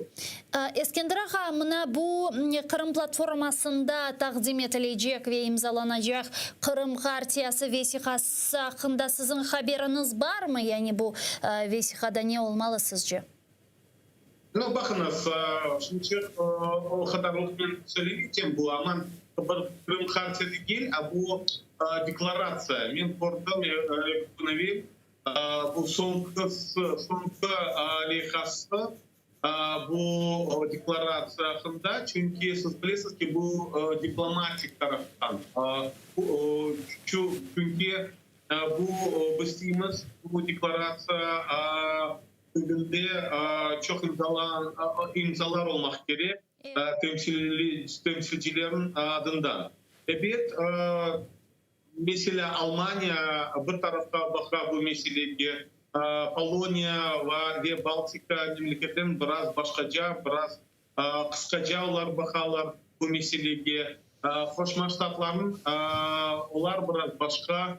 Onun için bizlerge gerek toplamaya Kırım Tatarların halkını ve Ukrayna Cumhuriyeti'nin dostları ve dostların hakkında bir strateji ve taktika alıp varmak gerek. Onun için biz şimdi bu bir inisiyatifan çıktık. Bu expert экспертная сеть içinde bu Tamır halkların teklinuf hakları ve bu deokupasyon ya işgalsiz instrument gibi böyle bir grupa ekspert grupını çizdik, yaptık, teşkil ettik ve evet biz bu grupın adından evet Kırım Tatarlar mesele göstereceğimiz biz göstereceğimiz nasıl Tamır halkların hakları yüksek seviyede gösterip bu Kırım serbestliğini tez yakınlayacağımız. Onun için bilesem bizlerge özümüz iş yapmaya gerek ve bu meseleye devam etmek gerek ve profesyonel göstermek gerek. Eskender ağa, bunun beraberlikte bugün Kırım'dan da haberler alındı. Malum olğanı gibi bugün kanunsuz şekilde Kırım'ı demek Rusya'dan Marat Khasnulin nevbetteki kere ziyaret etti. Siz vice-premieri olarının Rusya'nın ve siz takip edersiniz bu mevzunu ve o sanki dersin aytты ki Azak denizi ceryanlarından, böyle menbalarından böyle endi su çıkarıp alganlar ve şimdi onun demek keyfiyetini olar öğrenirler eken içmek mümkün mü değil mi? Yani siz bu haberge nasıl bakasınız? Bu Kırım'ın su problemasını sizin fikrinizce çizebilecek mi? No, bu Azak deniz tübünden su almak için bu Rusya'nın Cumhurbaşkanı Putin evvelde söylegenide biz karışamız bu mesele hakkında. Evet, onlar başladılar bu iş yapmaya. Evet, o kadarlıkında su yok. Bizim spesyalistlerin bu meselenin hakkında makaleler yazgan ediler.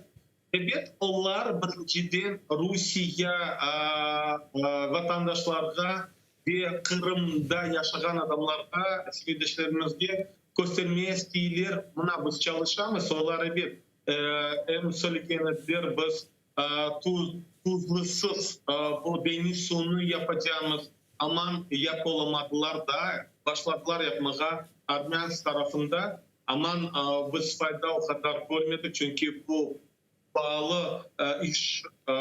Bu son Azak tübünde, Azak denizinin tübünde almak o da pek pahalı mesele olacak. Ama evet bu siyaset imajı Putin'i evet Kırım mesele. Onun için onlar tırışacaklar ve onun için onlar federal bütçetten ayrılacaklar parası. Ama ben bilesem bu yakın zamanlarda öyle şey olmaz. Ben bilesem daha çok vakit geçecek ama onlarga böyle beyanatlarını yapmaya gerek.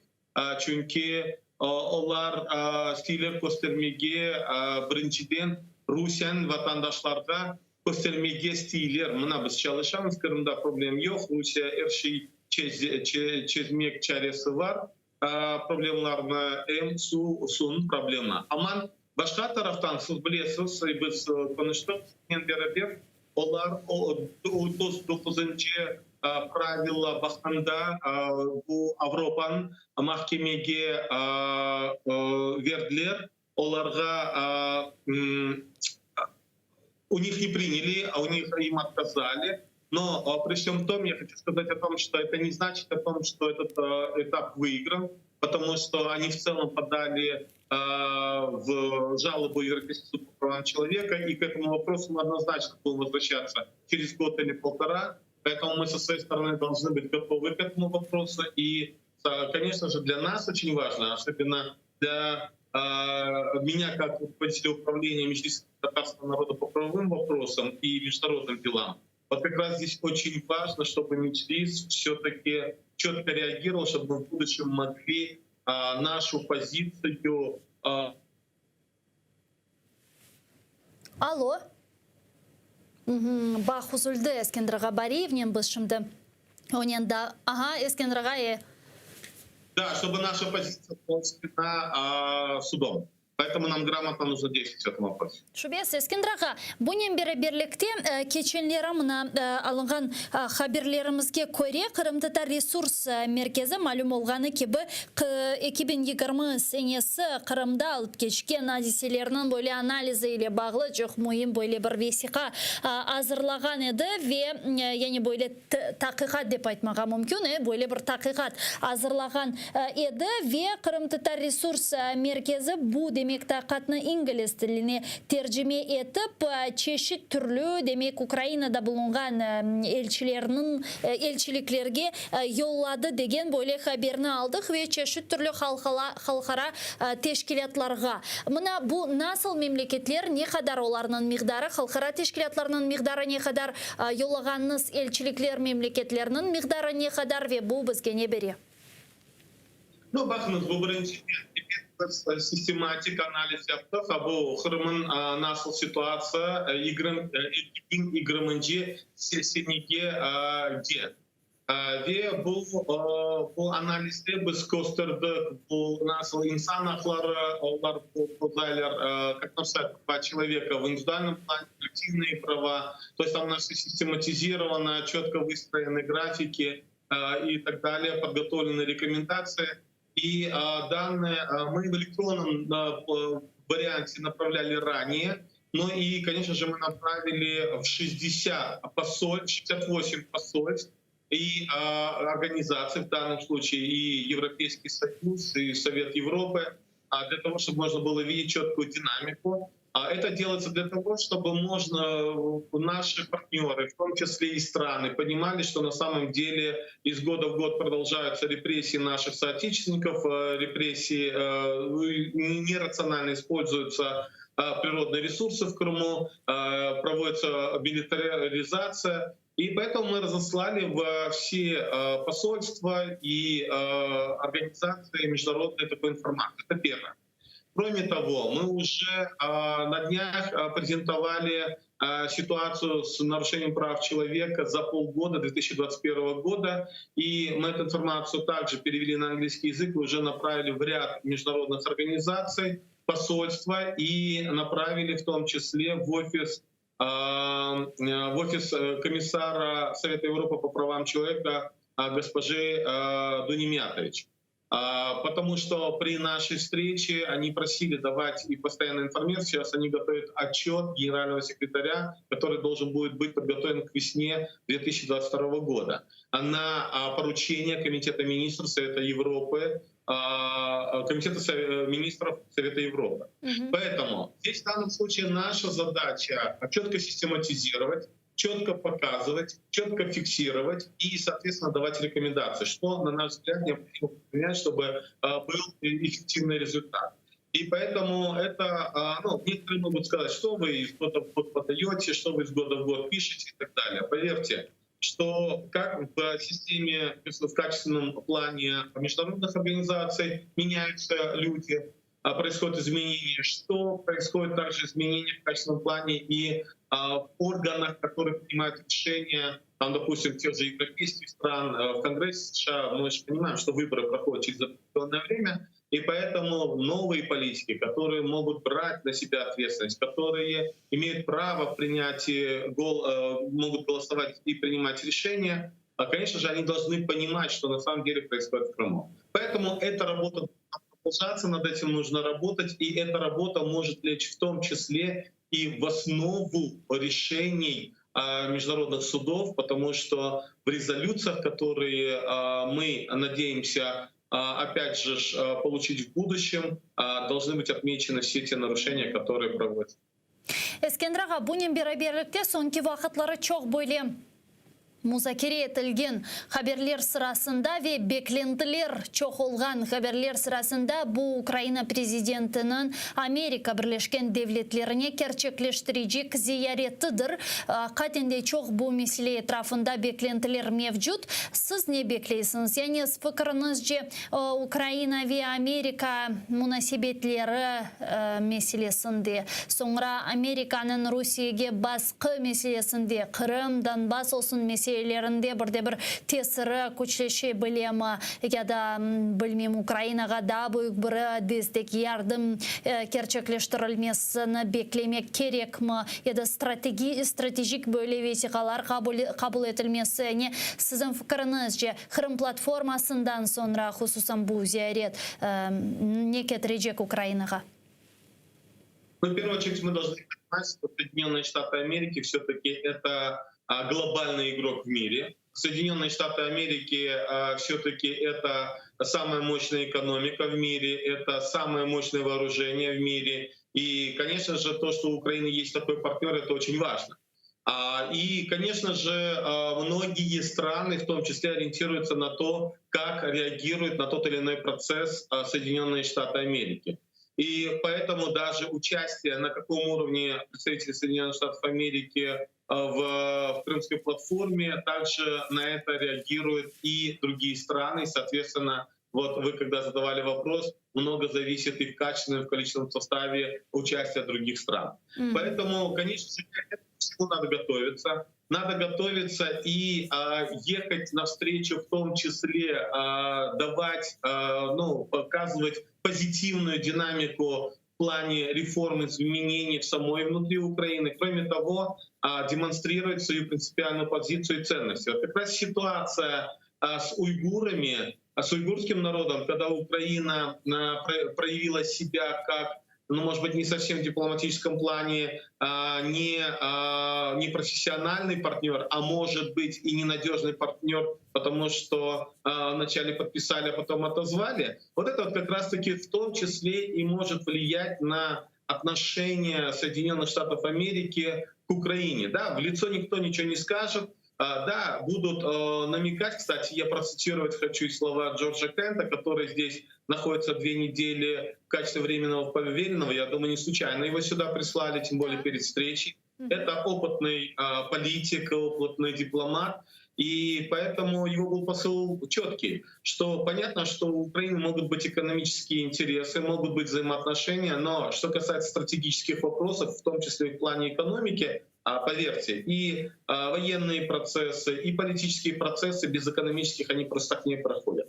Поэтому здесь Украина должна четко понимать, четко определяться, и тогда, и когда будет Украина прогнозируема для своих же партнеров, тогда, конечно, будут более честные и откровенные отношения, тогда можно больше ожидать, что в наш адрес, в адрес Украины будут более конкретные действия со стороны таких стран, глобальных игроков, как Соединенные Штаты Америки. Поэтому здесь это так. Ama diğer taraftan sonki vakitlары mında Ukraynada siyasetçiler, Ukrayna memurları Garbi devletlerinin, hususan Şimali Yakın 2 meselesi demek çıkan son, Garbi memleketlerinin bizge ihanet etkenlerini, bilmem sırtımızga hançer saplaganlarını aytalar. Bu Putin'ge böyle Şimali Yakın 2'nin böyle bahşiş bergenleri için siz nasıl düşünüyorsunuz? Böyle formulировкалар, böyle ritorikalar ne kadar doğru? Bu pek doğru sual. Çünkü вы понимаете, мен этим.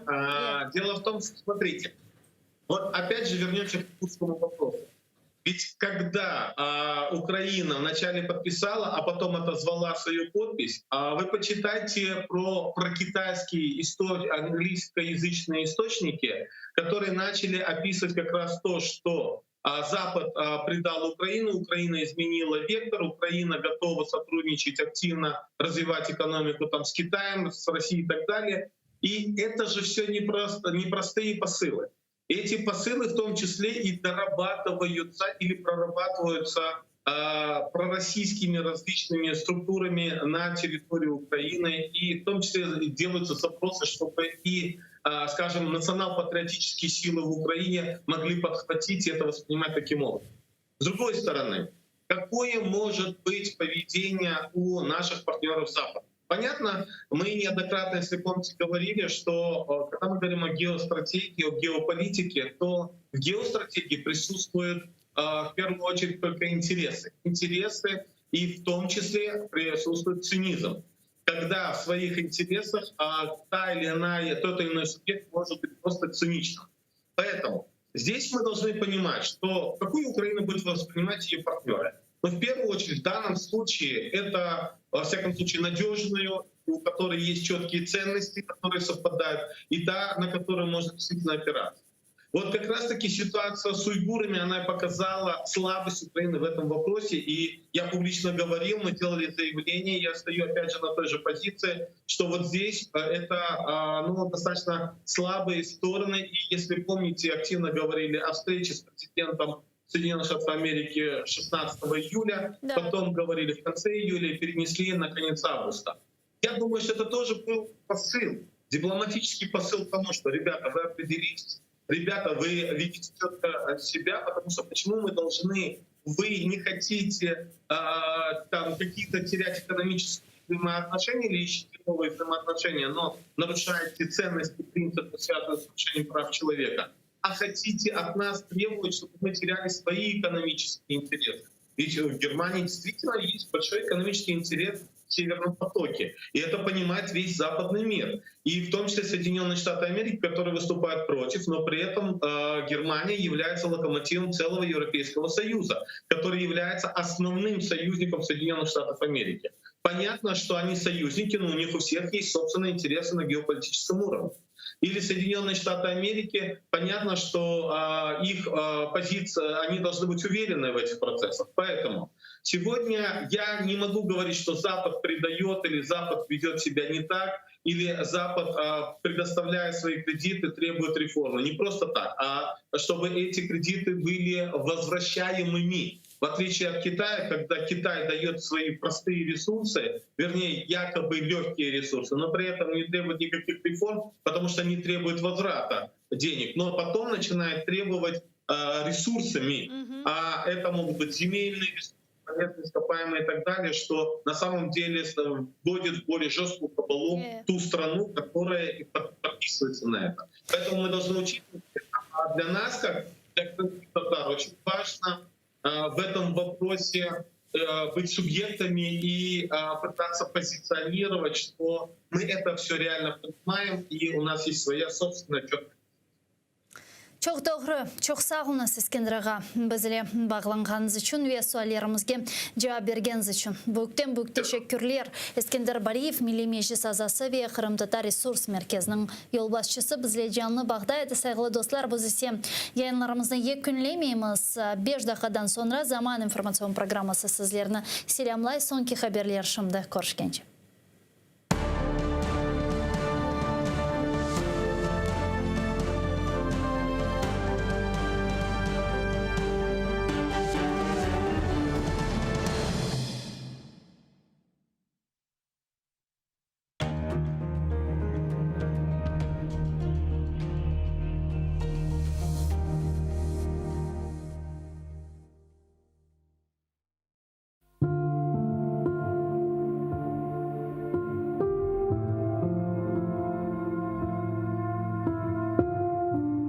Қартлық іч sevmeyim. Yaşlık meni beğenmey.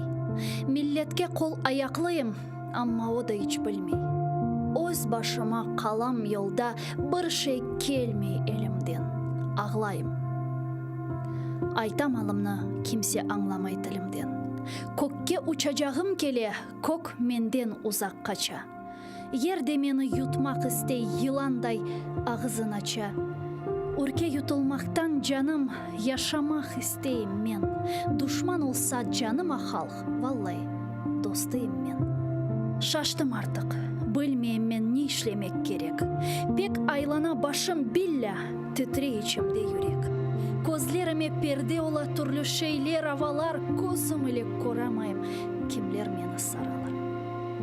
Yumsam eğer gözlerimni, içim yanmaktan kuye. Açsam, birçok osallıklar tap bebegime diye.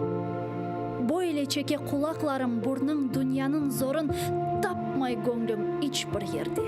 Tutmağa rahat orun. Çölge çıksam tek başıma ağlanam ölenlere. Aylanam taf kenarların yaslanam çerenlere. Duygularımını toplayım kökke yerge bakınam. Her şeyde bir hoşluk görem deyim. Ne için sıkınam? Иште тавлар, иште гөллер бір-біріне бақыша.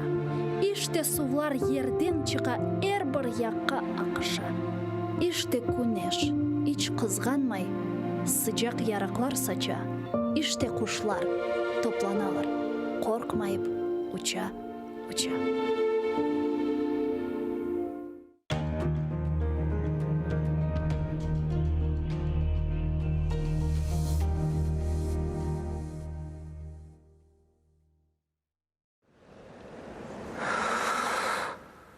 Eşitesiniz mi? Meni haqta unutdingiz mi?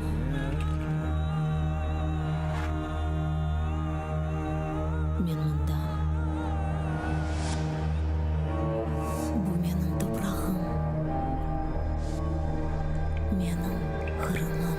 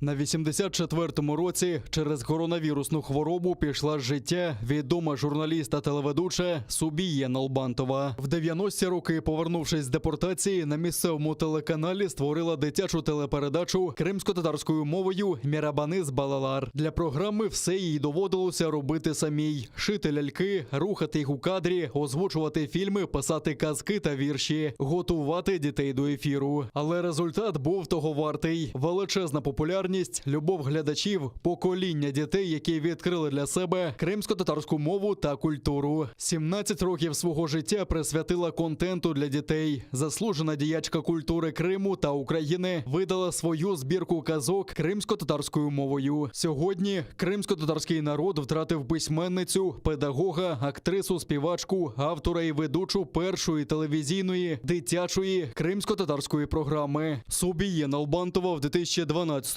році зіграла знакову роль у фільмі «Хайтарма», де режисером був її син Ахтем Сейтаблаєв. Товарищ лейтенант, у нас еще 2 дома. Заткнись, у тебя мать есть?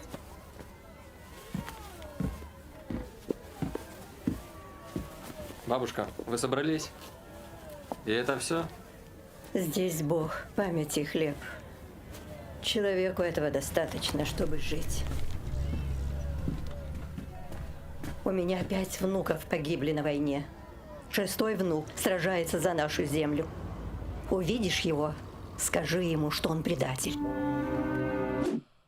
Допомагав забирати кримчан до війська окупанта. У Херсоні затримали ймовірного посіпаку-загарбника, повідомляють у прокуратурі Криму. Павла Захарченка схопили на Херсонському литовищі. За даними прокуратури, на момент окупації півострова він був власником та керівником компанії пасажирських перевезень у Сакському районі. Згодом уклав угоду з окупаційним військкоматом і сприяв 4 незаконним призовам. Чоловік систематично надавав транспорт для перевезень молоді з окупаційних військкоматів до залізничного вокзалу Сімферополя, звідки їх перекидали на службу до Росії. За це діставав регулярну платню. Тепер йому загрожує до 12 років за ґратами.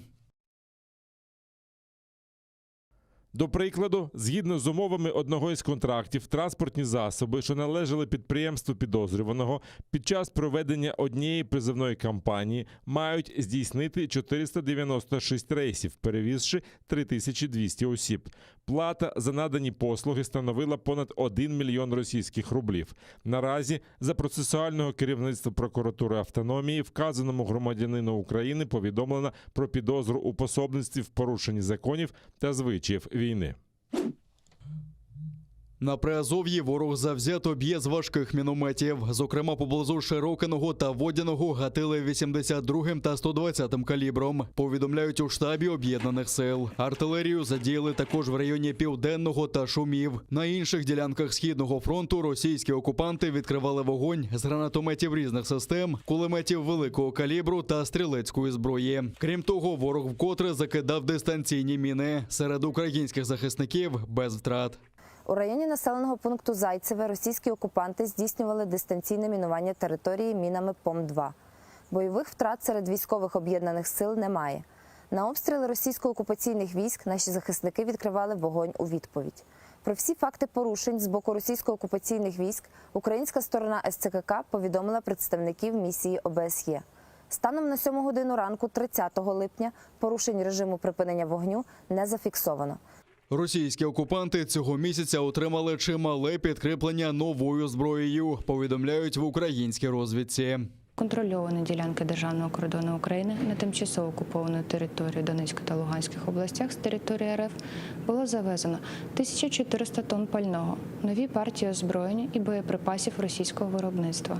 Серед них варто відзначити протитанкові керовані ракети, снайперські комплекси, протитанкові та протипіхотні міни.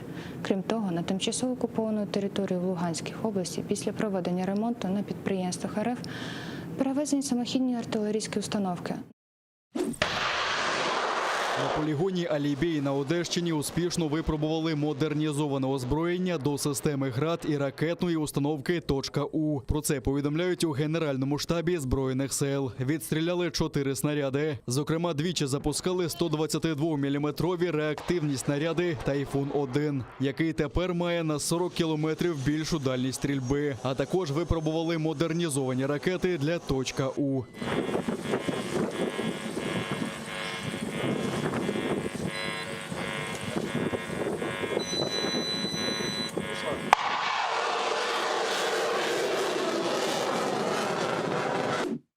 Уряд поновив обов'язкове ковід-тестування на межі з окупованим Кримом. На пунктах пропуску Чонгар, Чаплинка та Каланчак знову треба здавати експрес-тести на антиген. Про це повідомляють у представництві президента в Криму. При перетині обов'язково тестуватимуться громадяни, які не пройшли повний курс щеплень препаратами, сертифікованими Всесвітньою організацією охорони здоров'я, тобто не спутником. Довідка, яка підтверджує, що людина подала документи на оформлення паспорта, по понеділках не надаватиметься. Про це повідомляють у Херсонському офісі правозахисників Кримсос. В інші дні документ можна отримати у Центрі надання адміністративних послуг на території КПВВ, що на межі з окупованим Кримом. Без цієї довідки, так званої форми номер 5, жителі півострова не можуть повернутися додому, поки паспорт виготовляється. Як розповіли спеціалісти ЦНАПу, нині найпопулярніші послуги, за якими звертаються на адмінмежі, оформлення закордонного паспорта та ID-картки. В основному звертаються про оформлення паспорта громадянина України для виїзду за кордон та первинна ID-картка. Також оренда землі, право власності. І також приступили співробітники пенсійного фонду на своей работе. Один раз на месяц будут приезжать. Выездные у них будет как чергування. Винна медуза та надмірна допитливість туристів. У 10 кілометрах від берегів окупованого Севастополя перевернувся прогулянковий катер і пішов на дно. По собі залишив лише велику пляму. Виявилося, група туристів, що відпочивали на човні, кинулася до правого борту подивитись на величезну медузу. Човен швидко перекинувся, а туристів підібрали зустрічні катери. Постраждалих немає, потонуле судно згодом відбуксирували до Балаклави. наймасштабніші пожежі в історії Туреччини. Влада країни кинула всі сили на приборкання десятків лісових пожеж, що вирують на півдні. Задіяли більше 10 тисяч пожежних, десятки гелікоптерів, сотні бульдозерів та пожежний танк. Повідомляється про 4 загиблих у лісистій місцевості. 183 людини звернулися по допомогу, більш як півсотні госпіталізовані, більше сотні приватних осель вигоріли. І держава, і народ мають розуміти, що відбулося. Я не думаю, що це випадковість. Ми вже 3 дні боремося з цим вогнем. Якщо це спланована акція якоїсь групи, хай осліпнуть на обидва ока, хай дістануть від Всевишнього найбільше покарання. Ми терпимо ці труднощі і далі потерпаємо. Ми були змушені покинути свої домівки. Це важко коментувати. Багато людей отруїлися, неможливо навіть говорити. Вдалося врятувати 2 будинки. Все, що нам вдалося зробити. Багато осель згоріли. Мені важко щось сказати через хвилювання. В цій біді залишились самі. Ніхто не допомагає. Згоріло наше селище. Наше село спорожніло, поля наші вигоріли. Людських жертв немає, але згоріло чимало майна. У туристичній провінції Анталія евакуювали 18 сіл і районів, ще 16 у провінціях Адана і Мерсін. Вогонь поширюється швидко, сприяють спека і сильний вітер. Це південне місто Бодрум, відоме своїми мальовничими курортами і готелями. Тут тривають рятувальні операції, в той час як вогонь підбирається до готелів та житлових будинків.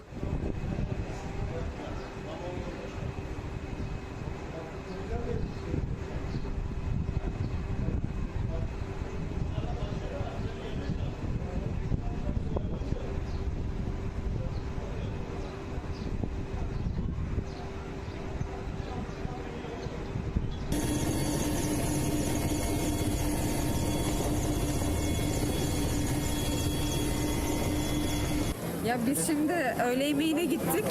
Dumanı zaten... Ми йшли на обід, бачили дим. Коли ми спитали, нам сказали, не панікуйте, все під контролем. Коли ми обідали, полум'я наближалося. Ми одні з перших звідти евакуювалися. Мій чоловік сказав, треба звідси їхати. Зараз дивимося звідси, нам навіть не дозволили забрати свої речі з готелю. Спочатку вогонь опанували, потім почалося повторне займання. Зараз задіяні пожежні, також гелікоптер, вогнище поки далеко від житлових кварталів. Займання у важкодоступному місці, тому чекаємо, коли воно саме вщухне. Ми евакуювали гостей з готелів, які перебувають в небезпечній зоні. Задіяли човни, катери, рибальські та туристичні. Зібрали всіх туристів у безпечному місці та розселили їх в інших готелях нашого регіону. Персонал готелів склав списки. Все нормально, за всіма є нагляд. В цілому цього тижня у 17 провінціях на узбережжі Егейського і Середземного морів Туреччини спалахнуло понад 60 лісових пожеж. Президент країни назвав це атаками і пообіцяв притягнути до відповідальності винних. 36 із цих лісових пожеж локалізовані, інші 17 продовжують гасити. На жаль, сьогодні палає багато пожеж, які, як припускається, почалися в різний час, але горіти будуть ще довго. Ми намагаємося взяти їх під контроль, але на це може піти багато часу. В адміністрації президента Реджепа Ердогана вже повідомили про початок розслідування причин займання. Відповідальність за підпал вже взяло на себе молодіжне лівацьке угруповання «Діти вогню». Про це повідомляють місцеві медіа. Ті, в кого згоріли домівки, хто втратив майно, в кого загинули тварини, ми працюємо над оцінкою цих збитків. Ми не залишимо в біді жодного співвітчизника. Після оцінки збитків наше Міністерство довкілля, організація ТОКІ займеться відновленням спалених будинків. Дай Аллах, господарі невдовзі повернуться додому. Для приборкання пожежі необхідні літаки-амфібії.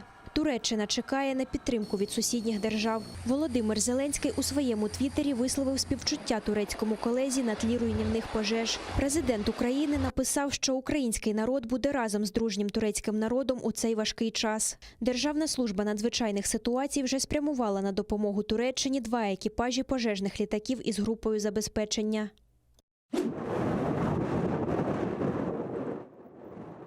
Туреччина будує бетонну стіну на кордоні з Іраном. Вона має зупинити потік нелегальних мігрантів, в основному з Афганістану. Стіна простягнеться майже на 65 кілометрів у східній провінції Ван. Останнім часом у Туреччину стало прибувати більше афганців. Багато мігрантів тікають від насильства у зв'язку з наступом Талібану. У міру того, як США і їх союзники виводять війська з країни, угруповання захоплює все більші території.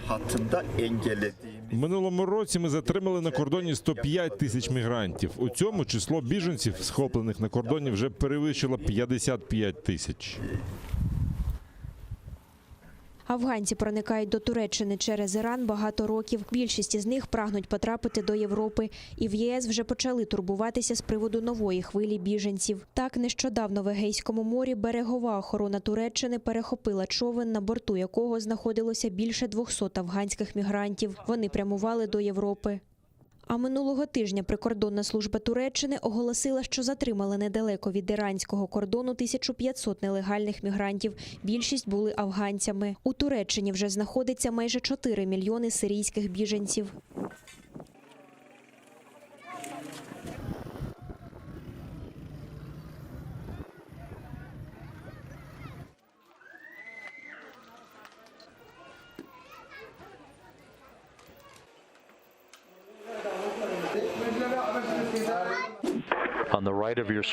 Прогрес проти науки по-російськи. Космічний модуль «Наука» після 8 діб підготовки пристикувався до МКС, але не обійшлося без проблем. Через кілька годин після стикування мимовільно запустилися двигуни апарату. В результаті МКС розгорнулася на 45 градусів, через що двічі перервався зв'язок із центром управління польотами. А НАСА довелося відкласти запуск до МКС корабля «Старлайнер», запланований на 30 липня. Щоб виправити ситуацію, на МКС включили двигуни модуля «Зірка» та вантажного корабля «Прогрес МС-17». Двигуни «Науки» відключилися приблизно через годину, коли закінчилося паливо. Екіпаж МКС не постраждав, станція також не пошкоджена. Ракета-носій «Протон-М» вивела «Науку» на навколоземну орбіту 21 липня. Готувалися до цієї події 14 років. Саме стільки будували «Науку». Але й при запуску не обійшлося без пригод. Модуль не вийшов на заплановану орбіту і була загроза, що він згорить в атмосфері. Скерувати «Науку» вдалося лише вручну. Апарат пристикувався до службового модуля «Зірка». Для підключення нового модуля до російського сегменту орбітальної станції буде потрібно 10 виходів у відкритий космос.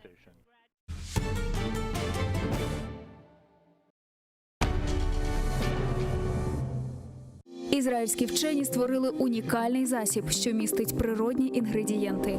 Краплі імуноков покращують імунітет при коронавірусних та респіраторних захворюваннях, а також сприяють полегшенню постковідного синдрому. Імуноков – надійна допомога.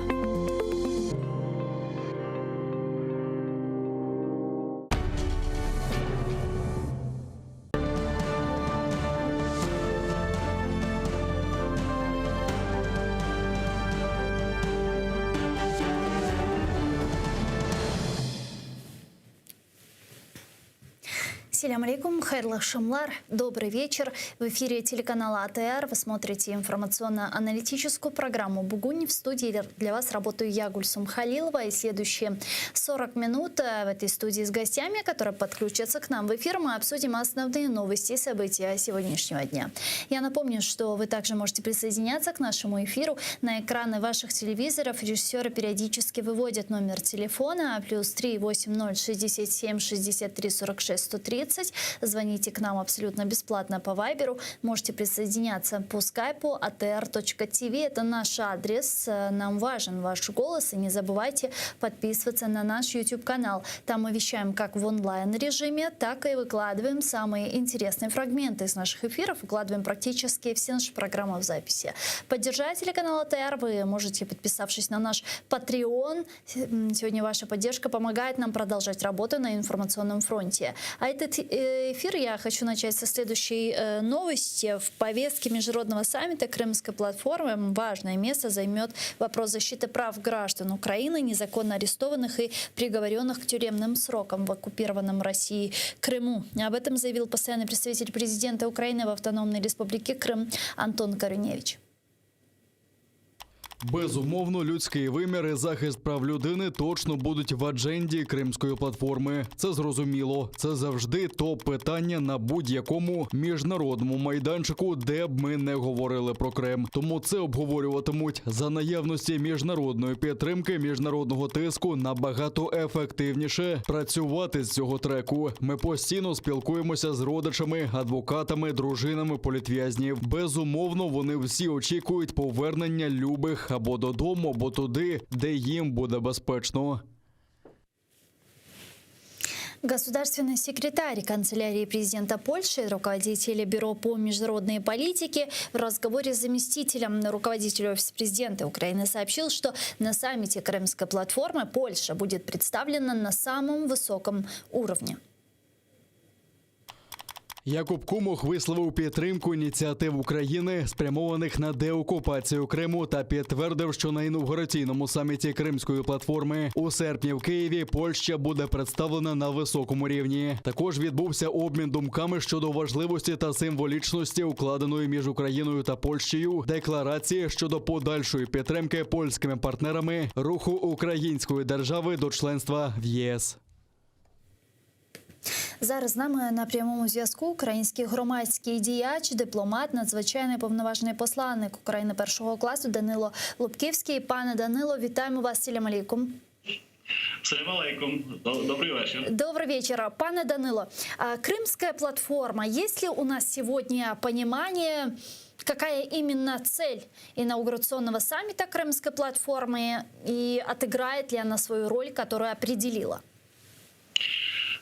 Я насамперед хочу подякувати вам за люб'язне запрошення, приєднатися до вашого телеканалу і звернутися до ваших глядачів. Я дуже ціную наш контакт і сподіваюся на його продовження. Тема, про яку ви сьогодні говорите, для України стратегічно важлива. І тому я дуже щиро і сердечно вітаю сам факт підготовки до саміту Кримської платформи і перспективу заснування такої платформи. Це дуже важливий і серйозний міжнародний крок, це дуже важлива зовнішньополітична ініціатива. І, безперечно, мені б хотілося побажати успіху всім, хто причетний до організації цього саміту. Скажу відверто, що ще в 2018 році в одній з своїх статей я писав про необхідність заснування такого схожого майданчика, який би стосувався захисту прав людини на всіх окупованих Росією територіях України, Криму і Донбасу в тому числі, виходячи з одного дуже важливого постулату. Характер агресії один, злочини агресора однакові, і агресор є той самий. Тому я сьогодні радий, що з багатьох джерел цей намір, ця ініціатива матеріалізується і сьогодні стає реальністю. Дуже важливо, що в цій ініціативі відчувається дуже активна роль кримських татар. Це принципово важливо. І їхня міжнародна діяльність кримсько-татарського народу на світовому рівні. Я бачу, бо безперечно, коли ми всі спостерігали за підготовкою до створення Кримської платформи, були побоювання, певні, так би мовити,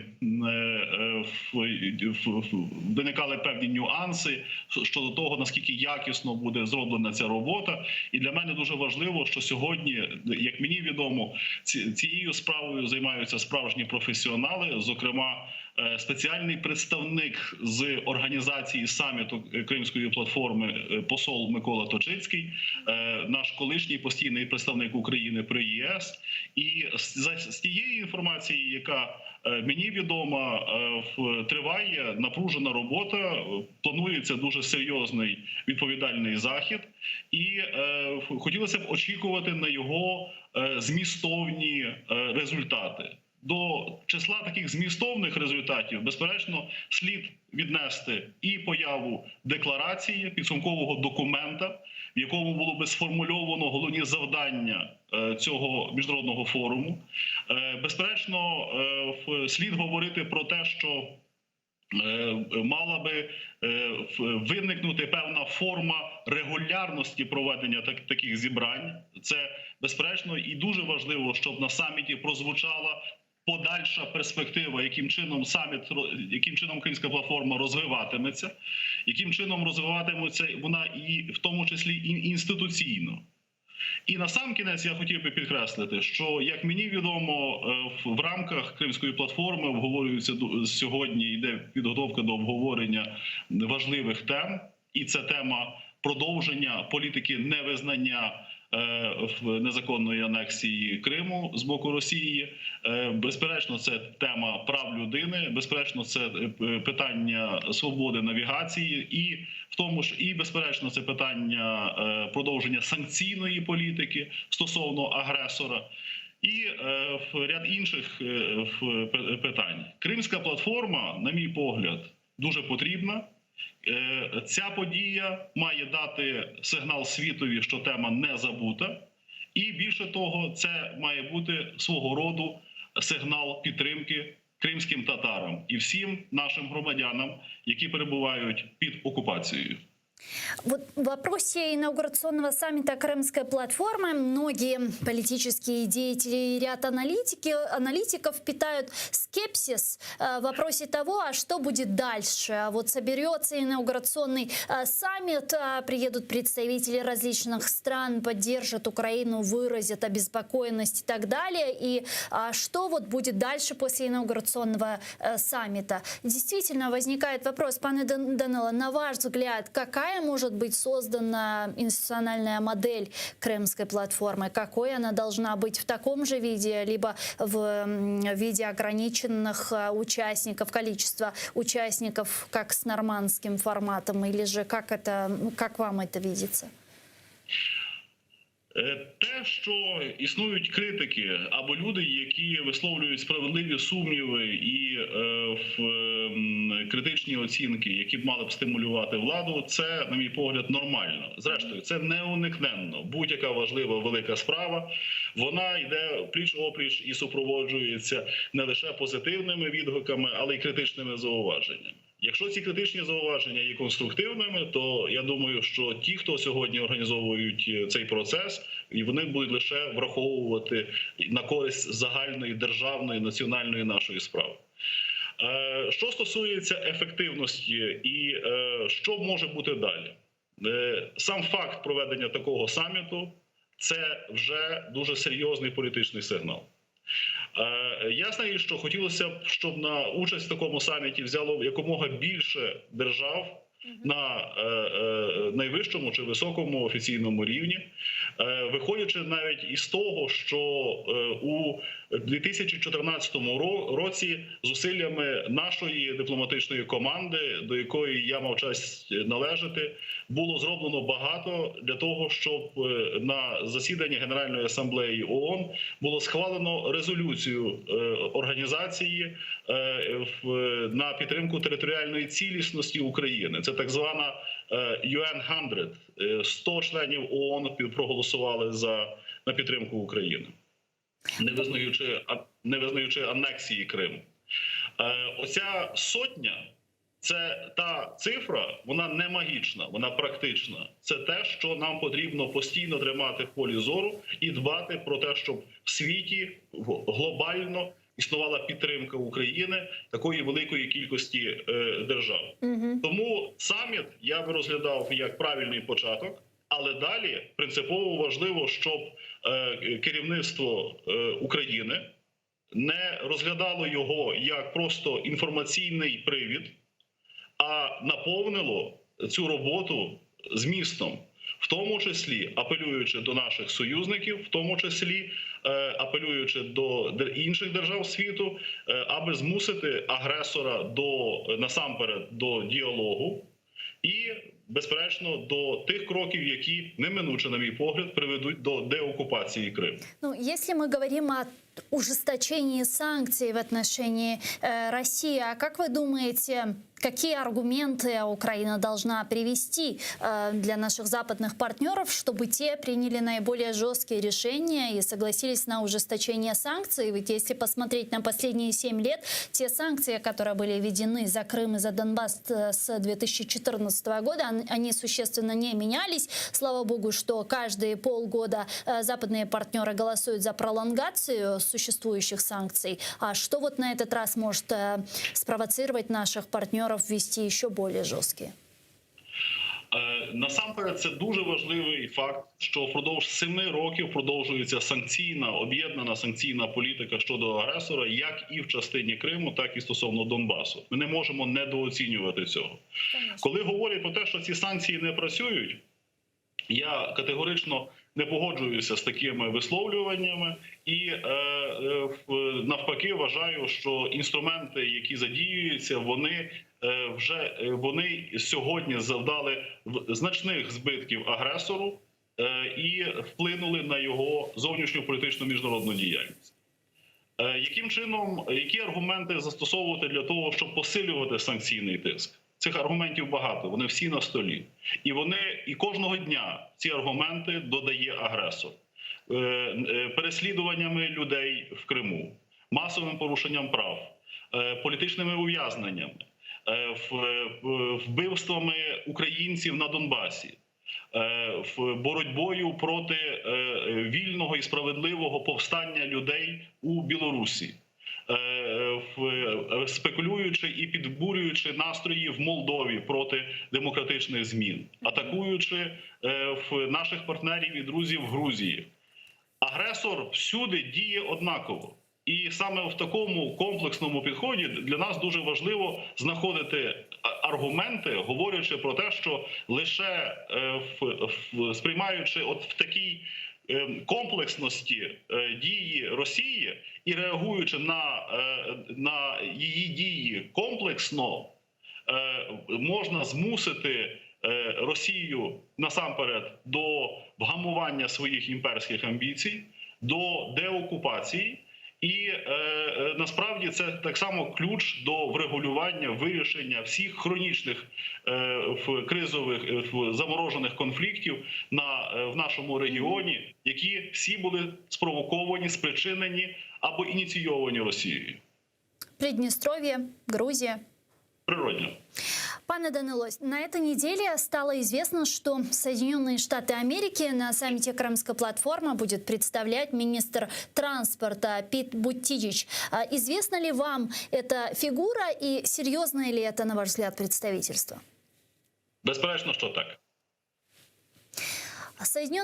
Продолжая тему Соединенных Штатов Америки, 30 августа президент Украины должен посетить с официальным визитом Вашингтон.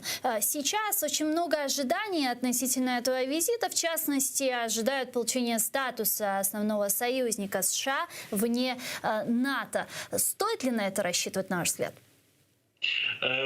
Я вважаю, що насамперед, давайте розпочну з того, що справді готується візит. Є очікування від його результатів. Дуже багато залежить від того, наскільки вдало підготується українська сторона і президент України. Тобто це питання, яке дуже значною мірою залежить від ефективності управлінської, дипломатичної, політичної на Банковій. А що стосується очікувань, то за тією інформацією, яка мені відома, нам слід очікувати в появу важливих двосторонніх документів, які стосуватимуться в тому числі сфери безпеки та оборони, нашої стратегічної співпраці з Сполученими Штатами. Що стосується статусу, про який ви згадали, то це питання не обговорюється. А если говорить о тех стратегических документах, которые вы отметили выше, что именно они будут в себя включать? Безперечно, що на це запитання мала би відповісти влада, яка готується до цього візиту. Я не буду випереджувати своєю інформацією ті очікування, які ми можемо собі, які є на сьогодні. Водночас, безперечно, і це відомо, що обговорюється дуже активно між Україною і Сполученими Штатами питання про укладання нового двостороннього документа, угоди про посилення співробітництва в сфері безпеки та оборони. В цьому документі будуть свіжі новели, які стосуватимуться того, яким чином зміцнити нам взаємодію в цих сферах. Але водночас цей документ, як мені відомо, ще продовжує опрацьовуватися, і будемо сподіватися на його предметність саме тоді, коли відповідні підписи будуть поставлені під цим документом з боку України і Сполучених Штатів. Я почему задаю этот вопрос? Потому что сейчас многие политики говорят о том, что в связи с тем, что вот мы увидели несколько недель назад относительно вот этого общего заявления между Германией и США по Северному потоку-2, вот политики говорят о том, что Зеленскому нужно ехать вот с четким планом того, как мы видим гарантии транзита газа через Украину после 2024 года, что мы можем сделать в этом направлении и каким образом эти гарантии может нам предоставить Соединенные Штаты Америки. Вот этот вопрос должен подниматься, он будет подниматься, и готовит ли Украина вот то, как она видит транзит газа после 2024-го, какие гарантии может предоставить США? Насамперед, слід відразу ж сказати, що завершення сумнозвісного проекту «Північного потоку-2» є великою помилкою, яка може завдати значних збитків всій євроатлантичній спільноті. Сам факт того, що цей «Північний потік» буде завершений, несе не лише економічні, але й безпекові, не лише економічну, але й безпекову шкоду не лише, до речі, Україні чи Польщі, а всій Європі. Більше того, ми можемо очікувати, що цей трубопровід фактично стане черговим засобом тиску Кремля і продовженням його агресивної політики для розколу єдності в євроатлантичній спільноті. Тому я з великим жалем сприйняв повідомлення про те, що відбулося у Вашингтоні. І безперечно, що нашим партнерам потрібно чітко і ясно сказати про те, що Україна вважає такий підхід до справи неприйнятним. Нам потрібно про це говорити твердо, ясно і зрозуміло. Водночас я категорично проти того, щоб в такій розмові Україна впадала в емоції, а українські політики поводилися як інфантильні підлітки, які в нову міжнародну реальність сприймають як доконаний факт і готові кинути все для того, щоб вдати і показати свою образу. Сама манера, до якої вдаються представники владної більшості у діалозі з Вашингтоном, для мене виглядає дуже часто дикунською. Україна – це не інфантил. Україна – це відповідальна держава, дуже серйозний учасник міжнародних відносин. І керівництво української держави має усвідомлювати оцей відповідальний, масштабний характер нашої держави. І ґрунтуючись на цьому, слід розробляти різні варіанти розвитку подій і, безперечно, говорити про наші ключові вузлові інтереси. Це безпекові інтереси, зокрема, наше членство в НАТО. Нам не потрібні жодні інші замінники, лише саме колективний захист України. На шляху до цього нам потрібен план дій щодо членства в НАТО. Нам потрібна економічна потужна діяльність, яка б могла приносити дивіденди Україні і нашим партнерам. Нам потрібні інвестиції. Нам потрібне дуже динамічне безпекове і оборонне співробітництво, зокрема в ареалі Чорного моря. Тобто Україна має про що сказати. Головне – це говорити з розумом, відповідально, так як належить Україні. Пане Данило, а какая ваша оценка относительно изменения позиции Соединенных Штатов, возможной некой риторики Джозефа Байдена относительно Северного потока-2? Если говорить о Германии, там позиция у них была изначально однозначная. Они настаивали на Северном потоке, на завершении строительства, несмотря на те санкции, которые вводила администрация президента Дональда Трампа. И когда пришел к власти Джозеф Байден, он также выступал категорически Северного потока-2, говорил о том, что Украина является и будет для него приоритетом во внешней политике. А сейчас сложилось так, что во имя сотрудничества с Германией, восстановления трансатлантического альянса, вот интересы Украины отходят на второй, на третий, а может даже и на пятый план. Или же, возможно, я неправильно размышляю, это некорректные размышления. Вот на ваш взгляд, почему так произошло? Я б сказав, що це дуже справедливі міркування.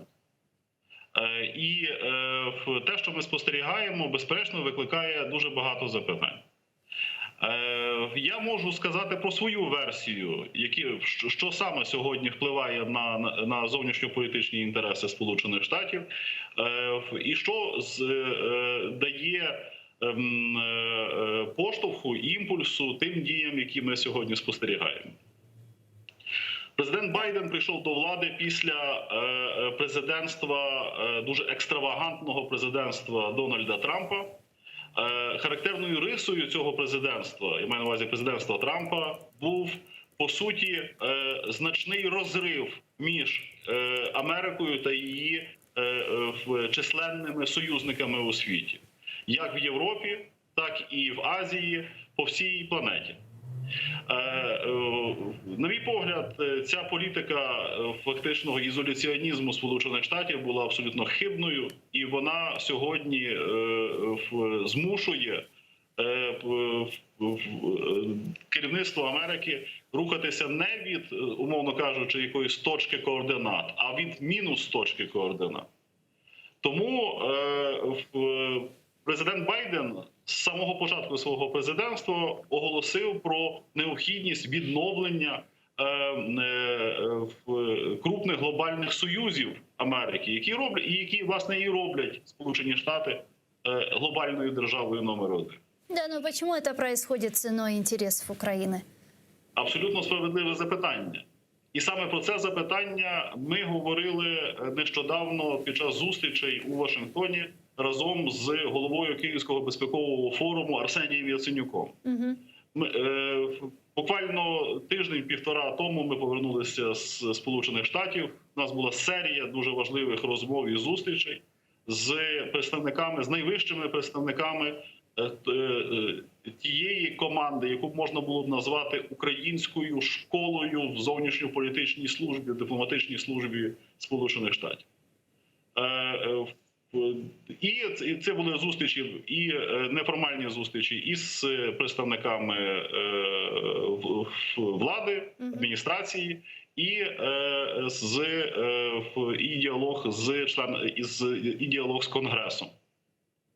І безперечно, що головна теза, яку ми озвучували і говорили про те, що Україна безперечно зацікавлена в тому, що був якнайтісніший союз між Сполученими Штатами і Європою, але не за рахунок нашої держави, а також не за рахунок і інших держав нашого регіону.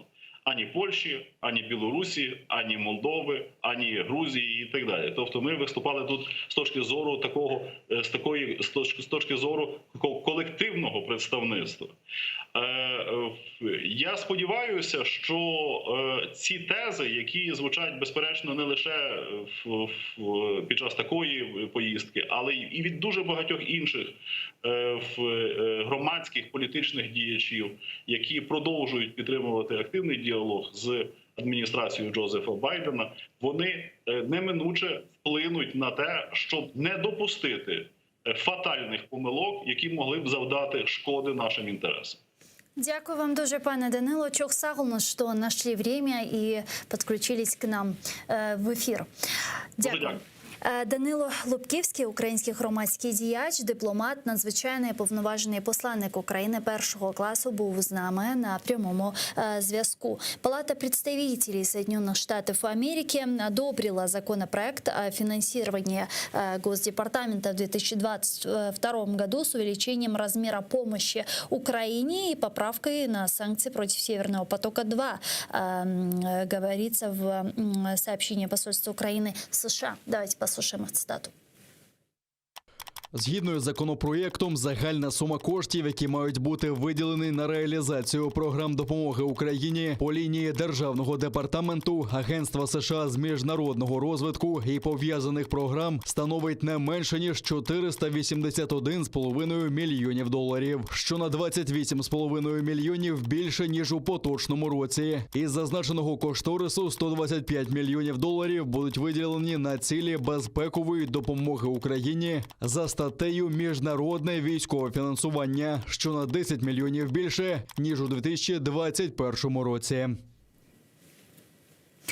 Владислав Селезньов, експерт з військових питань, зараз з нами на прямому зв'язку. Пане Владиславе, вітаємо вас. Салям алейкум. Доброго вечера.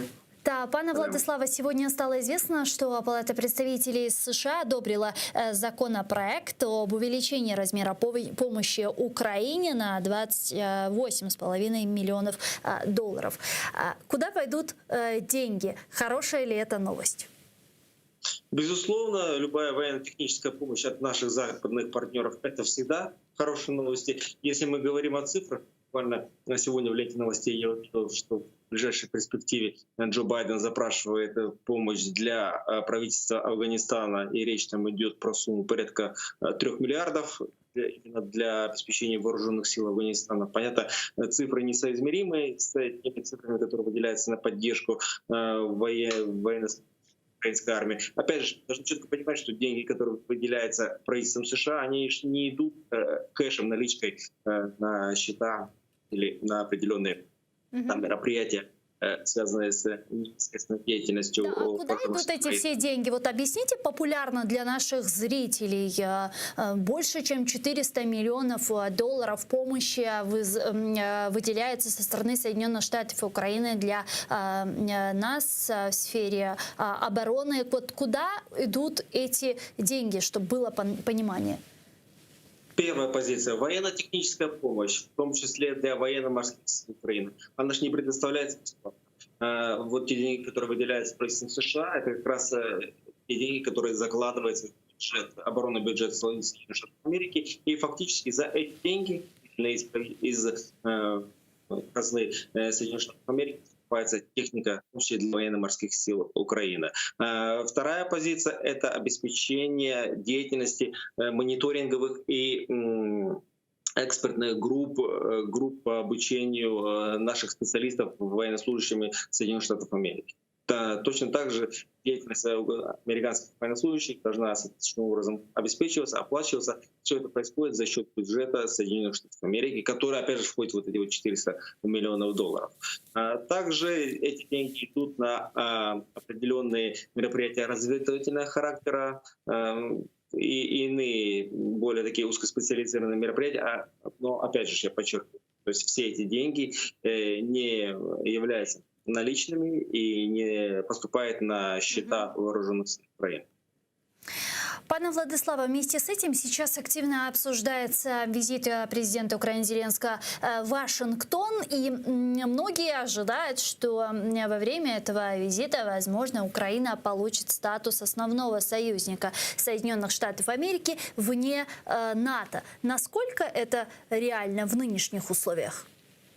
Я предлагаю нам с вами не очаровываться, дабы потом не было причин для разочарования. Подождем 30 августа, и по итогам визита Зеленского в Вашингтон мы будем четко понимать, какие позиции в формате союзников для США будет занимать Украина. Потому как тенденции последних нескольких месяцев говорят о том, что не все так однозначно. Безусловно, Украине в этом контексте необходимо становиться из объекта международной политики субъектом, потому как приоритетное положение Украины в этом контексте связано с тем, что уже 8-й год подряд Украина находится на передовой линии обороны и противостоит очень мощному противнику Российской Федерации. И, безусловно, в этом контексте у нас у государства Украины есть все основания заявлять о достаточно высоком статусе Украины в системе геополитики, в системе обеспечения мирового правопорядка. Сумеют ли наши дипломаты, высшее военно-политическое руководство нашей страны довести до наших западных партнеров, что для обеспечения мирового порядка необходимо повышать статусность государства Украины? Посмотрим. Но так или иначе, интересно, что дает этот статус основного союзника США вне НАТО? Насколько мне известно, сейчас в мире есть 17 стран, у которых есть этот статус. Вот что бы он нам дал? В первую очередь речь идет про сокращение определенных бюрократических процедур при оказании военной и военно-технической помощи. Но опять же, любые заявления, как бы они бравурно ни звучали, всегда прекрасны, когда они подкрепляются реальными делами и реальными процессами. В начале нашей беседы я говорил о намерениях правительства Джо Байдена по выделению финансовой помощи для государства Афганистан. Безусловно, в этом контексте соотношение военно-технической помощи для Украины и Афганистана не идет в пользу Украине. А как она будет, посмотрим после 30 августа, потому как до 30 августа нам необходимо пережить мероприятия, связанные с проведением Крымской платформы, торжественным отмечанием независимости Украины. Подозреваю, что период будет август у нас очень горячий и связан с тем, что Российская Федерация создаст определенное количество неприятностей вдоль линии в районе проведения операции сил, и, возможно, будет определенное обострение вдоль административной границы между Херсонской областью и Крым, которая ныне на Российской Федерации. Это перед Крымской платформой она может устроить некие провокации, правильно я вас понимаю? Безусловно, именно в этот период ожидается достаточно обострение, потому как, я не могу сказать, что это добрая традиция, но по старой традиции перед всеми знаковыми мероприятиями, в которых задействована Украина как субъект международной политики, Владимир Путин, его команда совершает те или иные провокационные действия для того, чтобы в очередной раз попытаться заявить всему миру, что Украина — это государство фейк, оно нелегитимно и несостоятельно. Поэтому, опять же, в который раз повторяю в эфире телеканала АТР, нам делать свое дело.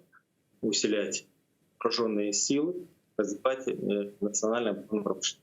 Потому что только своими силами можем быть максимально эффективными в нашем противостоянии с... А как в этом контексте вы оцениваете последние кадровые изменения в нашей армии, в частности, увольнение главнокомандующего ВСУ Руслана Хамчака и назначение следующего? Вот как эти все процессы повлияют на нашу страну? Безусловно, я надеюсь, что нынешние кадровые изменения в определенной степени ликвидируют тот самый дисбаланс в коммуникациях между Генеральным штабом и Министерством обороны, который сложился за последние 1,5 года после начала каденции нынешним министром обороны Андреем Тараном.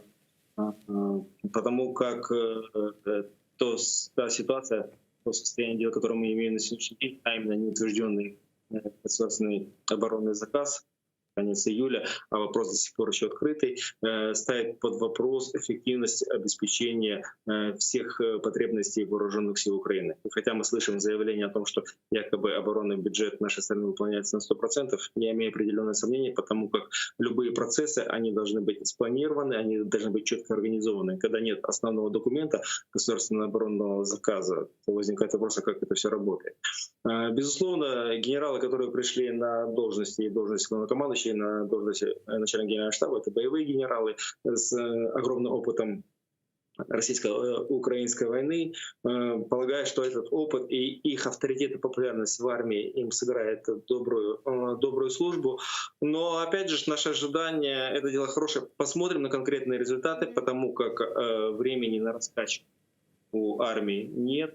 Точно так же нет этого времени на раскачку для первых лиц иерархии вооруженных сил Украины. Подозреваю, что работы для новых высоких должностных лиц в армии будет более чем достаточно. Опять же, именно в контексте той напряженной ситуации, которая есть на сегодняшний день в районе проведения операции Объединенных сил. И думаю, далее, в течение ближайшего месяца, эта ситуация будет и далее обостряться. Также сегодня стало известно, что президент Украины Зеленский назначил бывшего посла Украины в Великобритании Наталью Галибаренко главой миссии Украины при НАТО. Это хорошая новость, и это назначение каким-то образом может поспособствовать улучшению взаимоотношений с Североатлантическим альянсом, вступлению Украины в НАТО и предоставлению Украине ПДЧ. Гульсум, первая и самая главная новость, что наконец-то представитель Украины появился в этой очень уважаемой, знаковой организации Североатлантического альянса. Потому что это совершенно неверная ситуация, когда в течение длительного времени в блоке НАТО отсутствовал представитель Украины в то самое время, когда, во-первых, Украина противостоит в российско-украинской войне очень серьезному противнику, и практически все коммуникации на безпековом рівні, они происходят именно по линии Украина-НАТО. Как работать, как организовывать эффективное взаимодействие между блоком НАТО и Украиной при отсутствии постоянного представителя нашей страны в этой системе коллективной безопасности. Для меня это оставалось загадкой. Теперь у нас есть должностное лицо. Читая разные мнения разных экспертов, опять же, давайте уйдем от оценок, как оно было раньше, посмотрим, как оно будет дальше. Потому как нам свое работы, опять же, ориентируясь на наши вооруженные силы, наш национальный оборонно-промышленный комплекс, но и в четком взаимодействии с нашими западными партнерами. А на сегодняшний день самая эффективная система безопасности, по крайней мере в Европе, это НАТО. Дякую вам дуже, пане Владиславе. Чох Цагл нас, что нашли время и подключились к нам в эфир. Владислав Селезнев был с нами на прямой связи, эксперт з військовых питань. А я с вами не прощаюсь. Мы сейчас прерываемся буквально на 5 минут. Эфир телеканала АТР далее продолжает информационная программа «Заман» на украинском языке. Не пропустите. А после мы вернемся в эту студию и продолжим информационно-аналитическую программу «Бугунь». Корушкенджи архадашлар.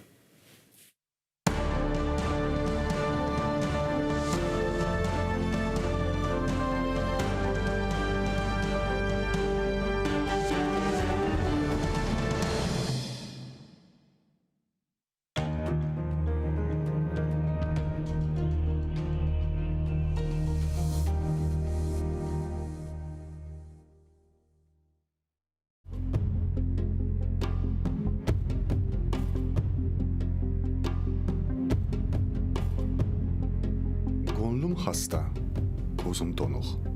Yaşaf soğuk, ölüm soğuk. Yazım, şiirim, fikrim bozuk. Hiçbirinin gereği yok. Vesselam. Бар diler bizge kele. Bulbul yırlay, güller küle. Hayvanlar kul kişilerge. İnanmayman hiçbirine.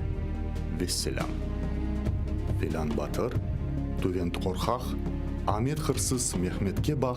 Nasıl kirsіз, nasıl appak. İnanmayman, hepsi alçak. Vesselam. Biri sevgen koz yaş töke, biri bilgen kop laf ete. Biri batır, kotek seve. Hepsi eşek, hepsi tüye. Vesselam.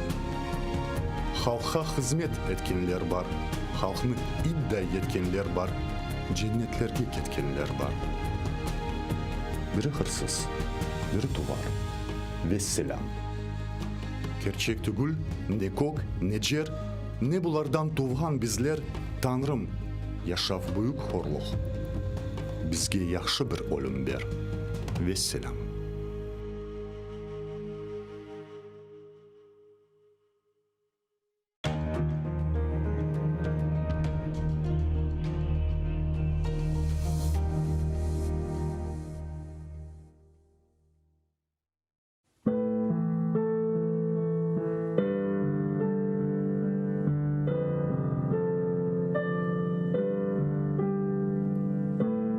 басқаныңыз ерлерні топырақ деп кечмеңіз.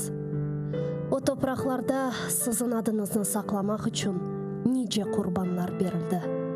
Бинлерже шейітлерінің қанлары бар о топырақларда. Құруды деп белемеңіз. Алида синмеді шуқан топырақның ішіне. Кечкеніңіз ерлерні соқақ деп кечмеңіз. О соқақларда ниже жесур аскерлер жүрді. Ватанымны қорчалайым деп қылычлар салланды.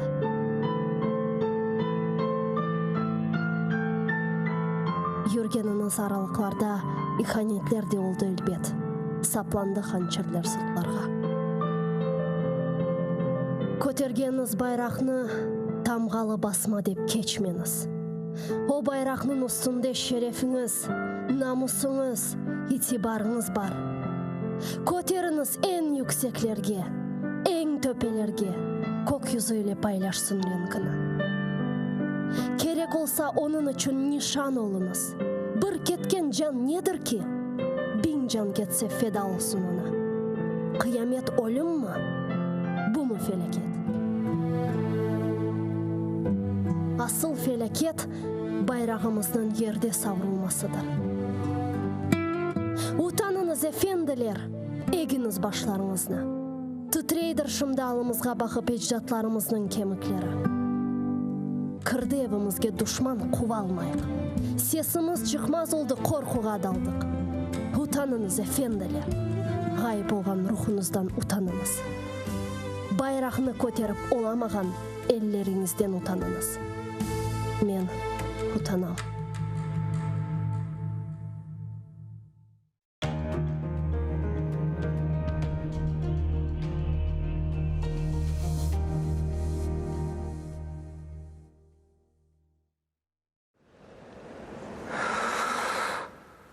Ешітесіңіз ма?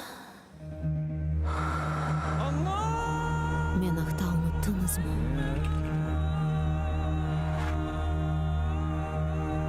Мен мұндамын. Бұл менің топырағым. Менің қырымым.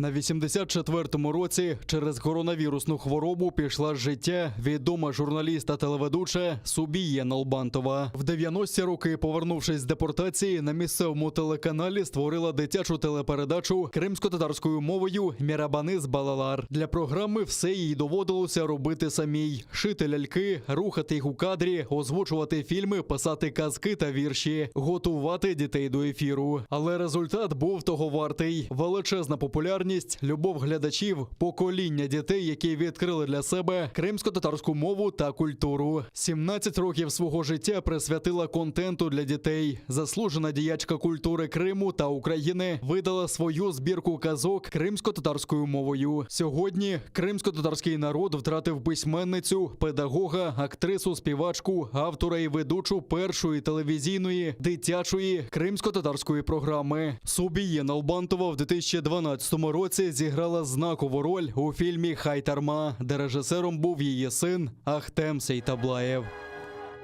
Товарищ лейтенант, у нас еще 2 дома. Заткнись, у тебя мать есть?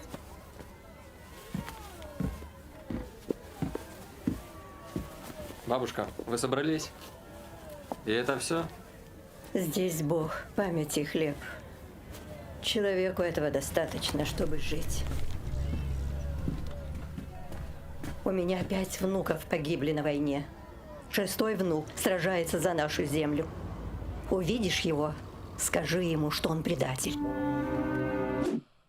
Допомагав забирати кримчан до війська окупанта. У Херсоні затримали ймовірного посіпаку-загарбника, повідомляють у прокуратурі Криму. Павла Захарченка схопили на Херсонському литовищі. За даними прокуратури, на момент окупації півострова він був власником та керівником компанії пасажирських перевезень у Сакському районі. Згодом уклав угоду з окупаційним військкоматом і сприяв 4 незаконним призовам. Чоловік систематично надавав транспорт для перевезень молоді з окупаційних військкоматів до залізничного вокзалу Сімферополя, звідки їх перекидали на службу до Росії. За це діставав регулярну платню. Тепер йому загрожує до 12 років за ґратами.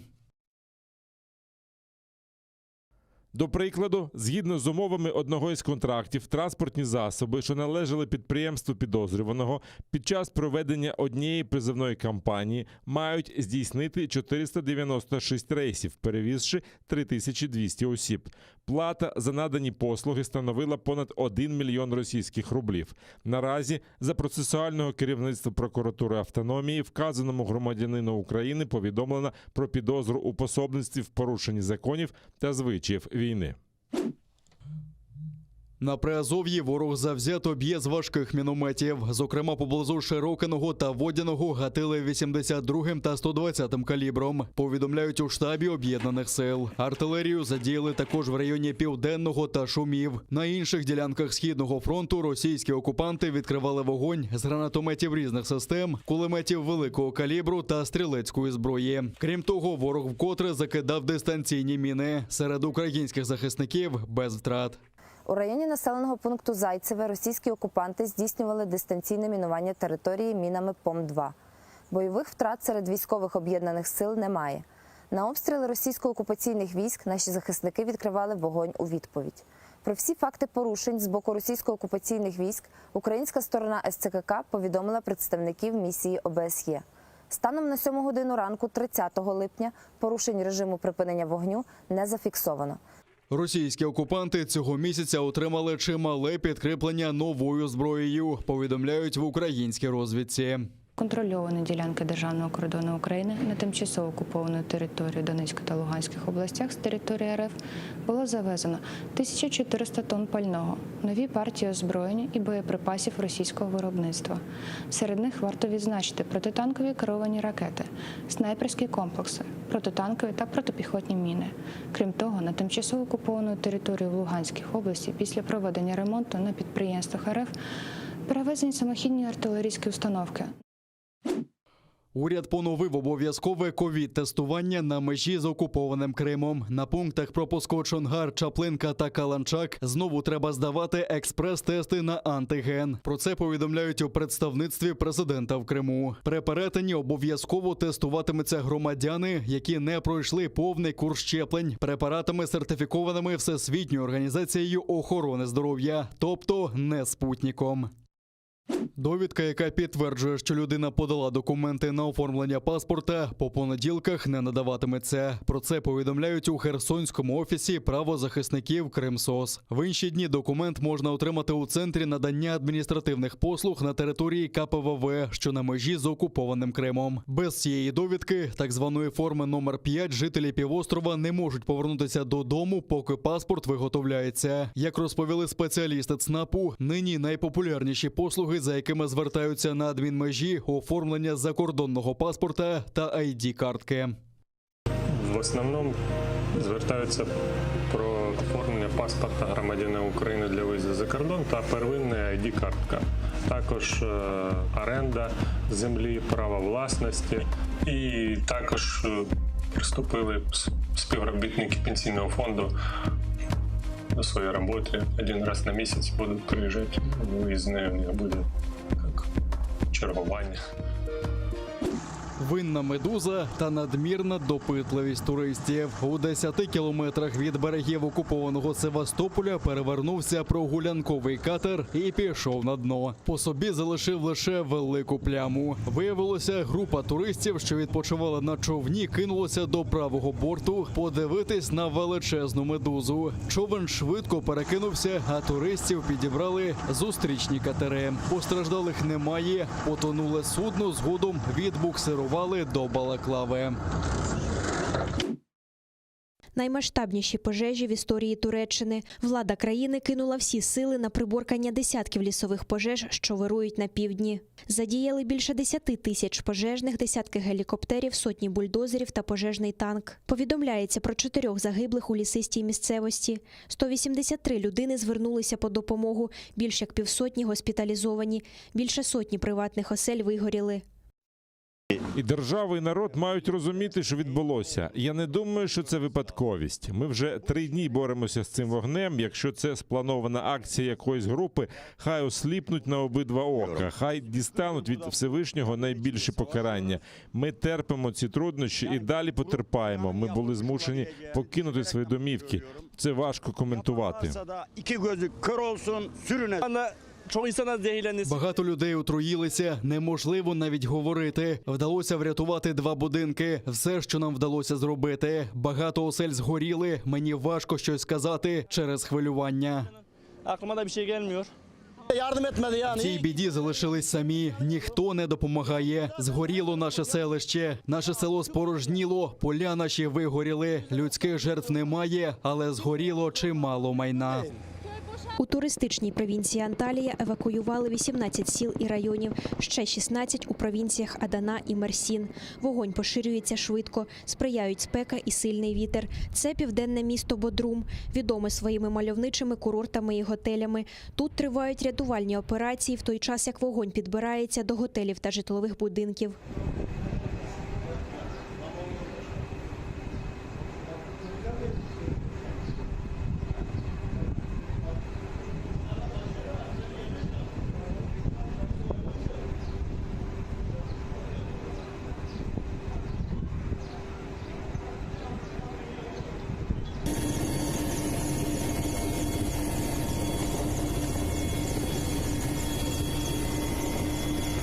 Ya biz şimdi öğle yemeğine gittik. Dumanı zaten... Ми йшли на обід, бачили дим. Коли ми спитали, нам сказали, не панікуйте, все під контролем. Коли ми обідали, полум'я наближалося. Ми одні з перших звідти евакуювалися. Мій чоловік сказав, треба звідси їхати. Зараз дивимося звідси, нам навіть не дозволили забрати свої речі з готелю. Geldik zaten. Sonra Спочатку вогонь опанували, потім почалося повторне займання. Зараз задіяні пожежні, також гелікоптер, вогнище поки далеко від житлових кварталів. Займання у важкодоступному місці, тому чекаємо, коли воно саме вщухне. Ми евакуювали гостей з готелів, які перебувають в небезпечній зоні. Задіяли човни, катери, рибальські та туристичні. Зібрали всіх туристів у безпечному місці та розселили їх в інших готелях нашого регіону. Персонал готелів склав списки. Все нормально, за всіма є нагляд.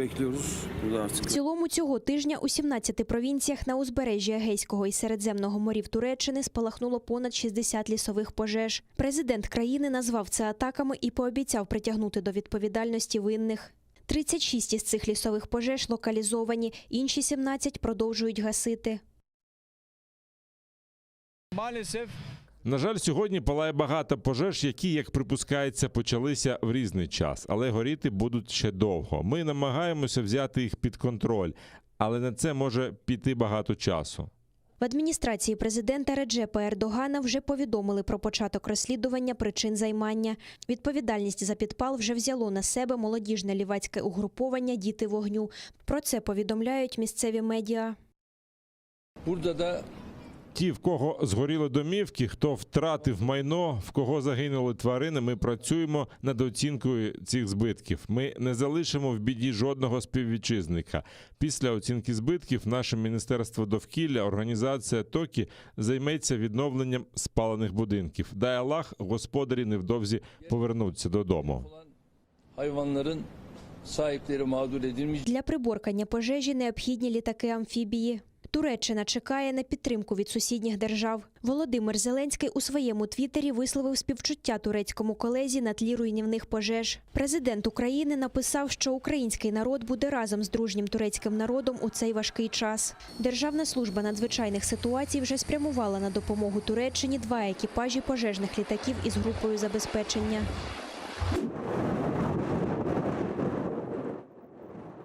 Туреччина будує бетонну стіну на кордоні з Іраном. Вона має зупинити потік нелегальних мігрантів, в основному з Афганістану. Стіна простягнеться майже на 65 кілометрів у східній провінції Ван. Останнім часом у Туреччину стало прибувати більше афганців. Багато мігрантів тікають від насильства у зв'язку з наступом Талібану. У міру того, як США і їх союзники виводять війська з країни, угруповання захоплює все більші території.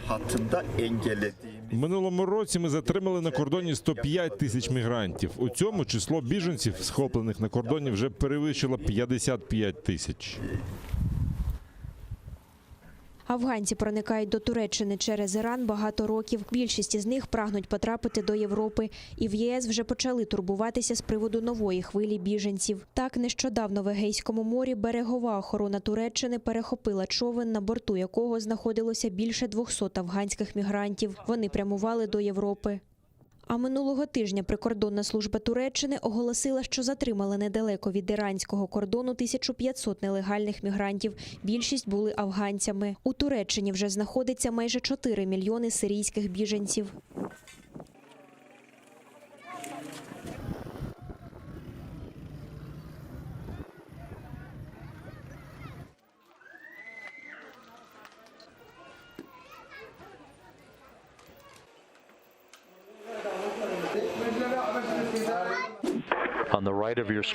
Прогрес проти науки по-російськи. Космічний модуль «Наука» після 8 діб підготовки пристикувався до МКС, але не обійшлося без проблем. Через кілька годин після стикування мимовільно запустилися двигуни апарату. В результаті МКС розгорнулася на 45 градусів, через що двічі перервався зв'язок із центром управління польотами. А НАСА довелося відкласти запуск до МКС корабля Starliner, запланований на 30 липня. Щоб виправити ситуацію, на МКС включили двигуни модуля «Зірка» та вантажного корабля «Прогрес МС-17». Двигуни «Науки» відключилися приблизно через годину, коли закінчилося паливо. Екіпаж МКС не постраждав, станція також не пошкоджена. Ракета-носій «Протон-М» вивела «Науку» на навколоземну орбіту 21 липня. Готувалися до цієї події 14 років. Саме стільки будували «Науку». Але й при запуску не обійшлося без пригод. Модуль не вийшов на заплановану орбіту і була загроза, що він згорить в атмосфері. Скерувати «Науку» вдалося лише вручну. Апарат пристикувався до службового модуля «Зірка». Для підключення нового модуля до російського сегменту орбітальної станції буде потрібно 10 виходів у відкритий космос. На півдні Бразилії такого ще не бачили. Тут випав сніг. Снігопади супроводжуються мінусовим похолоданням. І я ніколи раніше не бачив снігу. Краса природи – це щось неймовірне. Нічний снігопад пройшов щонайменше в 33 муніципалітетах штату Ріу-Гранді-ду-Сул. Сніг йде і в штаті Санта-Катаріна. Подекуди побиті температурні рекорди з найхолоднішої погоди. Втім, більшість місцевих жителів цьому радіють. Люди фотографуються і ліплять сніговиків. Воно того варте. Взагалі, холод навіть не відчувається, тому що є сніг. Це просто чудово. Бувають складні дні, і ми майже кожен день працюємо під дощем, але відчуття хороші.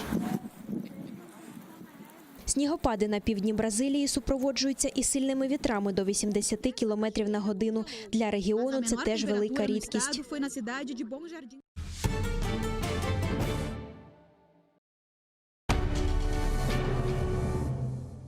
Ізраїльські вчені створили унікальний засіб, що містить природні інгредієнти.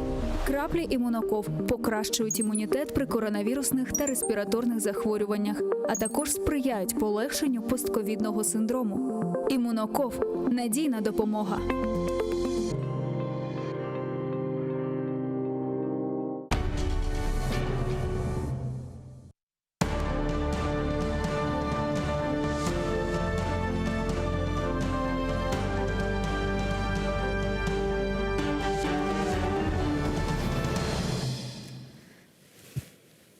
Ассаляму алейкум, хайрлах шамлар. Добрый вечер. В эфире телеканала АТР. Вы смотрите информационно-аналитическую программу «Бугунь». В студии для вас работаю я, Гульсум Халилова. И следующие 40 минут мы обсудим основные новости и события сегодняшнего дня, подведем итоги недели. Я напомню, что мы работаем в прямом эфире. На экраны ваших телевизоров режиссеры периодически выводят номер телефона. Звоните к нам абсолютно бесплатно по Вайберу. +3 8067 63 46 130. Можете присоединяться по скайпу atr.tv, это наш адрес. И не забывайте подписываться на наш YouTube-канал. Там мы вещаем как в онлайн-режиме, так и выкладываем самые интересные фрагменты из наших эфиров, выкладываем практически все наши программы в записи.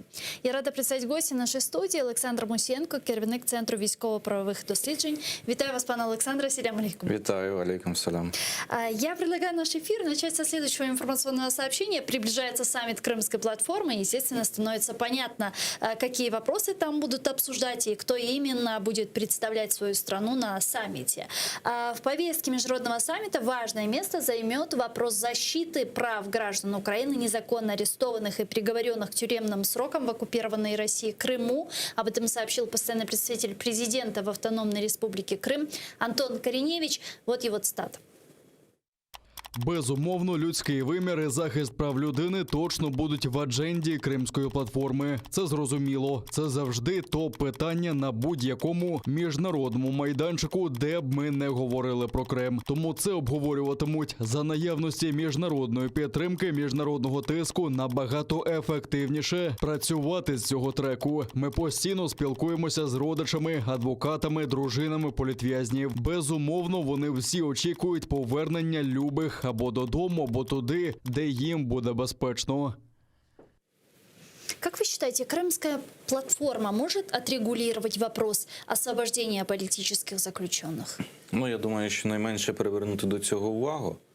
Тому що, давайте подивимося зараз взагалі на світ і все, що відбувається. І послухаємо, що говорить президент Сполучених Штатів Байден, який говорить про те, що світ поділяється на демократії і автократії, правда?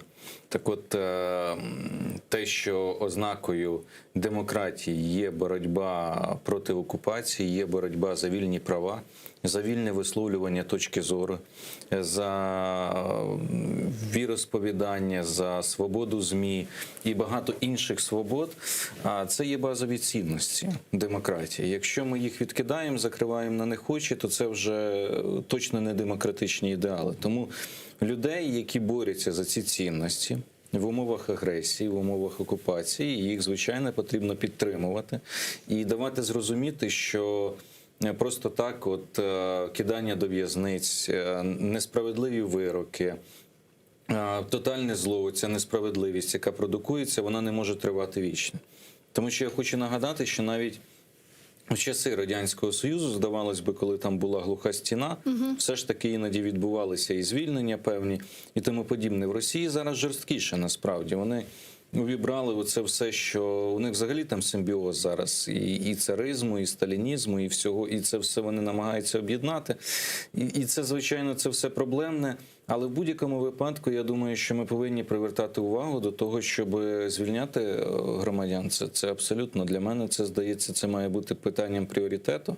Но в последнее время, к сожалению, мы не видим этого приоритета. Последнее такое масштабное освобождение, в частности, политических заключенных из оккупированного Крыма, если я не ошибаюсь, это было 7 сентября 2019 год. Вот уже 21-й, начинается новый политический сезон, но вот других освобождений мы не видели, хотя количество политических заключенных с каждым днем увеличивается. Что происходит? Почему этот вопрос сейчас не стоит на повестке дня? Я не знаю, розумієте, я думаю, що він все-таки, я хочу вірити, принаймні, що це питання обговорюється, воно на порядку денному у влади перебуває, тому що я навіть не хочу вірити, що вони забули там, чи тим більше ж президент постійно говорить, що наші люди, ми їх, якщо ви це говорите, так треба переходити до дій. Я думаю, що нам потрібно в рамках цієї ж платформи формувати просто підгрупи, які будуть займатися конкретними напрямками. Тільки не просто займатися тим, як у нас дехто, він якийсь підгрупі чи ще десь, це означає, що, знаєте, творчість велика починається. В соцмережах, на телебаченні, в ЗМІ, там, і багато говоримо. має бути націлена на результат робота. І якщо ви перебуваєте в цій підгрупі, ну, значить, ви повинні зрозуміти, що ми йдемо в Європейський суд з прав людини, ми йдемо в міжнародні організації, ми постійно пишемо листи міжнародним урядам, ми пишемо в Сполучені Штати, ми домагаємося через Європарламент, постійно тримаємо це в фокусі уваги. Медійний ефект той же, він теж потрібен, звичайно. І працюємо на те, що кожен на своєму напрямку. Хтось питання там економічні, хтось питання гуманітарні, питання військові. Тоді, щоб просто був кожен відповідальний за певні напрямки, і ця група загалом від України збиралася час від часу і аналізувала. І інформувала, відповідно, і Міністерство закордонних справ, і окупованих територій також, тому що це і їхні повноваження. І я думаю, що спільно виносили навіть на уряд чи на РНБО, коли це потрібно. Тоді, в принципі, можна налагодити якусь роботу, розумієте? І для цього потрібно просто, щоб президент дав відповідні доручення. Щоб це було передбачено, виписано з повноваженнями, з функціоналом. Щоб це не було просто волонтерство. Сьогодні я тут, завтра я там, післязавтра ні за що не відповідаю.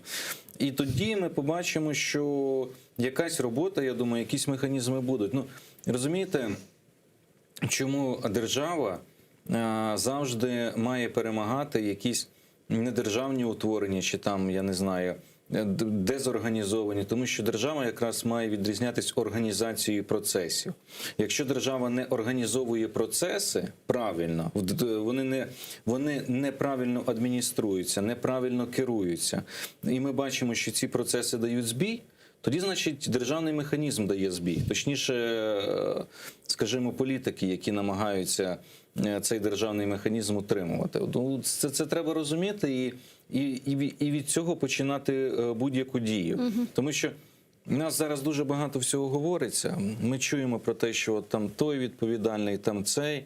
І ви ж прекрасно розумієте, що в результаті. А нам потрібно чітко функціонал і сказати, поставити завдання очевидні і сказати, ви на своєму місці зробіть максимально. Коли потрібно підключати, звичайно, МЗС, президента, тому що є питання перемовин і з Росією, і з нашими міжнародними партнерами, від цього нікуди не уникнеш. Тоді так потрібно, але з конкретними напрацюваннями, щоб уже було видно ось це, ось це, ось це. Ну, тільки зробити це не під егідою Офісу президента. Це ж теж не може всім Офіс президента у нас керувати, хоча, я бачу, так хочеться. Ну просто вони не можуть, я думаю, вони не встигають. Вони б ще більше взяли. Ну. І так трудяться, але не можуть, тому що не встигають. Ну, це так, іронія, але в будь-якому випадку просто треба організувати правильні процеси, щоб, як ви правильно, слушно зауважили, це було в центрі уваги. На этой неделе стало известно, кто будет представлять США на саммите Крымской платформы, а именно это будет министр транспорта Пит Буттиджич. Это хорошее представительство? Ну, давайте так. Це член кабінету, так? Да. Нам би, звичайно, хотілося б, щоб був президент Сполучених Штатів. Я думаю, хоча б віце-президентка Сполучених Штатів. Ну, или хоча б Ентоні Блінкен. Ну, хоча б, да. Ну, це так.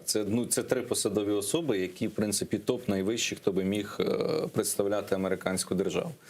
Ну, складається, як складається. Буде міністр транспорту. Він, до речі, дуже активний член демократичної партії. Він і в кандидатом президенти балотувався, він там популярний в Сполучених Штатах в певних, особливо демократичних колах, бо був успішним мером, нам інноваційні підходи. Не виключено, що це, до речі, і майбутній президент колись, можливо, я не знаю, це вже як американці. Але він впливовий, він має вплив і в партії. Тому я не думаю, що це найгірше. Можливо, не найкраще, знову ж таки, тому що нам би хотілося, щоб було це вище. Ну, але такий рівень представництва обрали Сполучені Штати, це вже ми змінити не можемо. Ми маємо готуватися на трошки пізніший період, 30 серпня, коли буде візит президента України, щоб мы поехали максимально готовы. Ну вот к визиту мы еще перейдем и обсудим подробнее. Вот что хотела спросить. А как вы думаете, может ли Россия перед саммитом Крымской платформы каким-то образом стараться препятствовать проведению этого саммита, или, возможно, будет эскалация ситуации на востоке Украины, будут произведены какие-то провокации и атаки? Стоит ли этого ожидать? Ведь они довольно нервно реагируют на саммит. Ну, загрози ескалації, вони, звичайно, є, і вони, на жаль, нікуди не зникають. Розумієте, я все-таки бачу зараз більш глобальну загрозу, ніж просто загострення, бо попри, там, скажімо, ескалації, провокації, те, що відбувається у нас на Сході, наші військові вже навчилися цьому дуже добре протидіяти. Вони вже здобули досвід, вони вже знають, як казали колись, як ворога бити. Тому тут більш-менш, я можу сказати, що спокійний. А от та ситуація і та інформаційна воєнна психологічна операція, яка розгортається зараз з боку Росії, глобально, якщо подивитися, от давайте звернемо увагу. Я думаю, вона полягає в двох-трьох елементах. Так. Перший – це посіяти так звану смуту таку, розбрат з Заходом. Зараз дуже активно вони будуть грати на те, що Захід Україні не потрібно. Нащо вам ЄС? А нащо вам НАТО? Вас зрадили. З Північним потоком. Для чого ви Это, туди? кстати, нарратив России о том, что Запад сливает интересы Украины. А подивіться на превеликий жаль політики вищого ешелону наші. Іноді. Багато, до речі, хто несвідомо, люди не задумуються, і експертне середовище, і парламентарі. Вони, знаєте, так транслюють ці тези в ефірі. Ну ви задумайтеся, окей, ніхто ж не ідеалізує Захід і не каже, що він бездоганний чи не допускає помилок. Ну всі помиляються, так складається, так в житті, так створений світ. І ще другий момент, у цих же держав теж є певні національні інтереси. Вони не можуть жити тільки Україною, так само, як Україна не може жити Польщею, Румунією, Словаччиною, Туреччиною і іншими державами. Тому що іноді наші цілі, вони розходяться. Це нормально для незалежної держави. Але нам вкидають і кажуть, от дивіться, погано. Потім претензії йдуть до НАТО, до Сполучених Штатів, до президента США.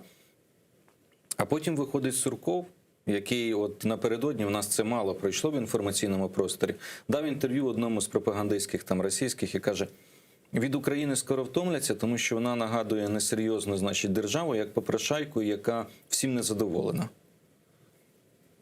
Ви читаєте і дивитеся, і думаєте, що на превеликий жаль, те, що говорить Сурков, і воно реалізується, те, про що я кажу кілька місяців у нас, що ви трошки збавте тон дискусії, заспокойтеся.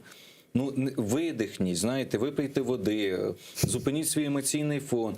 Не можна, ну якщо ви серйозна людина, ви на провідних посадах перебуваєте, не можна робити ці заяви на кшталт, де наші патріоти, чому в Польщі вони є, чому? Ну, тому що поляки за них заплатили, і поляки члени НАТО. Вступимо ми в НАТО колись, заплатимо за них, чи, можливо, будуть і у нас. Ну от вам відповідь на питання. Це серйозно так піднімати, порушувати питання? Поляки що? Щось, вибачте, задарма отримали? Вони зараз 6 мільярдів витрачають на танки. Ну вони не отримали теж нічого задарма. Ну давайте ви, хоча вони в НАТО. Я наголошую, вони в НАТО і вони в Європейському Союзі. Ніхто задарма нічого. Але треба збавити оцей тон нам, щоб не бути учасниками цієї операції. Хіба що у нас є люди, дійсно, які свідомо в найвищих кабінетах цьому підігрують. Це перший етап. Люди починають зневірюватися, значить, вони вже апатія, може і Захід не такий хороший. Тут включається російська пропаганда в цей же момент, що, слухайте, знову ці мантри про економічні зв'язки, про людські, включається в тому числі і стаття Путіна, і багато інших інструментів, які кажуть, ну ми ж стільки жили. Ми ж стільки там, давайте, можливо, якось вибудовувати зараз і знову ж таки щось, якісь зв'язки, намагаємося там. Це теж спільний етап, який відбувається і який ми бачимо. Поряд з цим включається інший фактор. Люди, які, я майже впевнений, фактично за російські гроші намагаються тут зараз нас лякати тим, що восени, чи зимою, чи весною, буде дуже гаряче, бо тарифні майдани, бо ще щось і так далі, і так далі. Це транслюють представники ОПЗЖ переважно. П'ята колона. Да, зв'язки. Ну, для чого? Для того, щоб під це, ну, уявіть, який у них план. Значить, Захід поганий, Тут населення трошечки вже наслухалось цього. В цей час нестабільність внутрішня, тому що починаються підігрівати протести, оці штучно створені маніпуляції. Бо ніхто ж, розумієте, ніхто ж не говорить зараз притомний там в проукраїнських інтересах, що треба йти штурмувати, виганяти. Тому що ми розуміємо, що попри те, що можливо комусь не подобається, можливо це для когось не ідеал президента, чи там прем'єра, чи голови Верховної Ради, але ж наслідки, які можуть бути для держави. А ці починають говорити, там ми, там, значить, тарифи, соціалка, все ми вийдемо. Це теж під шумок. І на цьому всьому тлі Росія починає оце от закидувати, що давайте, можливо. От яка, я бачу, загрозливі сценарії. І от на фінальному етапі, я думаю і допускаю, що їхній план полягає в примушуванні до миру, те, що вони називають. Тобто зараз вся кремлівська верхівка говорить тим, що говорив і Сурков, про те, що України немає, це не держава. Їх треба, значить, тільки силою змусити, війною. Це говорить Путін. Ну, почитайте його статтю, там це чітко видно, це вбачається. Так він взагалі там отрицає українську Я вже мовчу про яструбів, які взагалі ще там сидять і тільки чекають, коли буде команда, щоб йти, які живуть в цьому масовому психозі пропагандистському, що тут не знати, що відбувається, бандерівці і тому подібне. Ось приблизно цей сценарій, який я би хотів вірити і сподіваюся, що доповідають наші розвідувальні органи, аналізують їх, і Міністерство закордонних справ, і всі, і формують відповідну протидію. Но перша протидія яка? Заспокоїтися. Бо я нещодавно чув такі речі парадоксальні. Ви знаєте, от, ну згадай, пана Рахамія, тільки не про, значить, шантаж. Здається, це він сказав. Що ви очікуєте від візиту президента, значить, Вашингтон? Да. Буде емоційний. Да, жорсткий розговор. Послухайте, емоційно ви що? Емоційно. Ви, що значить ми будемо емоційно, ви будете говорити? По-перше, якщо хтось думає, що емоційно можна якимись претензіями сколихнути надзвичайно досвідченого американського політика, там можна по-різному ставити. Я думаю, що єдина емоція, яка мала би сколихнути, це те, що Україна є і буде послідовним партнером Сполучених Штатів, і ми готові налагодити нормальну взаємодію. І просто сісти, спокійно поговорити, намагатися встановити, якщо вже емоційний зв'язок, то нормальний, доброзичливий зв'язок діалогу. Хорошо, а что, на ваш взгляд, должно быть в портфеле у Зеленского во время визита в Вашингтон? Наскільки я розумію, зараз скажу про те, що там мені відомо, що приблизно готується. Перше, що, звичайно, хотілося б обговорювати, це статус Сполучених Штатів поза НАТО, статус основного партнера, союзника. Наскільки це питання буде підніматися, ми побачимо. Я думаю, що треба. Я думаю, що треба порушити. Але тоді треба дійсно встановити спочатку нормальні робочі стосунки з президентом. Чому? Тому що Конгрес не може ініціювати самостійно таке рішення. Це ініціює президент Сполучених Штатів. Або по окремим програмам Департамент оборони, Пентагон, Міністерство оборони американське. А что дает этот статус? Я можу сказати. Да, если не ошибаюсь, в мире есть 17 стран, у которых есть статус союзника США вне НАТО. И ряд этих стран не получают даже половину той финансовой помощи, которая предоставляется нам. Чем будет отличаться наша позиция? Дивіться, є дійсно по-різному держави різні, тому що можна згадати той же Туніс, який вертольоти отримує військові Сполучених Штатів. Але перше, що дає цей статус, як я його особисто бачу, з якою користю могла би Україна використати, це військово-технічне співробітництво. Значить, якщо ви є держава з таким статусом, американські компанії, починаючи з відомого всім think-tank, Rand Corporation, відкривають свої двері для певних технологій. Йде обмін, йде кооперація. І що ми можемо, маючи наш оборонно-промисловий комплекс, який ще на плаву, якщо його, сподіваюсь, не заженуть, він буде дійсно на плаву, ми отримуємо ці технології, і ми отримуємо спільне виробництво зброї, тобто ми модернізуємо наші арсенали. Я думаю, це корисно, тому що це дає поштовх економічний і безпековий для нас. Це дуже корисно. Спільне виробництво зброї, оборонні програми, розширення можливостей постачання озброєння Україні. І коли мова йде вже не тільки про якісь одиниці, що стосуються, як у нас називають, нелетальне. наче Джевелін, потрапивши в танк, не може бути летальним. Ну, називають, да, нехай називають нелетальним, добре. Не тільки ця зброя, а й інші види озброєнь. Наступне, це дає можливість збільшувати і наповнювати фонди допомоги. Питання в тому, наскільки, це вже питання політичне і залежить від Конгресу. Але це розширює точно від 175 мільйонів 400 до іноді кількох мільярдів, залежно від того, яка країна, як. Тому потенціал, мені здається, для співпраці, особливо військово-технічної, він великий. Якщо цим скористатися. Якщо ні, то я чув, що збираються підготувати якісь проекти військово-технічних угод про партнерство зі Сполученими Штатами. Ну, я не знаю, можливо, це буде розширення нашого меморандуму, який є з 93-го чи з 94-го року у нас про співробітництво військове із США. Можливо, доповнення його. Ну, це було б добре. В будь-якому випадку угоди, які будуть в військово-технічному плані, практично всі, я, звичайно, потім проаналізую їх зміст, якщо їх оприлюднять, бо в нас часто. Але я думаю, що це буде корисно для нашої держави, що ми будемо. Розумієте, у нас, я ж постійно кажу, що у нас є доволі недооцінена ще потужна технологія в державі, яка ще є в державній власності, бо решта вже все пішло. Це оборонно-промисловий комплекс. Якщо правильно вибудувати стосунки з окремими державами і Сполученими Штатами в першу чергу, якщо вони нам дадуть певні технології, і ми спільно почнемо виробляти і реалізовувати програми не тільки в виробництві зброї, в виробництві обладнань для літаків, для автомобілів, для мобільних телефонів, кабелів та всього, чого завгодно, що виробляє. А здесь есть интерес США? Наш интерес понятный, а США? Є. Їздять до нас, приїздять представники різних компаній американських в Україну, дивляться. Просто це ж, воно не все публічно, не все. І не кожен хоче, щоб про це особливо розповідали, тому що у нас в деяких політиків одразу, знаєте, така нездорова реакція чомусь. Вони ж, знову ж таки, на емоціях починають швидко бігти до клавіатури, щоб десь щось в Фейсбуці чи повідомити, що до нас приїхали, ми ледь уже там з Боїнгом угоду стратегічно не підписали. Ну, там по-іншому трошечки працюють. Коли ви вже знаєте, що буде, чи є меморандум, чи є угода, тоді публікуйте, радійте, пийте шампанське, розповідайте, все класно, бо є чому радіти.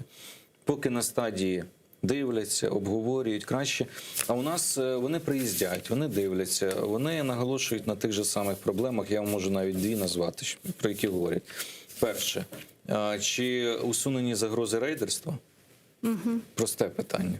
І друге просте питання, якщо все-таки будуть до мене претензії, чи можу я відстояти свої інтереси в суді? Ну, от в принципі, все. Решта особливо питань технічних, питань інших немає. По технічній, по номенклатурі є взаємодія, є розуміння, що як працює, що як. Ну, спокійно, просто треба робота для того, щоб їх сюди залучити спільно. Ну, оборонно-промисловий комплекс – це взагалі, я думаю, окрема тема, вона велика, вона глобальна. Нам просто треба зрозуміти, що в нас є шматок ще серйозний, який може приносити колосальні гроші українській економіці. Не просто тільки для військових зброї, а економіку. А це і пенсії, це і зарплат, це багато чого. Ну, це питання треба розвивати. І я маю надію, що це буде окрема, скажімо так, серйозна тема на обговорення. Вопрос Северного потока-2. С чем ехать Зеленскому в этом вопросе? Ну, слухайте, наверняка Арахамия, когда говорил об эмоциональном разговоре, как раз намекал на соглашение или общее заявление, скажем так, Соединенных Штатов с Германией относительно Северного потока. Ну добре. Ну, знову ж таки, ми наївно думати, що когось емоціями цими ви там, знаєте, якби настільки емоційно всьому. Хоча от я хотів би виділити Байдена при всьому тому, мені здається, що у нього, попри те, що колосальний досвід політика, іноді він дійсно нагадує таку щиру людину. От просто він говорить як людина щиро. Ну, у нас президент теж, він часто може, там, знаєте, він от дійсно от відчувається, що щиро він говорить певні речі, як от дійсно справжній там американець, спокійно, без... Тому, можливо, і тут в чомусь і Арахамія і правий, я не знаю. Ну, але Если мы говорим серьезно, Да, якщо ми, что Украина ведь должна дивіться, предоставить какие-то четкое видение того, что мы хотим в обмен на завершение строительства и запуска Северного потока-2. Какие именно гарантии нам нужны? Потому что четких гарантий в том общем заявлении мы не увидели. Спершу треба змінити підхід до ситуації і світогляд трішки. Тому що який у наших політиків світогляд переважно? Він такий, що нехай за нас подумають, нехай за нас зроблять, а ми будемо, значить, з цього зискувати і говорити, які ми класні, які ми молодці, і все, захоплюйтесь і любіть нас. Так как? Мы же субъектны. Мы же субъектное государство, мы же должны придумать. Так от правильно. А інший підхід – це запропонуйте рішення, пропонуйте політику, стратегії короткострокові, середньострокові, довгострокові для того, щоб було зрозуміло, як держава. Я поясню, чому. Принциповий момент. Ви розумієте, що 1997 року Росія починала вже питання погодження Північного потоку-1. Да. Тобто, скільки років пройшло? Понад 20, так? Коли пішов Північний потік-2. Тоді починалися якісь, значить, обдумування. А що ж може бути? Тоді, до речі, ідеї прозвучали, що, можливо, на Одещині побудуємо той термінал для прийому скрапленого газу. Ну, це все пішло в небуття. Домовились, знову ж таки, думали, що Росія нас не підведе. Ну, це теж наївно, розумієте, ворожа держава, яка веде проти вас війну, захоплює території, чомусь буде дарувати вам подарунки і бонус. Вкрай наївно. І ми цей час спостерігали, ми в цей час не ухвалили важливих рішень в енергетичних питаннях, питань, що стосуються і газу, і газотранспортної системи. А потім схопились, ой, нас підвели, нас обманули, що ж ми тепер будемо... Ну, добре, що є люди, зараз лобіюють, до речі, їздять, я це підтримую, і в Німеччину представники говорять про водневий проєкт, про зелений водень. Дуже класна технологія, за допомогою якої може бути використана українська газотранспортна система в разі чого. Який може приносити великі прибутки, бо Європа поступово переходить на альтернативні джерела, на зелену енергетику. Я вважаю, що такі проекти потрібно підштовхувати, їх потрібно лобіювати. Наступні моменти. Хоч хтось сказав, що звернув увагу і обговорює у нас, наприклад, той же пункт угоди між Німеччиною і Сполученими Штатами, де написано «зелений курс» і відновлювальні джерела енергії. І мільярд в них інвестицій. Чому про це говорять? Тому що говорять, бо тренди зараз такі, світ так зараз живе, що екологічному порядку денному багато присвячується. Люди думають, трансформується енергія. Зараз більша частина Європи планує в це десятиліття взагалі відмовитись від вугільної генерації. Тобто від шахт все, вони йдуть в небуття. Далі буде черга наступного викопного палива. Це середньострокова стратегія для України. Наше місце тут де? Ми обдумуємо, як ми залучимо інвесторів. Я вам скажу, я читав розрахунки, я бачив ці розрахунки. Друга держава, друга чи третя держава Україна в Європі по потужностям вітрогенерації, енергії вітру. У нас дискутується серйозно, обговорюється залучення інвесторів в цю тему, побудова цього, залучення людей, також ці питання. Я цього особливо не бачу. На рівні асоціацій, відомчих там, це питання вони, а на рівні серйозної політичної дискусії. Наступне – електромобілі. Носилися скільки з цією ідеєю, що в нас поклади літію для батарей, для акумуляторів електромобілів. Ми збудували хоч щось, інвестора привели сюди, в ці сфери. Ми про якесь спільне виробництво говоримо, хоча в світі зростає, купують більше електрокарів. Це вже ринок, це нехай економісти пояснять, чому це може бути вигідно. І маса інших питань, які можна реально серйозно обговорювати, підписувати угоди і про щось дійсно дискутувати. Яка позиція? Але це що ми зараз говоримо? Наступне, до речі, по газу. Запитайте, я не знаю, я, наприклад, не технічно, тут, можливо, в газовій не настільки. Я би як політик, я би зібрав фахівців і запитав, як ми можемо збільшити нашу співпрацю з Румунією, з Туреччиною, з Азербайджаном, з Словаччиною. Вони чомусь одразу написали статтю про те, що скасування санкцій проти Північного потоку-2 – шанс для поглиблення співпраці Словаччини і України. Ми обговорювали подібні речі. Знову ж таки думаємо, що хтось нам щось запропонує. Якщо ми суб'єктні, Так ми повинні навіть якщо на це відреагують і скажуть, ні, у вас цього не буде. Ну давайте запропонуємо, давайте будемо лобіювати це, давайте будемо обговорювати. Конкретно, я думаю, що там проєктів точно більше, ніж на мільярд євро, які потенційно можуть перебити ту плату від російського транзиту. І ще наостанок я В можу таком сказати... случае мы можем даже отказаться от этого транзита сами. Колись, І переорієнтувати розумієте, ВТС. Колись, чи 10, 20 років, 30, я не знаю. Все одно колись, можливо, ці речі вони стануться. І ми будемо використовувати нашу газотранспортну систему для інших цілей. Зараз прекрасні вчені, я не знаю, хто інформує, але у нас, розумієте, у нас є ціла академія наук, інститути, асоціації. Вони ж всі державні. Це ж, до речі, органи кому в першу чергу мають бути? Наприклад, Інститут стратегічних досліджень, інші. Навіть не нам же з вами, а кому владі, президентові, уряду пояснювати. Але на це має бути запит. Вони мають запитати і сказати, що ми можемо зробити от по цим буквально напрямкам, по яким я сказав. Дайте, будь ласка, ваше тлумачення, фахівці, конкретно по цифрах. Тому що я подібні речі читаю на рівні статей, на рівні пропозицій. Там є обґрунтування, є цифри, серйозні матеріали, які пишуться людьми, які фахові в цих сферах. Я ж теж не беру цю інформацію, просто десь фантазую. Я бачу і я розумію, який потенціал закладено, і він не реалізовується. І ще я просто хочу сказати, щоб було зрозуміло. Знаєте, в усьому треба шукати певні позитивні речі. Те, що там ми отримали цей удар, шокову терапію, я думаю, що це для нас так, щоб пацієнт одужав. Отак, знаєте, струсанули вже, щоб прийшов в тяму, прийшов до себе і почав розуміти. Я думаю, що це призведе до остаточної загибелі в перспективі так званої Української партії нафти і газу. Стане менше корупції, можливо. От я сподіваюся, тому що ви уявіть собі, скільки на домовленостях з Росією через різні у нас сумнівні в нашій історії і Росукренерго. А хто з Росукренерго домовлявся з російського боку? Некто господин Могилевич, який в міжнародному розшуку представник мафії називався, спільно з ФСБістами і так далі. Ми переплачували за це. Скільки у нас було скандалів, скільки у нас конфліктів з Росією виникало через це. І що у нас зараз нам розповідають про те, що от транзит був би, все би було нормально. Ви історію почитайте, новітню українську. Ніколи газове питання не було для нас нормальним. Росія завжди використовувала ідею труби, постачання газу, щоб корумпувати наші еліти.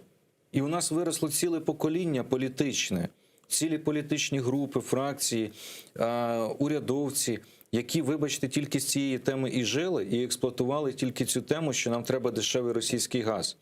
Бо все. А він насправді був не дешевий. Він, по суті, ніколи дешевий не був. Які угрози конкретно несет «Северный поток-2» для Украины после его введения в эксплуатацию, если мы не предпримем должных мер?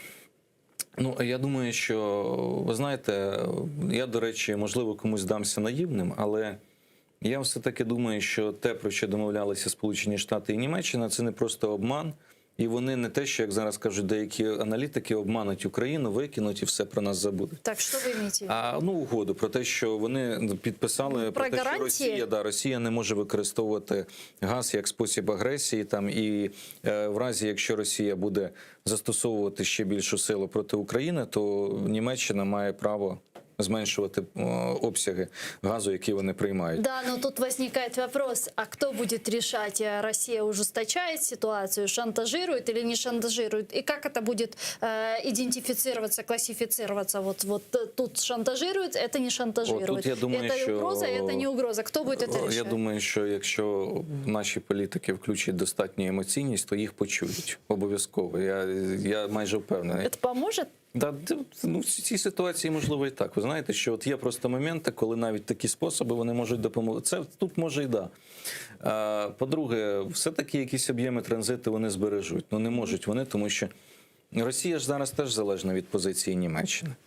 Німці не зацікавлені, щоб йти на серйозну ескалацію зі Сполученими Штатами, бо вони, тут розумієте, вони вже винні американцям, бо Сполучені Штати йдуть на зустріч німцям. То І есть це вже немцы, питання они, по большому счету, ответственны за непрогнозируемую политику России, получается? Вони беруть зобов'язання зараз навіть не перед Україною.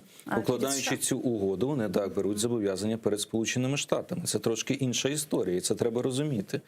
І ви ж теж розумієте, що у Сполучених Штатах, в разі чого, там теж підніметься шалений тиск.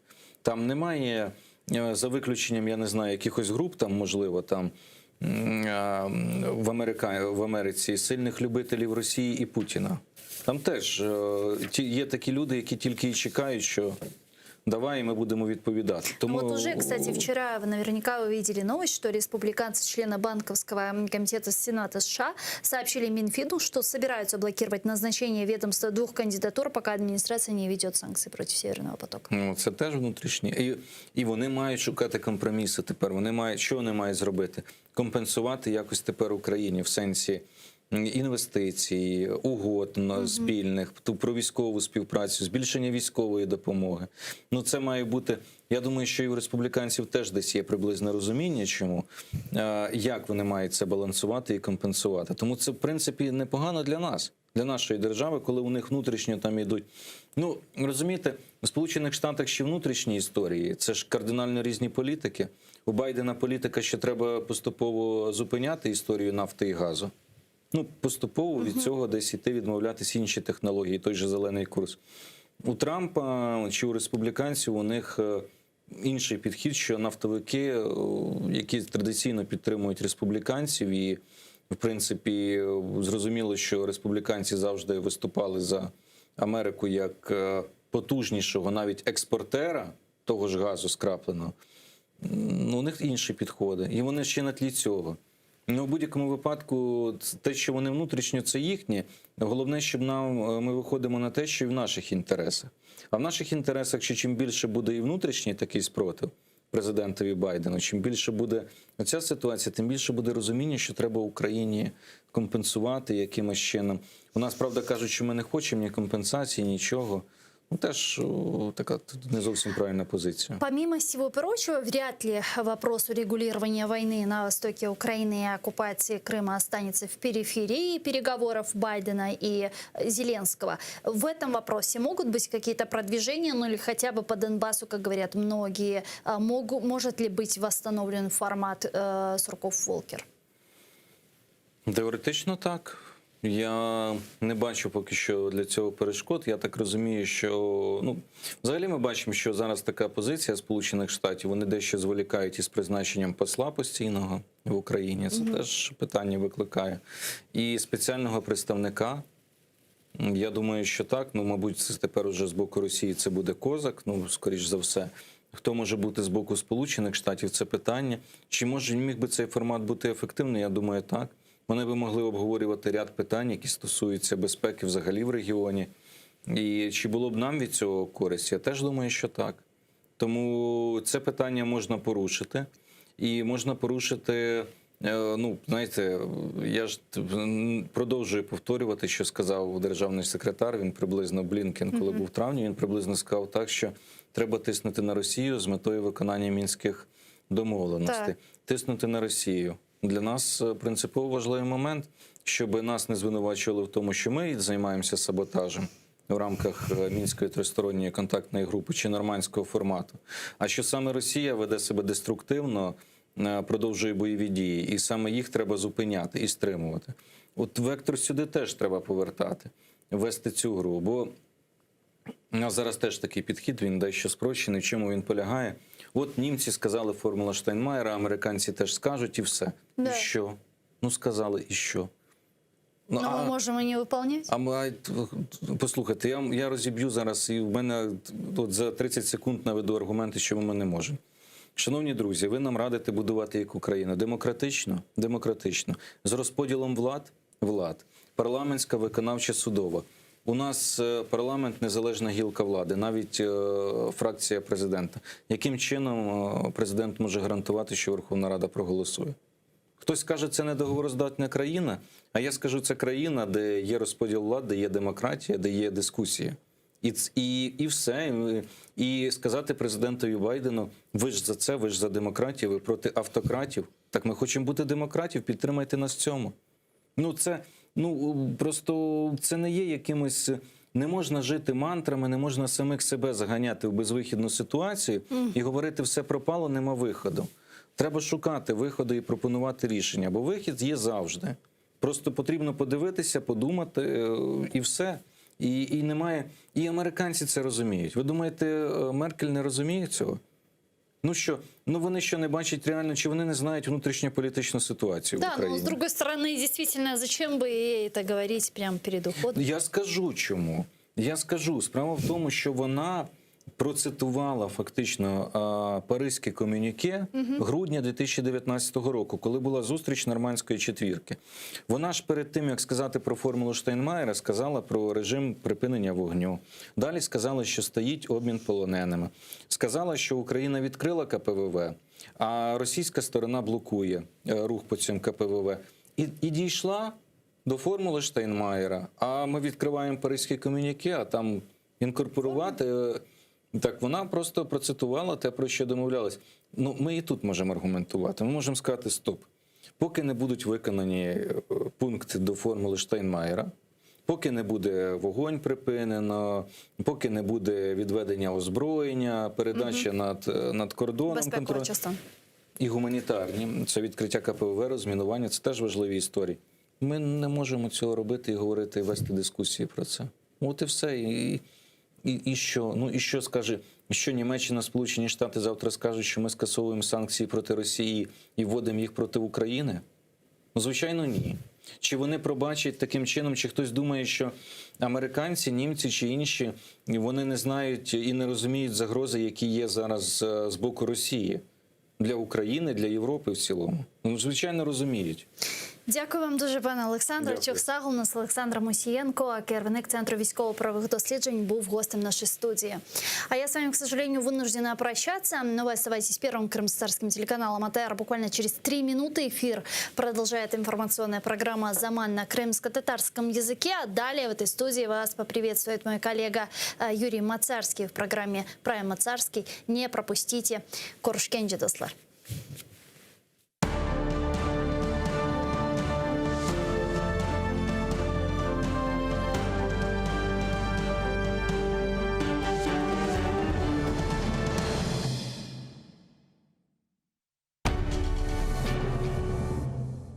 Ізраїльські вчені створили унікальний засіб, що містить природні інгредієнти. Краплі імуноков покращують імунітет при коронавірусних та респіраторних захворюваннях, а також сприяють полегшенню постковідного синдрому. Імуноков – надійна допомога.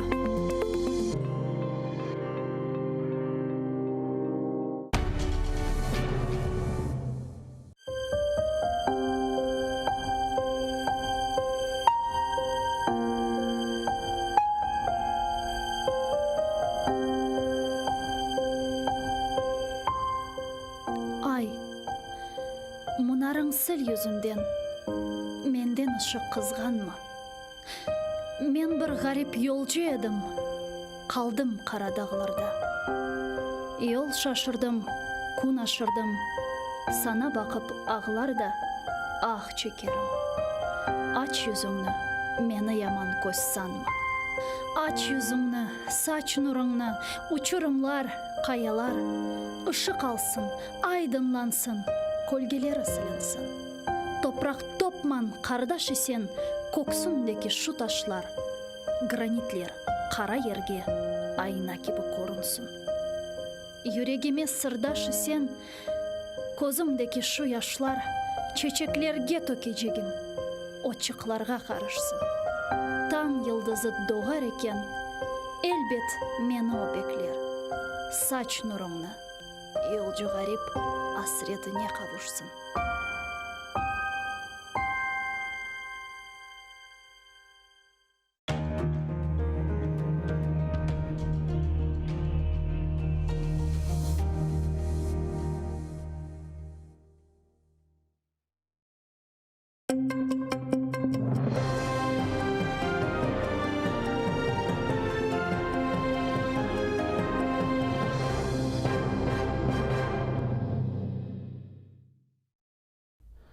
Қырымда 83 яшына келіп, коронавирус хасталығындан журналистве белі алы барыжы Субиен Албантова кечінді. О 90-шы сенелері Қырымға қайтқанынен Девлет телеканалында балалар үшін ilk Қырым татар тілінде Мерабаныз балалар программасын азырла башлады. Телепередачалар үшін ООЗ қоқлалар тікіп, оларны кадрда ойнатайды, фильмлеріні Қырым татар тілінде сеслендіреді. Балалар үшін озы шиыр ве масылларды язайды. Ойым балалар емде бұйыклерінің севгісіні қазанды.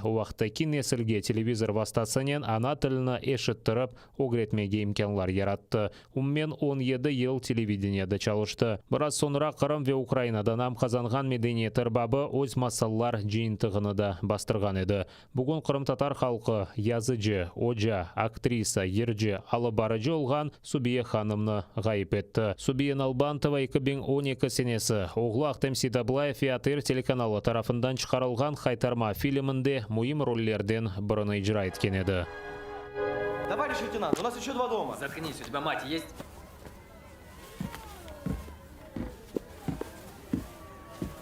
Бабушка, вы собрались? И это все? Здесь Бог, память и хлеб. Человеку этого достаточно, чтобы жить. У меня 5 внуков погибли на войне. 6-й внук сражается за нашу землю. Увидишь его, скажи ему, что он предатель. Қырым сакинлері ишгалчылер ордусына желпетілмесінде ярдымчы олған. Қырым прокуратурасында хабар еткенлеріне көре Херсонда ишгалчылерге қызмет еткен еркек тұтылған. Павло Захарченканы Херсон авалиманында тұттылар. Прокуратураның малыматына көре о, ярмада ишгал етілгені вақыт Сақ районында елжыларыны ташыған шіркетінің сайбы ве ел башысы екен. О ишгалчылерінің арби комиссариятынен аңлашма имзалап, 4 кере ордыға желпетілген генчлеріні арби комиссариаттан Ахмеджет демір ел вокзалына ташыған. Ахмеджеттен оларны Русияге арби қызметке алып кеттілер. Тұтылған бұл ташымалар үшін maaşlar алған. Шымды оны 12 жылға қадар mahkum етебілелер. До прикладу, згідно з умовами одного із контрактів, транспортні засоби, що належали підприємству підозрюваного, під час проведення однієї призовної кампанії мають здійснити 496 рейсів, перевізши 3200 осіб. Плата за надані послуги становила понад 1 мільйон російських рублів. Наразі за процесуального керівництва прокуратури автономії вказаному громадянину України повідомлено про підозру у пособництві в порушенні законів та звичаїв війни. Азақ деназы жебарында душман ағыр майын атыжы тіртібатларына құлланған Широкино ве Водяной қасабалары янында ишгалжылер 82 ве 100 грамм калибрлы майынлар атқан. Южная ве Шумы қасабалары жебарында артиллерия тіртібатлары да құлланылған. Шарқы жебенің башқа ерлерінде гранат атыжы системалары, бұйық калибрлы құршын атыжы тіртібатлары ве құршын атқан силядан атеш açылған. Бұндан ғайры душман кенеде идаре етілген майынлар ташлаған. Украин арбилері арасында ғайыплар жоқ. У районі населеного пункту Зайцеве російські окупанти здійснювали дистанційне мінування території мінами ПОМ-2. Бойових втрат серед військових об'єднаних сил немає. На обстріли російсько-окупаційних військ наші захисники відкривали вогонь у відповідь. Про всі факти порушень з боку російсько-окупаційних військ українська сторона СЦКК повідомила представників місії ОБСЄ. Станом на 7 годину ранку 30 липня порушень режиму припинення вогню не зафіксовано. Украина истихбаратында қайд еткенлеріне көре Рус ишгалжылері июль айы девамында Русияден кенеде яңа силе алған. Контрольовані ділянки державного кордону України на тимчасово окуповану територію Донецької та Луганських областях з території РФ було завезено 1400 тонн пального, нові партії озброєння і боєприпасів російського виробництва. Серед них варто відзначити протитанкові керовані ракети, снайперські комплекси, протитанкові та протипіхотні міни. Крім того, на тимчасово окуповану територію в Луганській області після проведення ремонту на підприємствах РФ перевезені самохідні артилерійські установки. Украина кеметі Қырымның мемори сыңырында мечбури тесттен кечуына яңылатты. Чоңғар, Чаплынка ве Каланчак сыңыр кечішлерінде бедава антиген тестлеріні яптырмақ керек олacak. Бұны Украина президентінің Қырымдаки даими темсілжілгінде хабер еттілер. Мемори сыңырына кечкені вақыт Дүния сағлық тешкілаты тарафындан таздықланған вакцинанен толы курсына кечмегенлер тесттен мұтлаққа кечмелі. Русияда ішлеп шығарылған Спутник Ви вакцинасы бұл жетвелде жоқ. Geçken kun devamında Rusya'da koronavirustan sebep 799 hasta vefat etti. Sonki ay devamında böyle göstergeç 3. kun kaydetili. İlk sefer hastalık ağırlaşmasından sebep olgenlerinin bu kadar sayısı iyulun 16'sında son 24'ünde kaydetilgen edi. Buna beraber ayının başka kunları da 700'den ziyade hastalık kurbanı kaydetili. Kunde 20 binden ziyade insanda Çin virusu belgilenmekte. Rusya hakimiyeti Delta ştamı tarqalğanının vaziyet beterleşkenini anglata. Bu ştam ilk sefer Hindistan'da belgilendi. O ilk peyda olgan SARS-CoV-2 variantından bayağı tehlikelidir. O farklı yaşta olgan insanlarga keçebilir. Hem kartlarga hem de yaşlarga. Pandemiya başlaganından beri Rusya'da 6 milyon 200 bin insan koronavirus hastalığına uğradı. 157 bin insan hastalık ağırlaşması neticesinde vefat etken.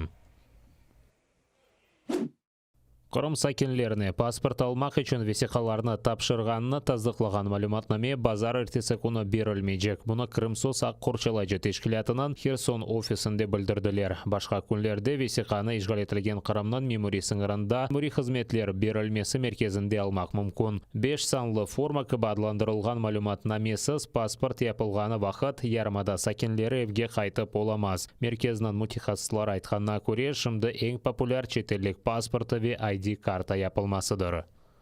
В основном звертаються про оформлення паспорта громадянина України для виїзду за кордон та первинна ID-картка. Також оренда землі, право власності.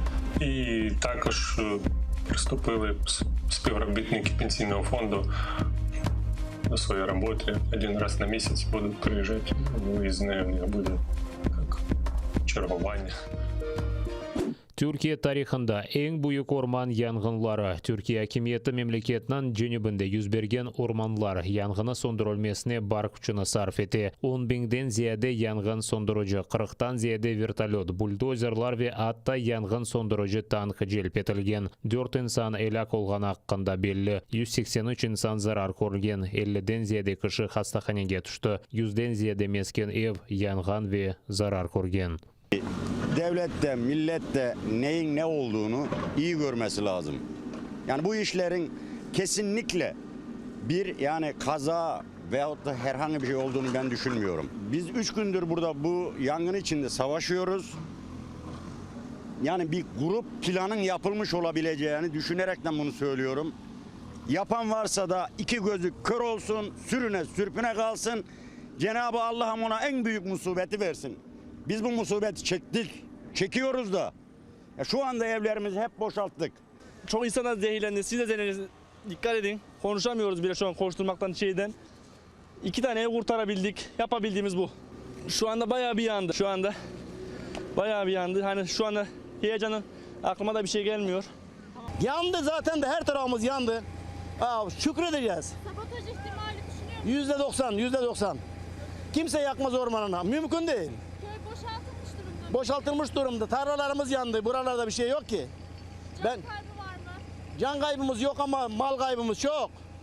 Turistik olgan Antalya bölgesinde 18 koy ve mesken rayon sakinleri, Adana ve Mersin'de ise 16 bölgeden sakinler tahliye etildi. Yangın söndürülmesine sıcak ve güçlü yel keder etti. Bu cenüpte olgan Bodrum şehri, öz kurort ve otellerinin bellidir. Ateş alevleri otel ve evlerge yakınlaşkan vaqtında kurtarу operatsiyalar başlatıldı.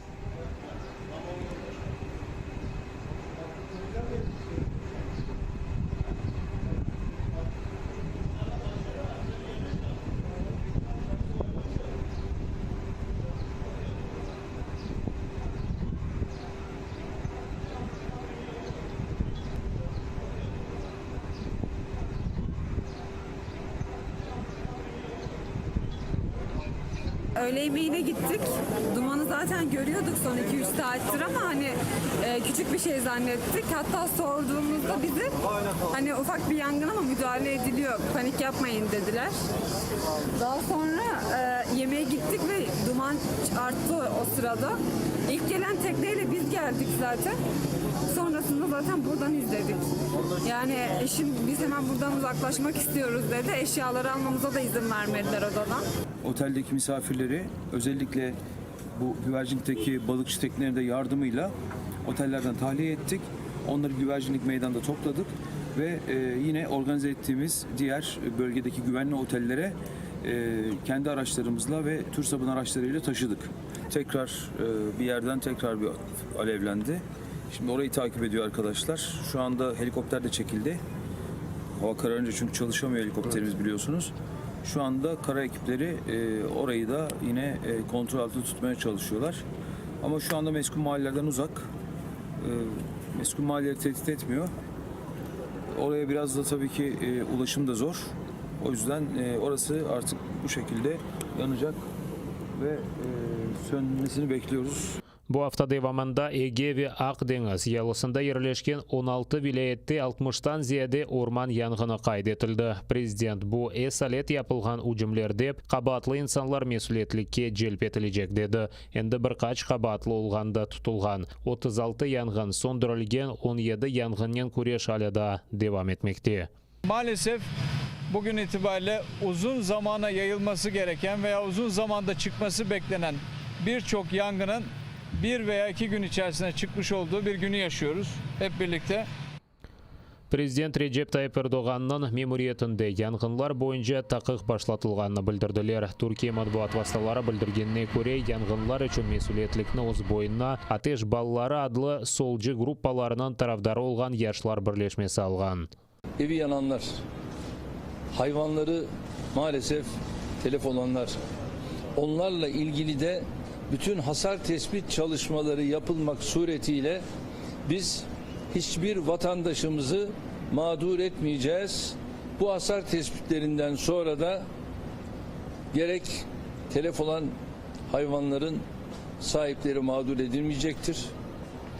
Ve Çevre Bakanlığımız çalışmalarını yapıp TOKİ ile beraber yine bölgede evi yananların evlerinin süratle yeniden inşa edilmek suretiyle onlar da inşallah en kısa zamanda yapılıp sahiplerine teslim edilecektir. Ukrayna prezidenti Volodymyr Zelenskiy o'z Twitter sayfasında Türkiye prezidenti ve Türkiye halkına yangınlardan sebep o'z ta'ziyalarini bildirdi. Bu ağır kunlari Ukrayna halkı dostane Türk halkının bir olganını qaydetti. Ukraynanın favqulodda vaziyatlar boyunca xizmati Türkiye'ye 2 yangın söndürücü uçak yolladı. Türkiye İran ile olgan sınırında beton divarını kura. Bu divar esasen Afganistan'dan kelgen kanunsuz migrantlarının akınını toxtatmalı. Divar Van adlı şarkı vilayette 65 kilometrege uzanacak. Sonki vakitlara Türkiye'ye daha çok Afganlar kele başladı. Çok migrant Taliban hareketinin zorbalığı sebebinden kaça. Amerika Birleşken Devletleri ve onlarının ittifakdaşları Afganistan'dan öz ordularını çıkargana vakit Taliban daha da çok teritoriyalarını basıp ala. Минулому році ми затримали на кордоні 105 тисяч мігрантів. У цьому число біженців, схоплених на кордоні, вже перевищило 55 тисяч.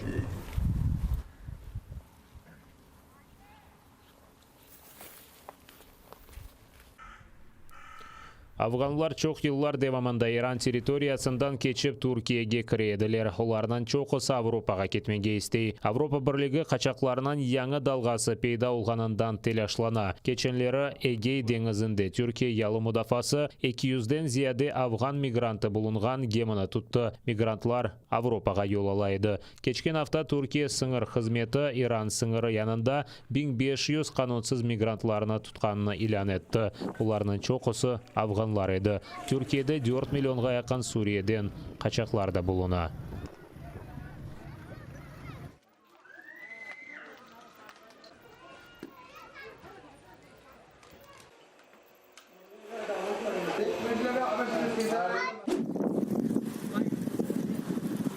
Braziliya cönübünde çoxtan böyle şey görmegen ediler. Анда қар яғанынан havada soğuğa. І я ніколи раніше не бачив снігу. Краса природи – це щось неймовірне. Gece kar en azından Rio Grande do Sul ştatının 33 rayonunda yağan. Kar Santa Catarina ştatında da yağa. Bazı yerlerde en alçak hava harareti rekordları kaydetildi. Birçok yerli sakin hava böyle dengişkenine kuvana. İnsanlar resimler çıkarıp kardan adamlar yapa. Воно того варте. Взагалі, холод навіть не відчувається, тому що є сніг. Це просто чудово. Бувають складні дні, і ми майже кожен день працюємо під дощем, але відчуття хороші. Бразилия жөнүбүндө кар жааганынан ерлер эсмеседе кубетлешти. Саатта 80 км суратнен эсмекте. Регион үчүн бул пек сейрек раз келген адеседер.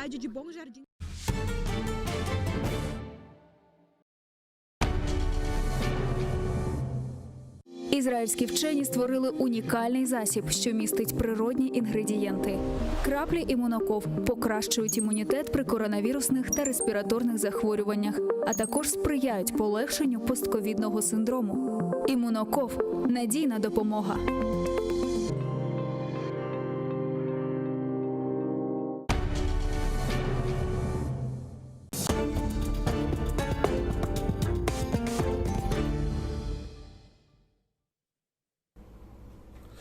Александр, самый простой, самый важный вопрос, прежде чем переходить ко всему остальному. Кто такие караимы? Что это за народ такой? Это самый простой вопрос, он же, наверное, самый сложный, потому что можно рассказать, не знаю, за пару минут, можно рассказать за пару часов, на самом деле. Вот, или на эту тему написаны монографии, научные исследования, тонны там всякой литературы разной степени научности или антинаучности.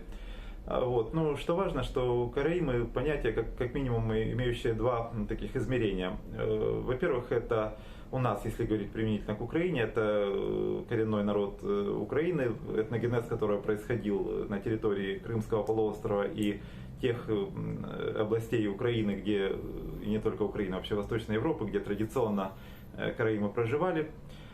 Но это вот наш локальный случай. Для всего мира караимы – это представители религиозной конфессии, то есть те, кто исповедует караимизм, или как еще называют нашу веру, караимский иудаизм.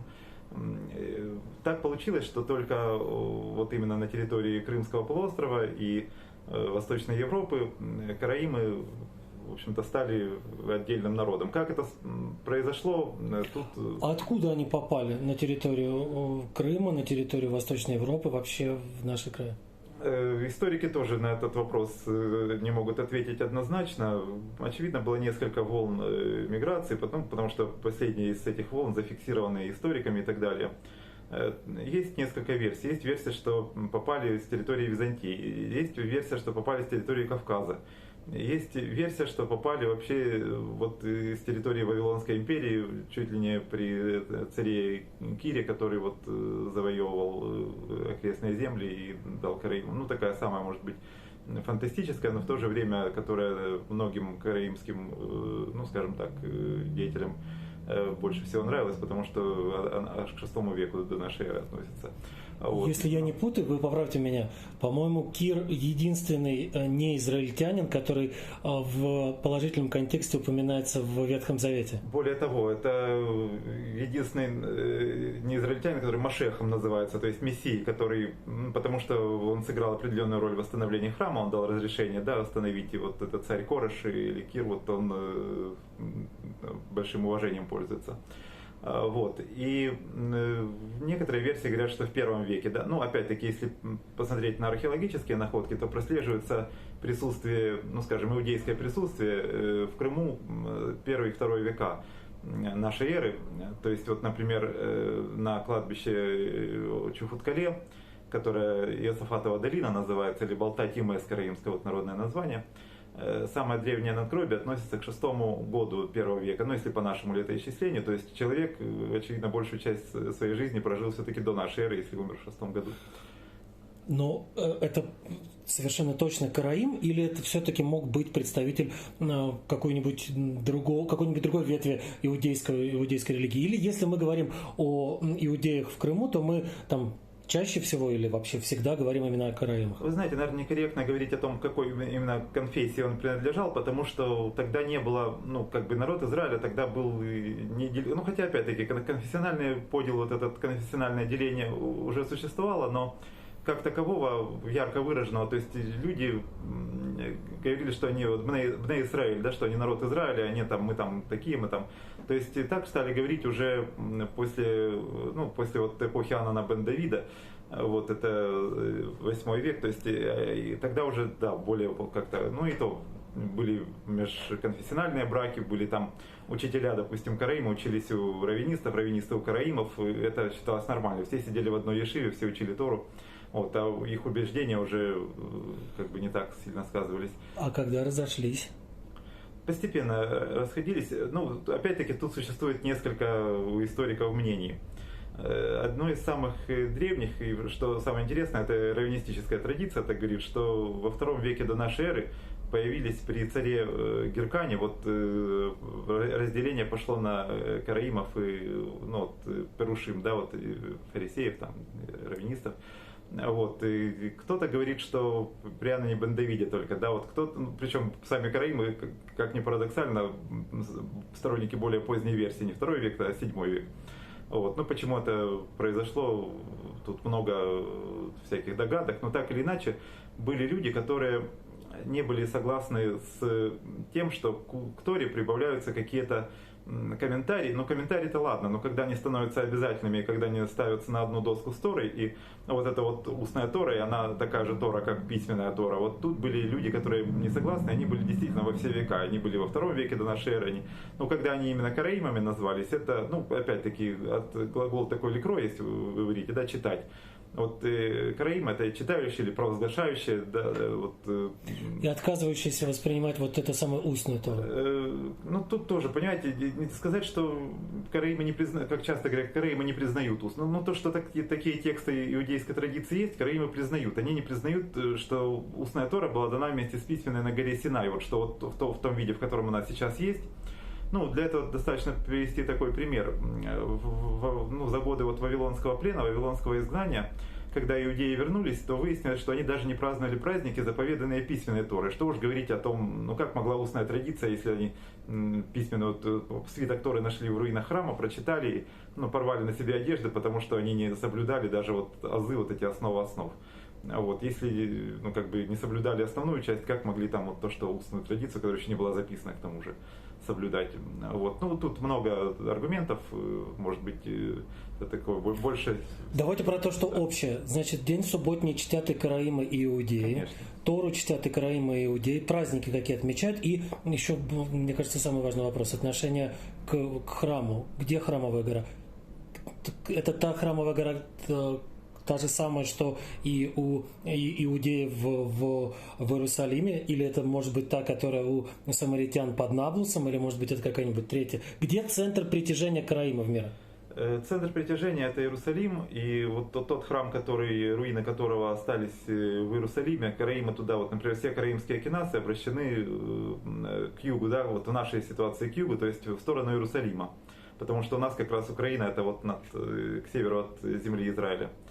Вот. И храм может быть только один в Иерусалиме. Но опять-таки самаритяне, например, если вы сравниваете с самаритянами, они не признают более поздние книги пророков. Да? Но пророки говорят, что опять в Иерусалиме храм будет восстановлен. То есть это святое место, это место, которое Бог избрал. Поэтому караимы, поскольку признают весь Танах, ну, как Ветхий Завет его многие называют, то, соответственно, признают и то, что говорят пророки, и в том числе про Иерусалимский храм. Большинство тех, кто называет себя караимами, они караимы по религии, караимы по конфессии, но не этнически, скажем так. Они этнические, они к народу Израиля себя относят. Ну и в духовном смысле к народу Израиля себя и крымские караимы, восточноевропейские относят, только говорят, что это отдельный этнос, вот именно сложившийся в Крыму. Но, например, христиане тоже говорят, что новый Израиль, то есть это вполне в духовном терминах. А сколько караимов на свете? Около 40 тысяч, большинство из них живет в Израиле, то есть там около 12 караимских общин, в основном это выходцы из Египта. Это вот в Каире была огромнейшая караимская община,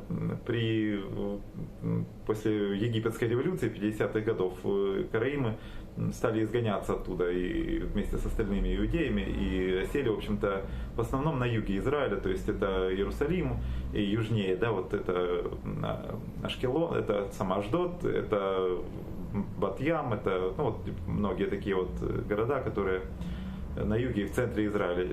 Вот на севере как-то не сложилось. Там. А эти караимы, они...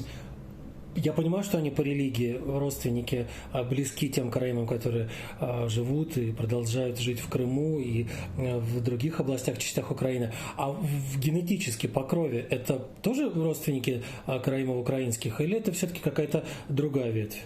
Вы знаете, я когда смотрел фото, есть интересное фото 50-х годов, значит, там самый президент, если не ошибаюсь, Мохаммед Нагиб и был вице-президент Гамаль Абдель Насер, они вот буквально 2 года, 52-54 год, если не ошибаюсь, когда они оба были при власти. Вот, и они посетили Кенасу, значит, в Каирскую. Что мне бросилось в глаза, там есть фото общее как бы прихожан, да, то есть у них черты лица тюркские, у них очень похожи на тех, которые в Крыму. При том, что там, ну как бы откуда, там мамлюки были тюрки, там еще. Но я думаю, что это объясняется тем, что были браки, межкараимские браки, скажем так, они брали жен из Крыма. Кто-то ехал в Крым с семьями, кто-то из Крыма ехал туда. То есть это был, они всегда себя считали одной общностью. И межобщинные вот эти браки с Крымом и Стамбулом, да, и в Дамаске еще когда-то была община до 19 века, они практиковались, и поэтому действительно даже по фамилиям. Вот у нас есть даже в Харькове караимов по фамилии Стамболи, то есть выходцы из Стамбула.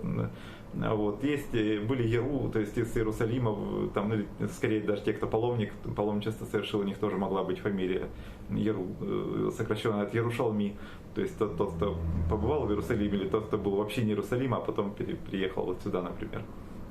Вот, то есть это один народ был и одна этническая, ну как бы тогда ж не было, ну вот этих вот этнических, да, вот, то есть идея национализма, это же 19 век, по сути дела.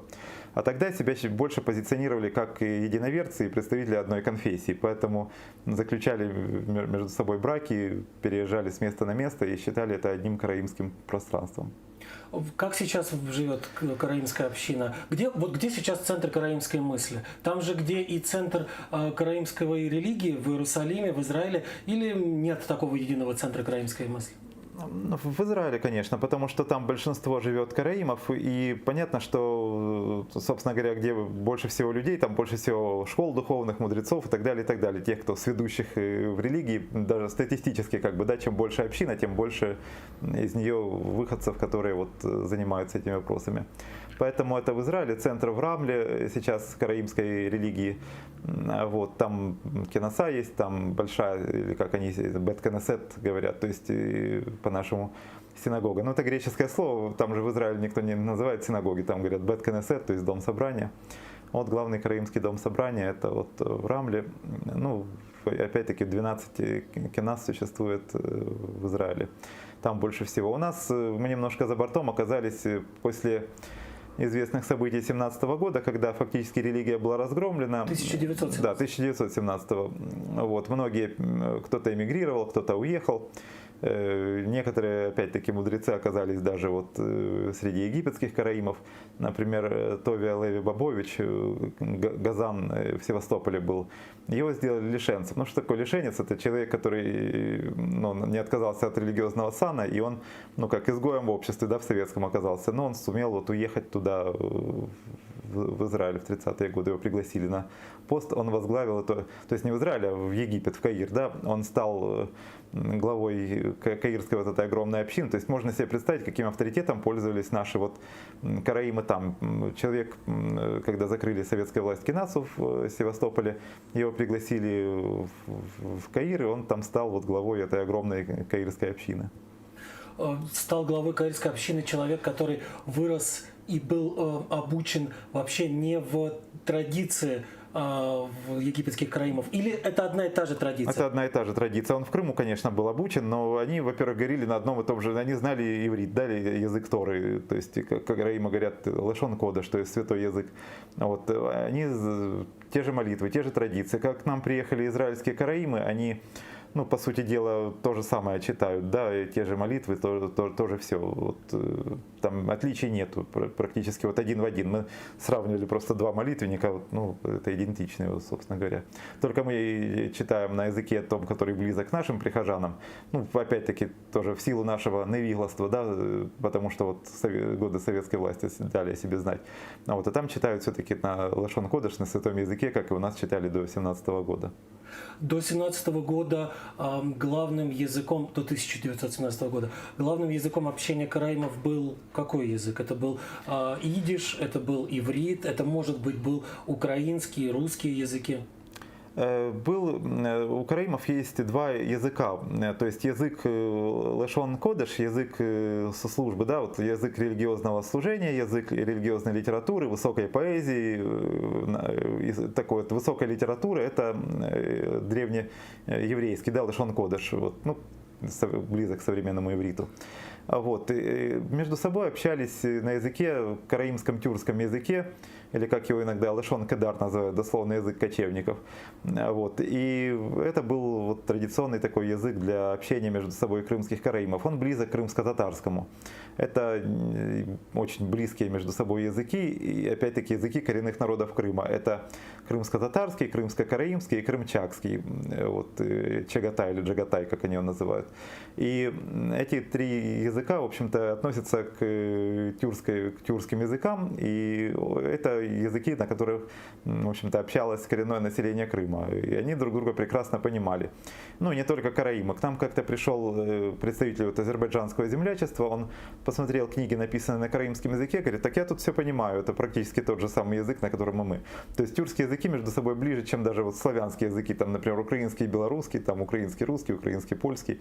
Вот, тут как бы сложнее, а те, которые тюркские языки, они очень похожи между собой. Скажите, пожалуйста, а эти книги, о которых идет речь, это новопечатные книги или это как раз те книги, которые были напечатаны до революции 1917 года? Ну, вот конкретно та книга, которую листал представители вот наших азербайджанских братьев, это книга, которая в Тракае была издана в Литве на караимском языке латинским шрифтом, вот, ну, уже в 90-е годы, там, сам не так давно. Вот. Но у нас, поскольку традиция была прервана на 70 лет, то используется в основном репринтные вот издания той дореволюционной литературы, которая издавалась у нас вот в эпоху до революции 1917 года.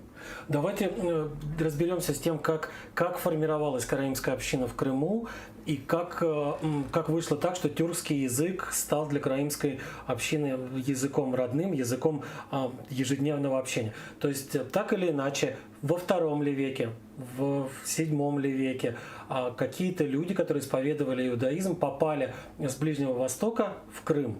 Каким образом они там оказались, в каком окружении они там оказались и как к ним относились те люди, в чьем окружении они оказались?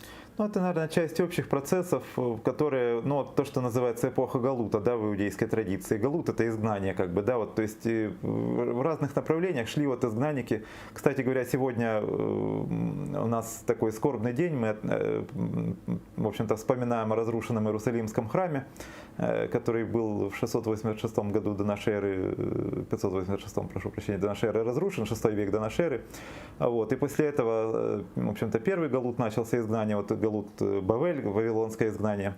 После того, как второй храм был разрушен и после восстания Бар-Кохбы, начались уже процессы изгнания народа Израиля из Эрец-Исраэль. Ну, какое-то время в Твери, какое-то время еще где-то в каких-то городах. Ну, Иерусалим уже перестал быть иудейским городом, там уже он стал обычным таким городом Римской империи. Вот. Народ Израиля начал отправляться в различные страны изгнания. Часть изгнания, ну опять-таки тут выходцы, как бы после разрушения первого или второго храма не совсем понятно, кто первый попал в Крым.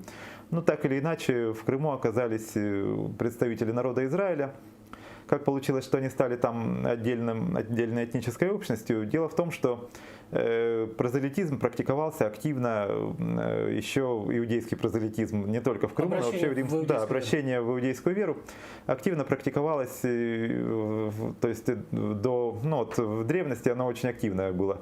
Вот в Крыму, например, нашли эпитафии, то есть нашли как бы надписи, да, говорящие о том, что хозяин отпускает своих рабов на свободу, но с тем условием, что они обращаются в иудаизм, они будут ходить в синагогу. Если не ходят в синагогу, они наоборот обратно становятся рабами.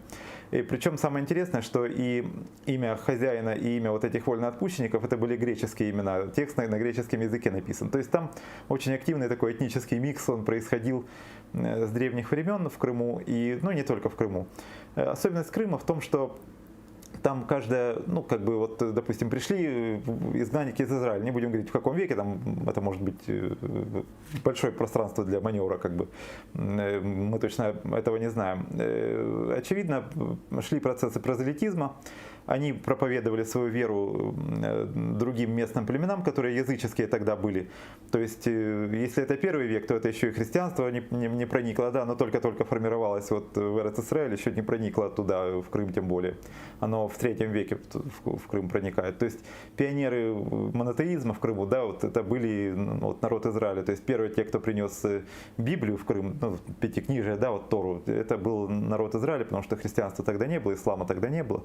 Вокруг жили язычники, которые, это был полный, в общем-то, беспредел, когда приносили греческих мореплавателей в жертву какой-то богине-деве, которая там, Партенит, Партенос, да, дева, отсюда же, то есть там было святилище богини-девы, которые приносили в жертву язычники этих мореплавателей, которые имели несчастье оказаться там где-то в этих краях. Крым был опасным местом. Крым был опасным местом. При оккупации. Вот туда приходят люди, которые говорят, что наш главный принцип – возлюби ближнего как самого себя. То есть тут приносят в жертву мореплавателей, приходят люди с Торой, возлюби ближнего как самого себя. Это был разрыв шаблона, понятно, для древних жителей Крыма. И начали уже люди как-то задумываться многие. А правильно же люди говорят, в общем-то, что-то уж есть в их учении такое, то, что выгодно отличается от того, что мы до сих пор знали. И поэтому шло обращение в библейскую, скажем так, веру, и шло приобщение к Торе, да, к коренного населения Крыма. Так постепенно формировался этот этнический, крымский облик.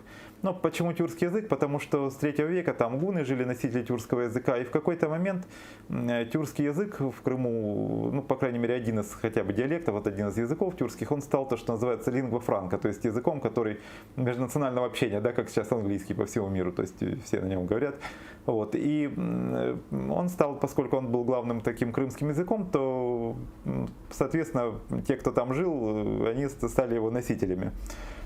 И, вместе с тем, конечно, не забывали и лашон кодеш, язык Торы, но он был языком, да, языком, как в католическом мире латинский язык, да, языки там национальных, как в Восточной Европе церковно-славянские языки, также был, уникальность в том, что его народ Израиля всегда признавал еще больше своим, чем языки, которые, как языки Галута, да. Но опять-таки в Крыму получилось так, поэтому коренной, это очень-то закономерное, да, явление, когда признали коренным народом Крыма, потому что если несколько этносов смешиваются и появляются новые этносы, то это значит, что появляется он на данной территории, в нашем случае в Крыму, то это значит, появился новый народ, и он является коренным, потому что процесс зарождения, этногенеза происходил именно на территории этого полуострова. Хочу у вас уточнить. Ведь не просто так люди из Эрец-Израиль решили в какой-то момент взять и переселиться не куда-то поблизости, не перейти в Египет, как многие это сделали, не переселиться, как, там тоже такое случалось на какие-то другие территории Римской империи, а именно Крым. Что стало, собственно говоря, ключом к Крыму для караимов, для тех людей, которые потом стали крымскими караимами? Да дело в том, что переселялись не только в Крым. Понятно, что вы правы в том, что переселялись-то и на другие территории. Просто мы, поскольку говорим про зарождение вот именно караимского народа, в других странах тоже существовали караимские общины. Но это уже история больше, может, 19 или 20 веков. В силу разных причин они... Ну, это вопрос, понимаете, это вопрос самосознания. Понятно, что приходили процесс интеграции иноплеменников вот, в общины иудейские, процесс интеграции людей, которые принимали ту или иную форму иудаизма, в нашем случае караимскую веру. Вот. Но все дело, ну как, все дело в мозгах, да, все дело в самосознании. Они нигде себя не осознали вот, отдельной этнической общностью, кроме как в Крыму. Почему это произошло? В силу каких причин? Здесь есть комплекс причин. Дело в том, что в исламских странах не было антисемитского законодательства, такого, например, как в Российской империи, где там говорили, ага, вот вы там... Они ведь уже не исследовали. Вот, допустим, достаточно, что человек ходит там в синагогу, а какие у него предки, там, ага, вот такой-сякой, он вот не наш человек, надо его там двойным налогом облагать.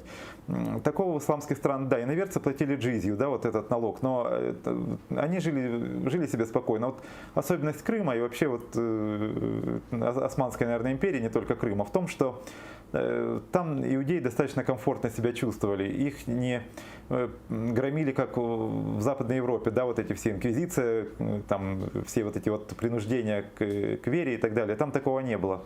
Ну, ислам это запрещает, принуждение к вере. Вот. Там могут налогом каким-то дополнительным обложить, но они не будут на костры тащить, потому что вы там отказываетесь признавать там другую конфессию своей, да, вот менять веру. И поэтому в Крыму не было таких вот межнациональных каких-то конфликтов долгое время. Да, вообще практически я вот не могу вспомнить вот навскидку так, чтобы там какие-то трения. То есть там происходили очень интересные вещи.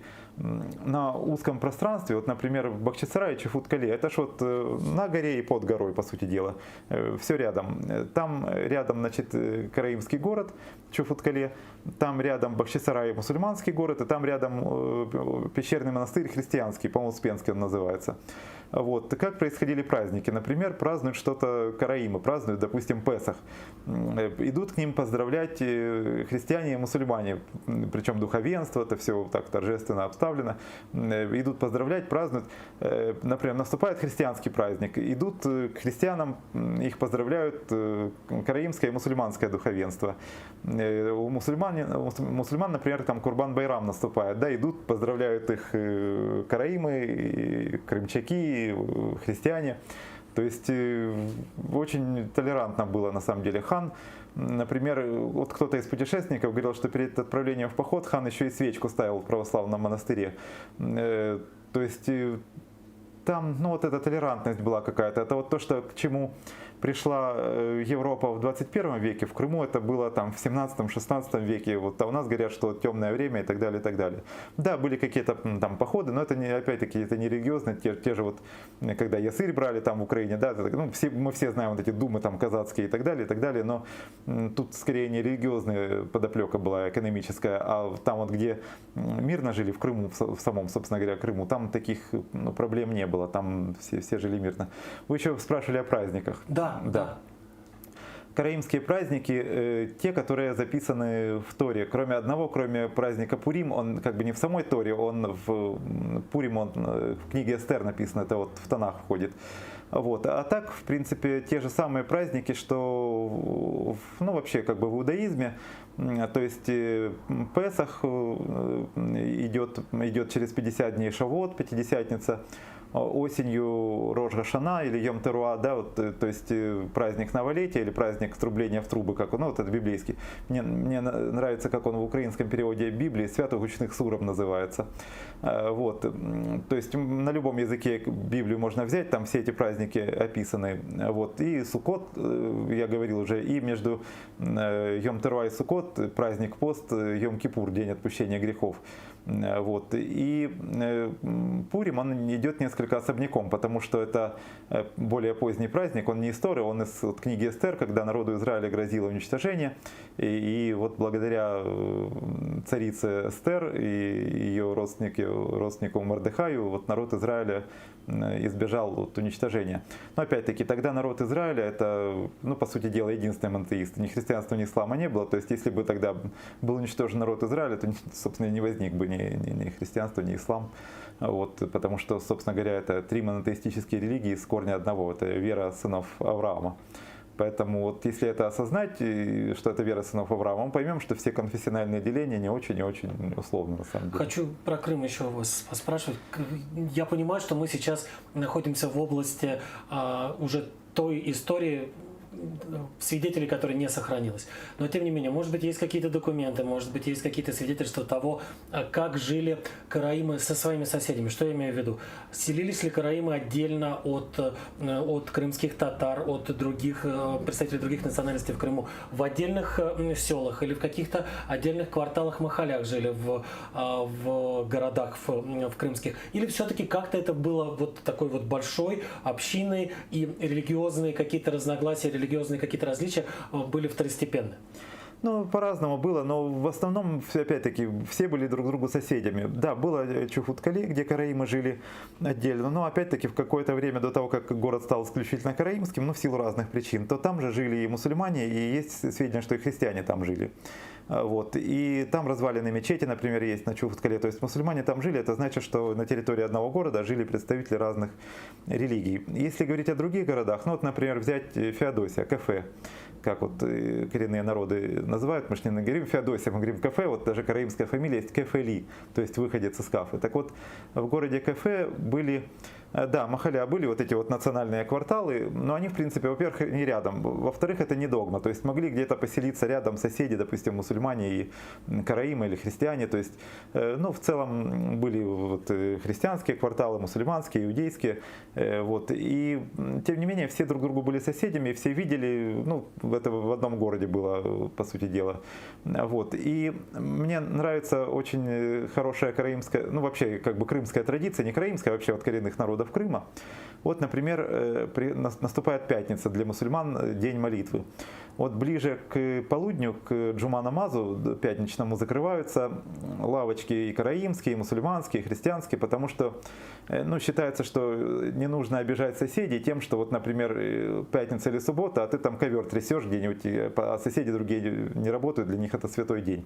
Такого не было, поэтому торговля прекращалась вот к полудню в пятницу, заканчивался пятничный день мусульманский, начинался шаббат, начинался день субботний, который, вот караимы и крымчаки, святой день. Тоже, опять-таки, ничего не открывалось, потому что мусульманские соседи уважали соседей, вот тех, которые караимы, крымчаки. Заканчивался шаббат, начинался святой день для христиан, это воскресенье. Вот. И, по сути дела, 3 дня они были, вот, народы Крыма воздерживались от работы, потому, ну, когда жили вот по соседству, да, мусульмане, христиане и иудеи разных конфессий, вот, чтобы не травмировать морально, так сказать, своих соседей, потому что, ну, считалось это неуважение к соседям. Вот. И когда-то такой курьезный достаточно случай был, ну, вот, была пожилая караимка, которая, основная часть жизни, которая пришлась на советское время, в 90-е годы она говорила, что у караимов 3 выходных дня. Вот, пятница, суббота и воскресенье. Ну, потому что мы уважаем все религии. Но на самом деле это было не только для караимов, это для всех крымчан. Такая была традиция отмечать вот святые дни каждой из соседствующих религий, близких. И в прямом смысле соседских, да, и в духовном тоже соседских. Поэтому такая традиция была. Вот. Они еще не знали, что, ну, не имели опыта жизни в Советском Союзе, где понедельник можно было сделать санитарным днем. Тогда было 4 выходных. Скажите, пожалуйста, а как караимы оказались в Литве, как караимы оказались в Польше, как караимы оказались на Галичине?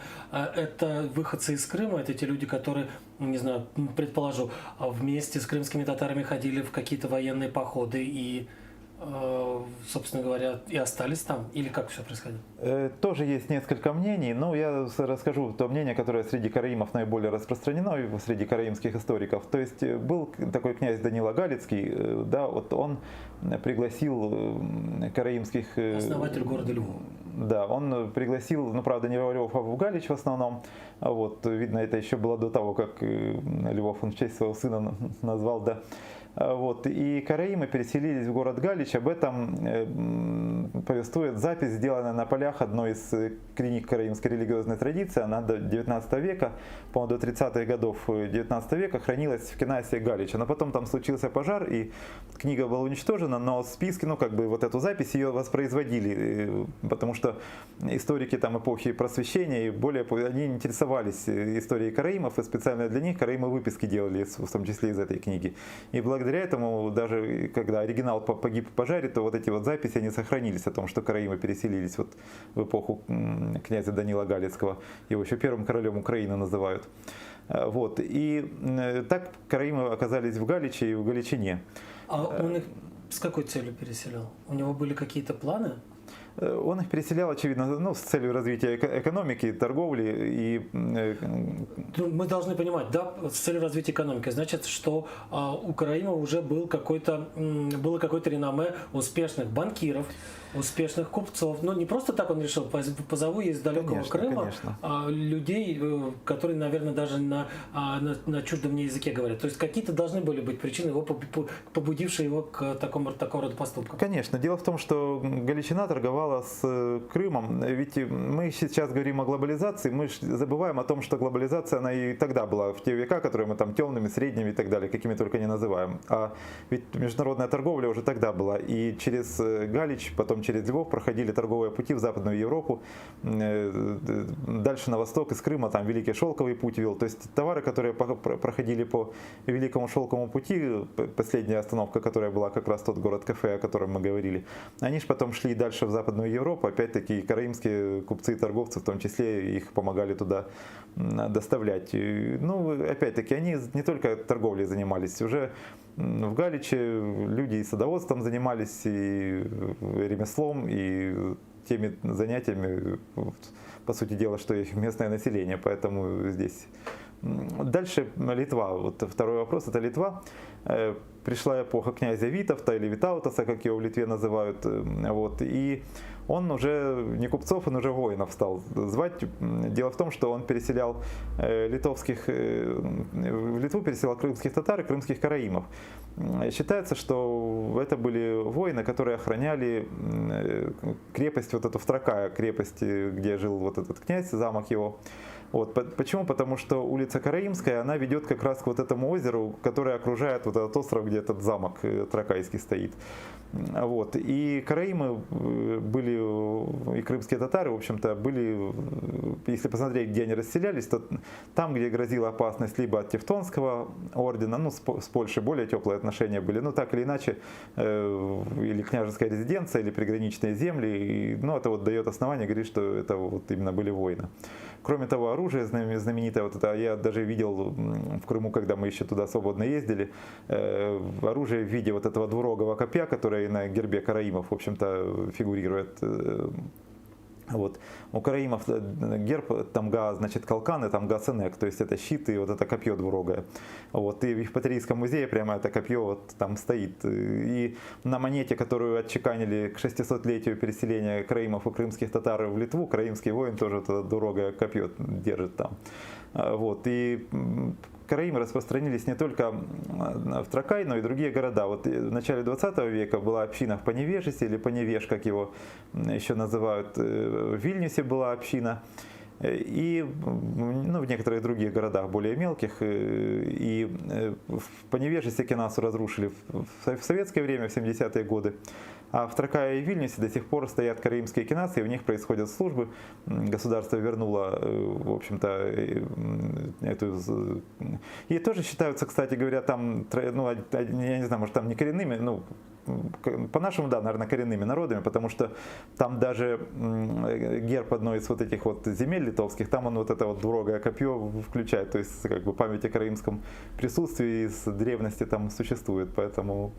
А харьковские караимы, они потомки крымских, они пришли каким-то вот этим кружным путем через Галич или через Литву? Откуда в Харькове и когда появились караимы? Из Крыма в основном. Ну, были представители литовских караимов, потому что что если мы посмотрим списки караимской общины Харькова в 19 веке, там за 80-е годы 19 века, там начало 20 века, мы там видим некоторые фамилии вот, галицких и литовских караимов, но в основном это крымские караимы были. Дело в том, что в середине 19 века открылась эпоха таких больших возможностей, и караимы до этого еще открыли для себя такую нишу, экономическую нишу выращивания табака, продажи, изготовления табачных изделий. И вот это действительно была золотая жила. И эта золотая жила привела караимов во многие города тогдашней Российской империи.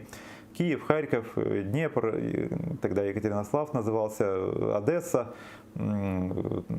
Мелитополь, Бердянск, Николаев, вот города центра, юга, на Полтавщине были, в Полтаве, Кременчуге, в Сумах, вот были караимские общины.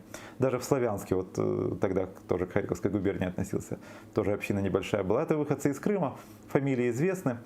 Это был такой купец Авраам Капон, он сначала был, ну вот этот Крапивницкий, современный город, да, вот оттуда, Елисаветград, вот оттуда он переехал в Харьков, основал здесь табачную компанию.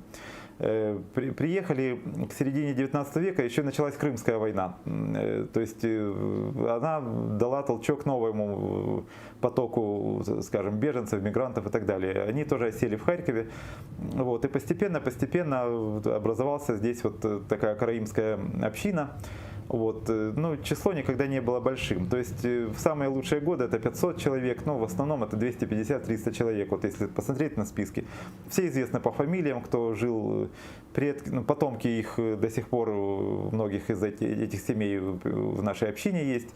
У нас есть, например, потомки братьев Кальфа, которые строили это здание, в котором мы находимся сейчас. Вот. У нас есть потомки Михаила Аваха, театрального режиссера, который вот Василия в Малыневце, да, либретто вместе с Юхвидом написал, и, собственно, потом он стал таким супер хитом советских экранов, а до этого он на подмостках вот театра мускомедии, вот Михаил Авах, харьковский караим. Из знаменитых харьковских караимов можно Данила Самойловича Черкеса назвать, пригласила его Харьковская городская управа для того, чтобы он создал в Харькове канализацию.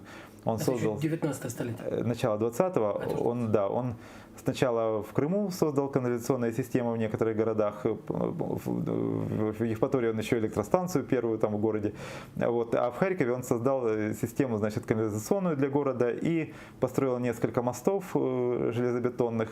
Он преподавал в технологическом институте, а потом политехнический институт в советское время стал называться. По его учебникам учились многие поколения студентов, там его хорошо помнят, портрет, по-моему, даже висит его, или в Академии городского хозяйства даже. Вот, ну, память о нем сохраняют и сохраняют, в общем-то, о том, что такое караим. И в Харьковском национальном университете первая женщина-химик в Центральной и Восточной Украине, ее звали Эстер Скиевна Крым, она караимка по происхождению, ее брат Виктор Скиевич Крым тоже преподавал химию вот в Харьковском нынешнем национальном университете. А тогда он назывался Харьковский государственный университет имени Горького. Вот. Еще можно назвать из таких знаковых харьковских караимов всем памятен фонтан «Каскад», который до 19 века был в саду Шевченко, то есть до 2019 года, я уже путаюсь. Вот. В 19 веке там не было никакого фонтана, там просто деревянная лестница была. А уже вот в 50-е годы, в послевоенное время, там ландшафтный архитектор, украинка Анна Степановна Маяк и инженер Федор Исаакович Савускан, караим по национальности. Вот они создали проект вот этого фонтана, где по ступеням текла вода. Очень красивый был фонтан. Жаль, что он не сохранился до нашего времени. Вот буквально каких-то 2 года назад он еще был вот на месте. Ну, сейчас его перестроили значительно. Как харьковские караимы пережили оккупацию нацистскую? И вообще, как украинские караимы пережили эту оккупацию? Вы знаете, по-разному, потому что немцы, официальная политика не причисляла караимов к тому категории населения, которое необходимо было уничтожать. Караимы были признаны, ну опять-таки, наверное, еще до того, как это стало мейнстримом, да, коренным народом Крыма, и их не трогали немцы. Дело в том, что они очень так дотошно проводили исследования, там мерили, ну, знаменитое вот это вот черепа мерили и так далее. Ну да, по кровь брали, черепа мерили, всем этим они занимались. Пришли к выводу, что караимы такие не евреи, не относятся к евреям. Вот, и поэтому было распоряжение не трогать караимов, но были перегибы на местах. Что такое перегибы на местах? Это когда вламываются какие-нибудь там полутрезвые или там еще какие-нибудь мало разбирающиеся в ситуации немецкие солдаты, говорят: «Юден, давайте пошли», и, ну, собственно, и все. Вот. И на многих доносили соседи, к сожалению, такое было. У нас был такой случай, один пожилой мужчина, его уже нет в живых, он рассказывал, что его мама, хорошо, что она знала, дело в том, что до войны изучали немецкий язык, как сейчас в английских школах, а тогда вот главное был немецкий. Мама хорошо в школе училась, и когда к ней вот вломились немецкий патруль, и стали говорить, что вы Юден, давайте пошли с нами, она им показала документы, она рассказала, кто они. Вот. И тогда офицер ее отвел, взял под козырек и говорит: вы знаете, будьте осторожнее с соседями, на вас донесли соседи. Какой был их резон? Имущество, которое оставалось после евреев, соседи грабили. Вот. И, к сожалению, такая не очень приятная страница истории в Харькове тоже была. Поэтому списки тех, кто похоронен в Дробицком Яру, такого расстреляли в Дробицком Яру, там тоже мы видим множество караимских фамилий. Это либо смешанные семьи, либо те, кто попал вот так вот под горячую руку. Но политики целенамеренного, целеспрямованного уничтожения караимов, в общем-то, нацисты не использовали такой, у них не было такой политики. Они к караимам несколько иначе относились. Более того, в Евпатории и в Симферополе были закрытые при советской власти караимские кенасы. Вот, например, наш последний харьковский газан, который в 29 году эту кенасу, где мы сейчас находимся, ее закрыли при советской власти, он вернулся в свой родной город Симферополь и во время немецкой оккупации был там газаном, за что его уже при советской власти вот, арестовали, и он умер в тюрьме в 1945 году. Вот. Действовала община в Евпатории, да, вот открыли они кенасу, значит, при немцах, и она продержалась дольше всего в Украине, она продержалась до 56 или 59, точно не помню, ну, до второй половины 50-х годов. Ее закрыли только вот когда хрущевская кампания по борьбе с религией, очередной виток вот советских таких кампаний по борьбе с религией, тогда многие церкви разных конфессий закрыли, в том числе и караимскую кенасу. Единственная караимская кенаса, которая не закрывалась все советское время, это была кенаса в Тракае. Но там, да, в Литве, это вот пригород Вильнюса, по-моему, 30 километров от Вильнюса, или вот такой городок Тракай среди озер очень живописных расположен. И там единственная кенаса, которую в советское время не закрывали. И караимы этим активно пользовались, там была целая программа, ну, по предотвращению ассимиляции, то есть они там с 60-х годов собирали караимскую молодежь, знакомили их, ну, интернета не было, соцсетей не было, вот знакомили караимскую молодежь с целью создания караимских семей. И даже многие вот люди, которые сейчас уже бабушки и дедушки, они познакомились тогда вот и благодаря тому, что в Тракае был такой вот единственный в советское время не закрытый такой общинный центр караимский. Давайте мы поясним. Вы несколько раз произнесли эти слова, нужно пояснить для тех людей, которые, да и вообще, наверное, для всех. Что такое кенаса, кто такой газан и вообще откуда взялись термины, которыми мы сейчас описываем те или иные аспекты религиозной жизни караимов. Почему вот мы говорим кенаса, хотя вроде бы это синагога, почему мы говорим газан, хотя вроде бы это раввин. Как так вышло?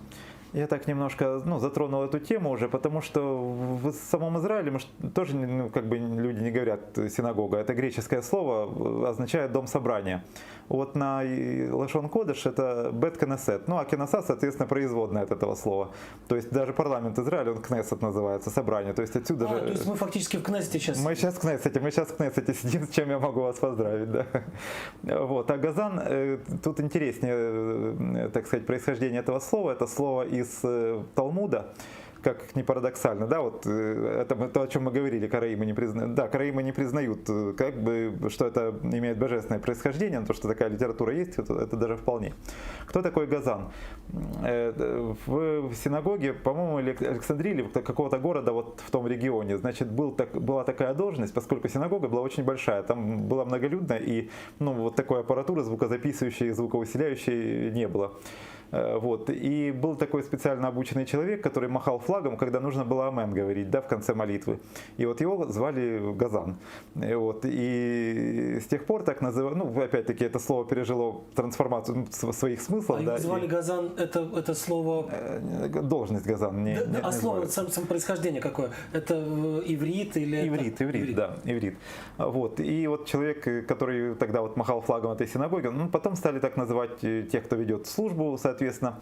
Вот. Раввин и Газан — это не синонимы. Почему? Потому что, ну, раввин — это учитель, да, это учитель религиозной традиции, по сути дела.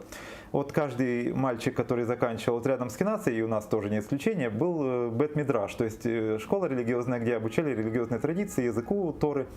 И вот каждый мальчик, который заканчивал этот мидраш, он как выпускной аттестат получал звание рав, то есть раби или эрбина, как вот на караимском тюркском языке, то есть учитель религиозной традиции. И вот уже среди этих мальчиков уже выбирали Газана, выбирали Шамаша, выбирали Габая, то есть вот людей, которые возглавляют общину. То есть Газан — это тот, кто ведет службу, Габай — это староста, вот тот, который финансовую часть ведет и хозяйственную, Шамаш помогает вот и тому и другому. То есть это была такая демократия? То есть конечно. Выбирали сами прихожане? Выбирали сами прихожане. Более того, до того, как пришла Российская империя, по сути дела, это не было даже название должности. Это было название, вот люди пришли, все знают язык, многие знают традицию.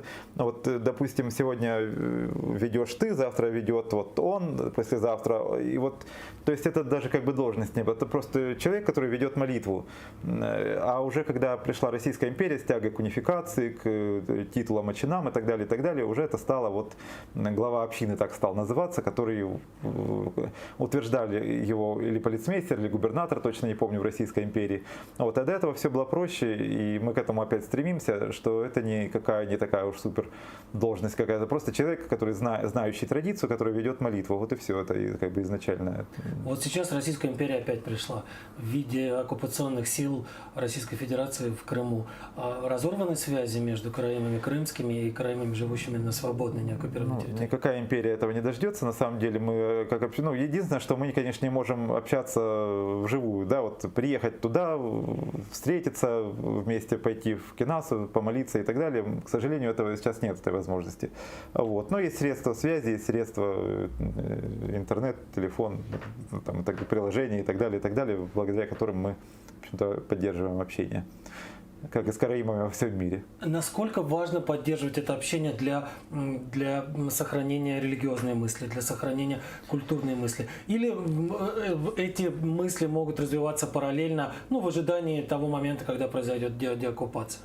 Вряд ли они могут развиваться параллельно. Во-первых, средства связи есть. Во-вторых, даже в ту эпоху, которую мы называем там темными веками, все равно мудрецы общались с помощью, ну, вообще все люди, да, которые имели, допустим, желание пообщаться с человеком, проживающим в другой части страны или даже за ее пределами. Ну, почта известна со времен там, Римской империи или, не знаю, Вавилонской империи. Там, то есть писали письма, отправляли письмо, общались между собой, дискутировали, приезжали в Иерусалим, например, на паломничество, встречались, общались вживую. То есть это все происходило, происходит и будет происходить, только теперь еще и средства технические есть, которые это все гораздо более легким делают.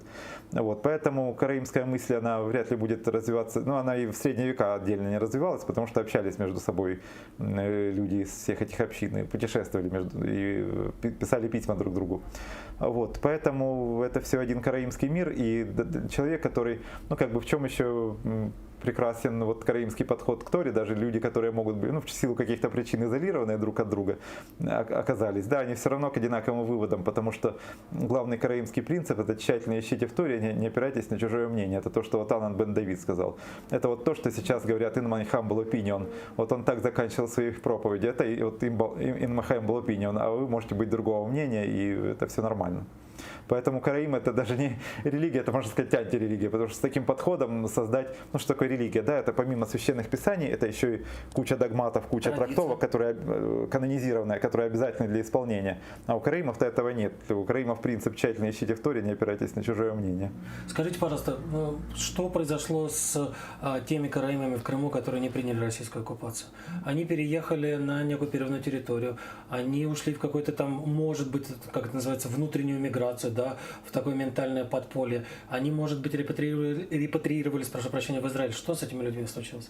Ну, у нас есть и те, и другие, и третьи, ну, потому что вот есть те, кто не был, как говорится, согласен с установившимися порядками. И одна семья, например, в Харьков переехала, да, вот другая семья в Израиль переехала, даже, ну, не одна семья, там много на самом деле, вот, но большинство осталось, потому что, опять-таки, хорошо сказать, что, ну, как бы, точнее, легко сказать, да мы никак не знаем, не дай бог бы у нас в 2014 году то же самое, мы не знаем, как бы мы, куда бы мы поехали, не поехали и так далее. То есть тут предки, тут родственники, тут пожилые члены семьи и так далее, и так далее. То есть нельзя просто так взять, сорваться и как перекати поле куда-то там. Большинство осталось на месте, поэтому тут без вариантов.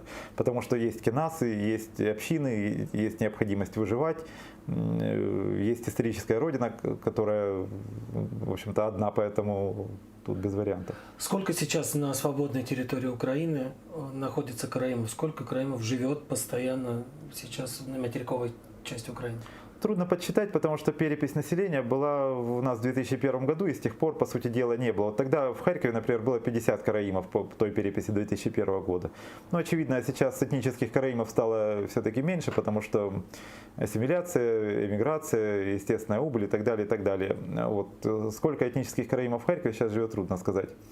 Вот. У нас есть выходцы, ну не только, то есть у нас община демократичная, к нам можно прийти, если человек интересуется Торой, и можно прийти, собственно, изучать Тору и, собственно, стать членом общины, поэтому у нас есть и караимы, которые не являются караимами по национальности, а являются караимами по религии, это практикуется, это вполне нормально для караимов Восточной Европы, ну, я думаю, не только Восточной Европы, потому что в США те же процессы мы видим, там 2 караимские общины, насколько мне известно, есть, и там даже руководство, и активные прихожане, и так далее, вот люди, которые там афроамериканцы есть, и, то есть люди, которые приходят к этой вере, также и у нас, также и в Крыму в самом, в Феодосии, вот, например, и в Симферополе, то есть люди, которые приходят, и это очень хорошо, это значит, что эту песню не задушишь, не убьешь, караимы будут жить в любом случае, хотя бы как конфессия. Сложно стать караимом тому, кто не рожден караимом?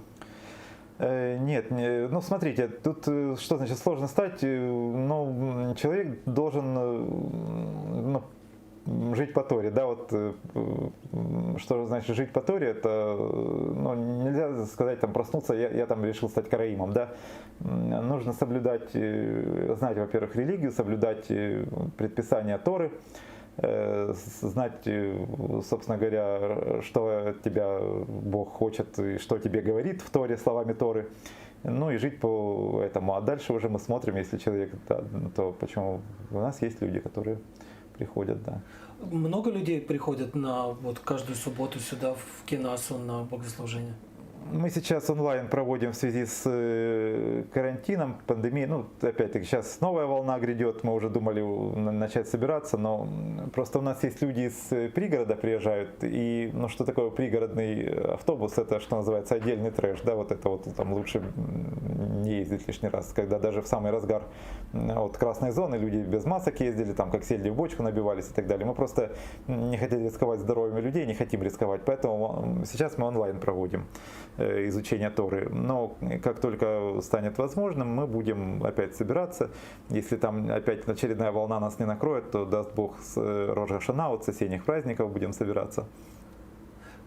каким-то образом власти на уровне ли государства, на уровне ли города, на уровне ли области, не знаю, какие еще могут быть уровни, района, самые-самые разные уровни, каким-нибудь образом власти, украинские власти самых разных рангов помогают, участвуют в жизни караимской общины, помогают ли там с ремонтом, с получением каких-то необходимых документов для продолжения работы и КИНАСа, и общины в целом? Да, с властями мы находим общий язык, и в общем-то, мы в хороших отношениях с городскими властями, они знают о наших проблемах, помогают их решать при необходимости. Вот. И сейчас вот принят закон о коренных народах Крыма. Ну, пока еще не знаю, что это на практике означает, ну, будем следить за развитием событий. Сколько КИНАС сейчас находится в распоряжении у караимов? Насколько я знаю, здесь тоже была какая-то, ну, то есть Советский Союз, советская власть еще до Советского Союза отобрала это помещение у караимов Харькова, придумала здесь клуб «Воинствующий безбожник», и дальше пошло. Потом потихонечку начался процесс возвращения отобранной собственности. Сколько сейчас КИНАС вернули караимам и в каком они состоянии находятся? Первую КИНАСу, которую вернули караимам, это была КИНАСа в Евпатории, ее в 90-е годы еще вернули. И ее, значит, там две КИНАСы, да, малая и большая, рядышком они стоят. И вот малую КИНАСу, там сначала меценат начал караимский, один из эмигрантов, да, вот жил во Франции, он деньги давал, частично государство давало. Большую КИНАСу полностью, насколько я знаю, украинское государство. В 2005 году она была открыта, там служба, там, так как она выглядела, это... Ну, я не знаю, там легче было снести и все по новой построить, потому что, ну, реально, это руины были, просто руины. Я смотрю на фотографию от 90-х годов, там эти капители колонн, расколотые надвое, лежат на полу, и она была в ужасном состоянии, и государство помогло ее восстановить. Вот, кстати, одна из причин, наверное, по которой, ну, помимо политического аспекта, по которому караимов признали коренным народом, раньше была автономная республика Крым, которая вот финансировала, вот у нас есть и книги, стоят на полочке, которые издавались при поддержке автономной республики Крым до 2014 года. И теперь, собственно говоря, окно как закрылось, да, возможностей, нужно на общеукраинском уровне эту проблему решать. Дальше КИНАСу в Симферополе уже подготовили к передаче к 2014 году. Оттуда выехал радиокомитет, ну, то есть осталась только формальность, их уже оккупационные вот власти сделали, то есть ключи передали общине. Вот, ну, как бы последний шаг, который вот напрашивался, он был сделан, если бы ситуация по-другому стала там развиваться. Вот, в Феодосии есть община, но нет КИНАСы. Там, значит, они собираются в помещении приспособленном. Там в советское время КИНАСа погибла в годы войны, там сброшена была бомба, на нее попала. Вот. После этого уже не восстанавливалась, хотя там очень древняя, одна из самых древних КИНАС была вот на горе Митридат. И очень жаль, что она не сохранилась. Про нее Всеволод Рождественский даже стихи слагал. Вот в 20-е годы есть, попала она, да, поэту, так сказать, на перо. Вот. И у нас за пределами Крыма только в Харькове вернули караимам в 2006 году КИНАСу. Вы правильно сказали, что здесь был в 29 году сначала клуб «Воинствующий безбожник». Мы им, кстати, благодарны за то, что они сделали несколько фотографий, и они в журнале «Безвирны», который выходил в Харькове, опубликовали, как снаружи и изнутри выглядело это здание. Мы можем с помощью этих фотографий удалось понять, какой был облик до того, как большевики добрались. Да, у нас фотография, ну, первая фотография сохранившейся харьковской КИНАСы относится к 1902 году, это путеводитель Гусева по Харькову, и вот там вот есть эта фотография. Ну, а вторая, это вот 20-е годы, уже вот этот журнал «Безвирных», который сфотографировали еще изнутри. И, правда, часть вот эта вот южную, самое интересное, как Гехал, вот Арона Кодыш выглядел, этого нет, они там вот женский балкон сфотографировали, а Арона Кодыш был уже разобран. Ну, вот этот Гехал, это, ну, светским языком говоря, это шкаф, где свитки Торы содержались. Вот, и видно, что уже в разобранном таком состоянии лежит. Вот, но тем не менее они фотографию эту сделали. Вот, дальше здесь был техникум автотранспорта и автотранспортная организация. Уже вот от них передали в 2006 году караимской общине. Ну, конечно, разные вопросы приходится решать. У караимов нет какой-то огромной диаспоры во всем мире, чтобы могли там, ну, пока сами себе помогаем.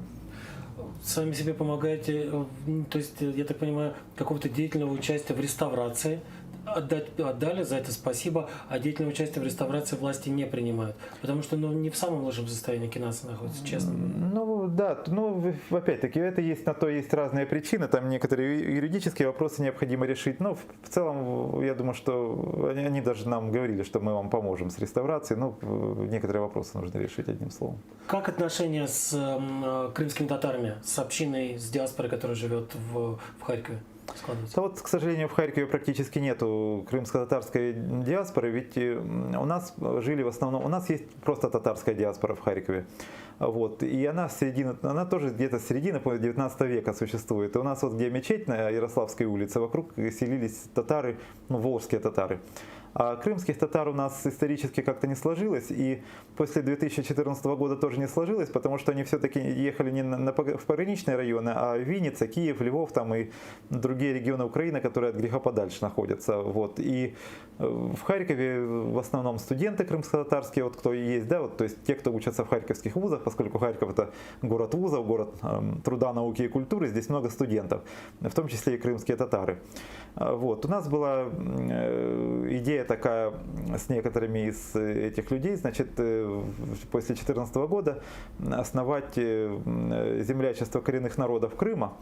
Вот. Ну, мы вот когда День флага, крымско-татарского, День Сюргюн, вот от депортации, да, выходили, ну, вот, и на площадь, и нас и на телевидение приглашали. Мы там, ну, с просветительской, понятно, что это не политическая акция.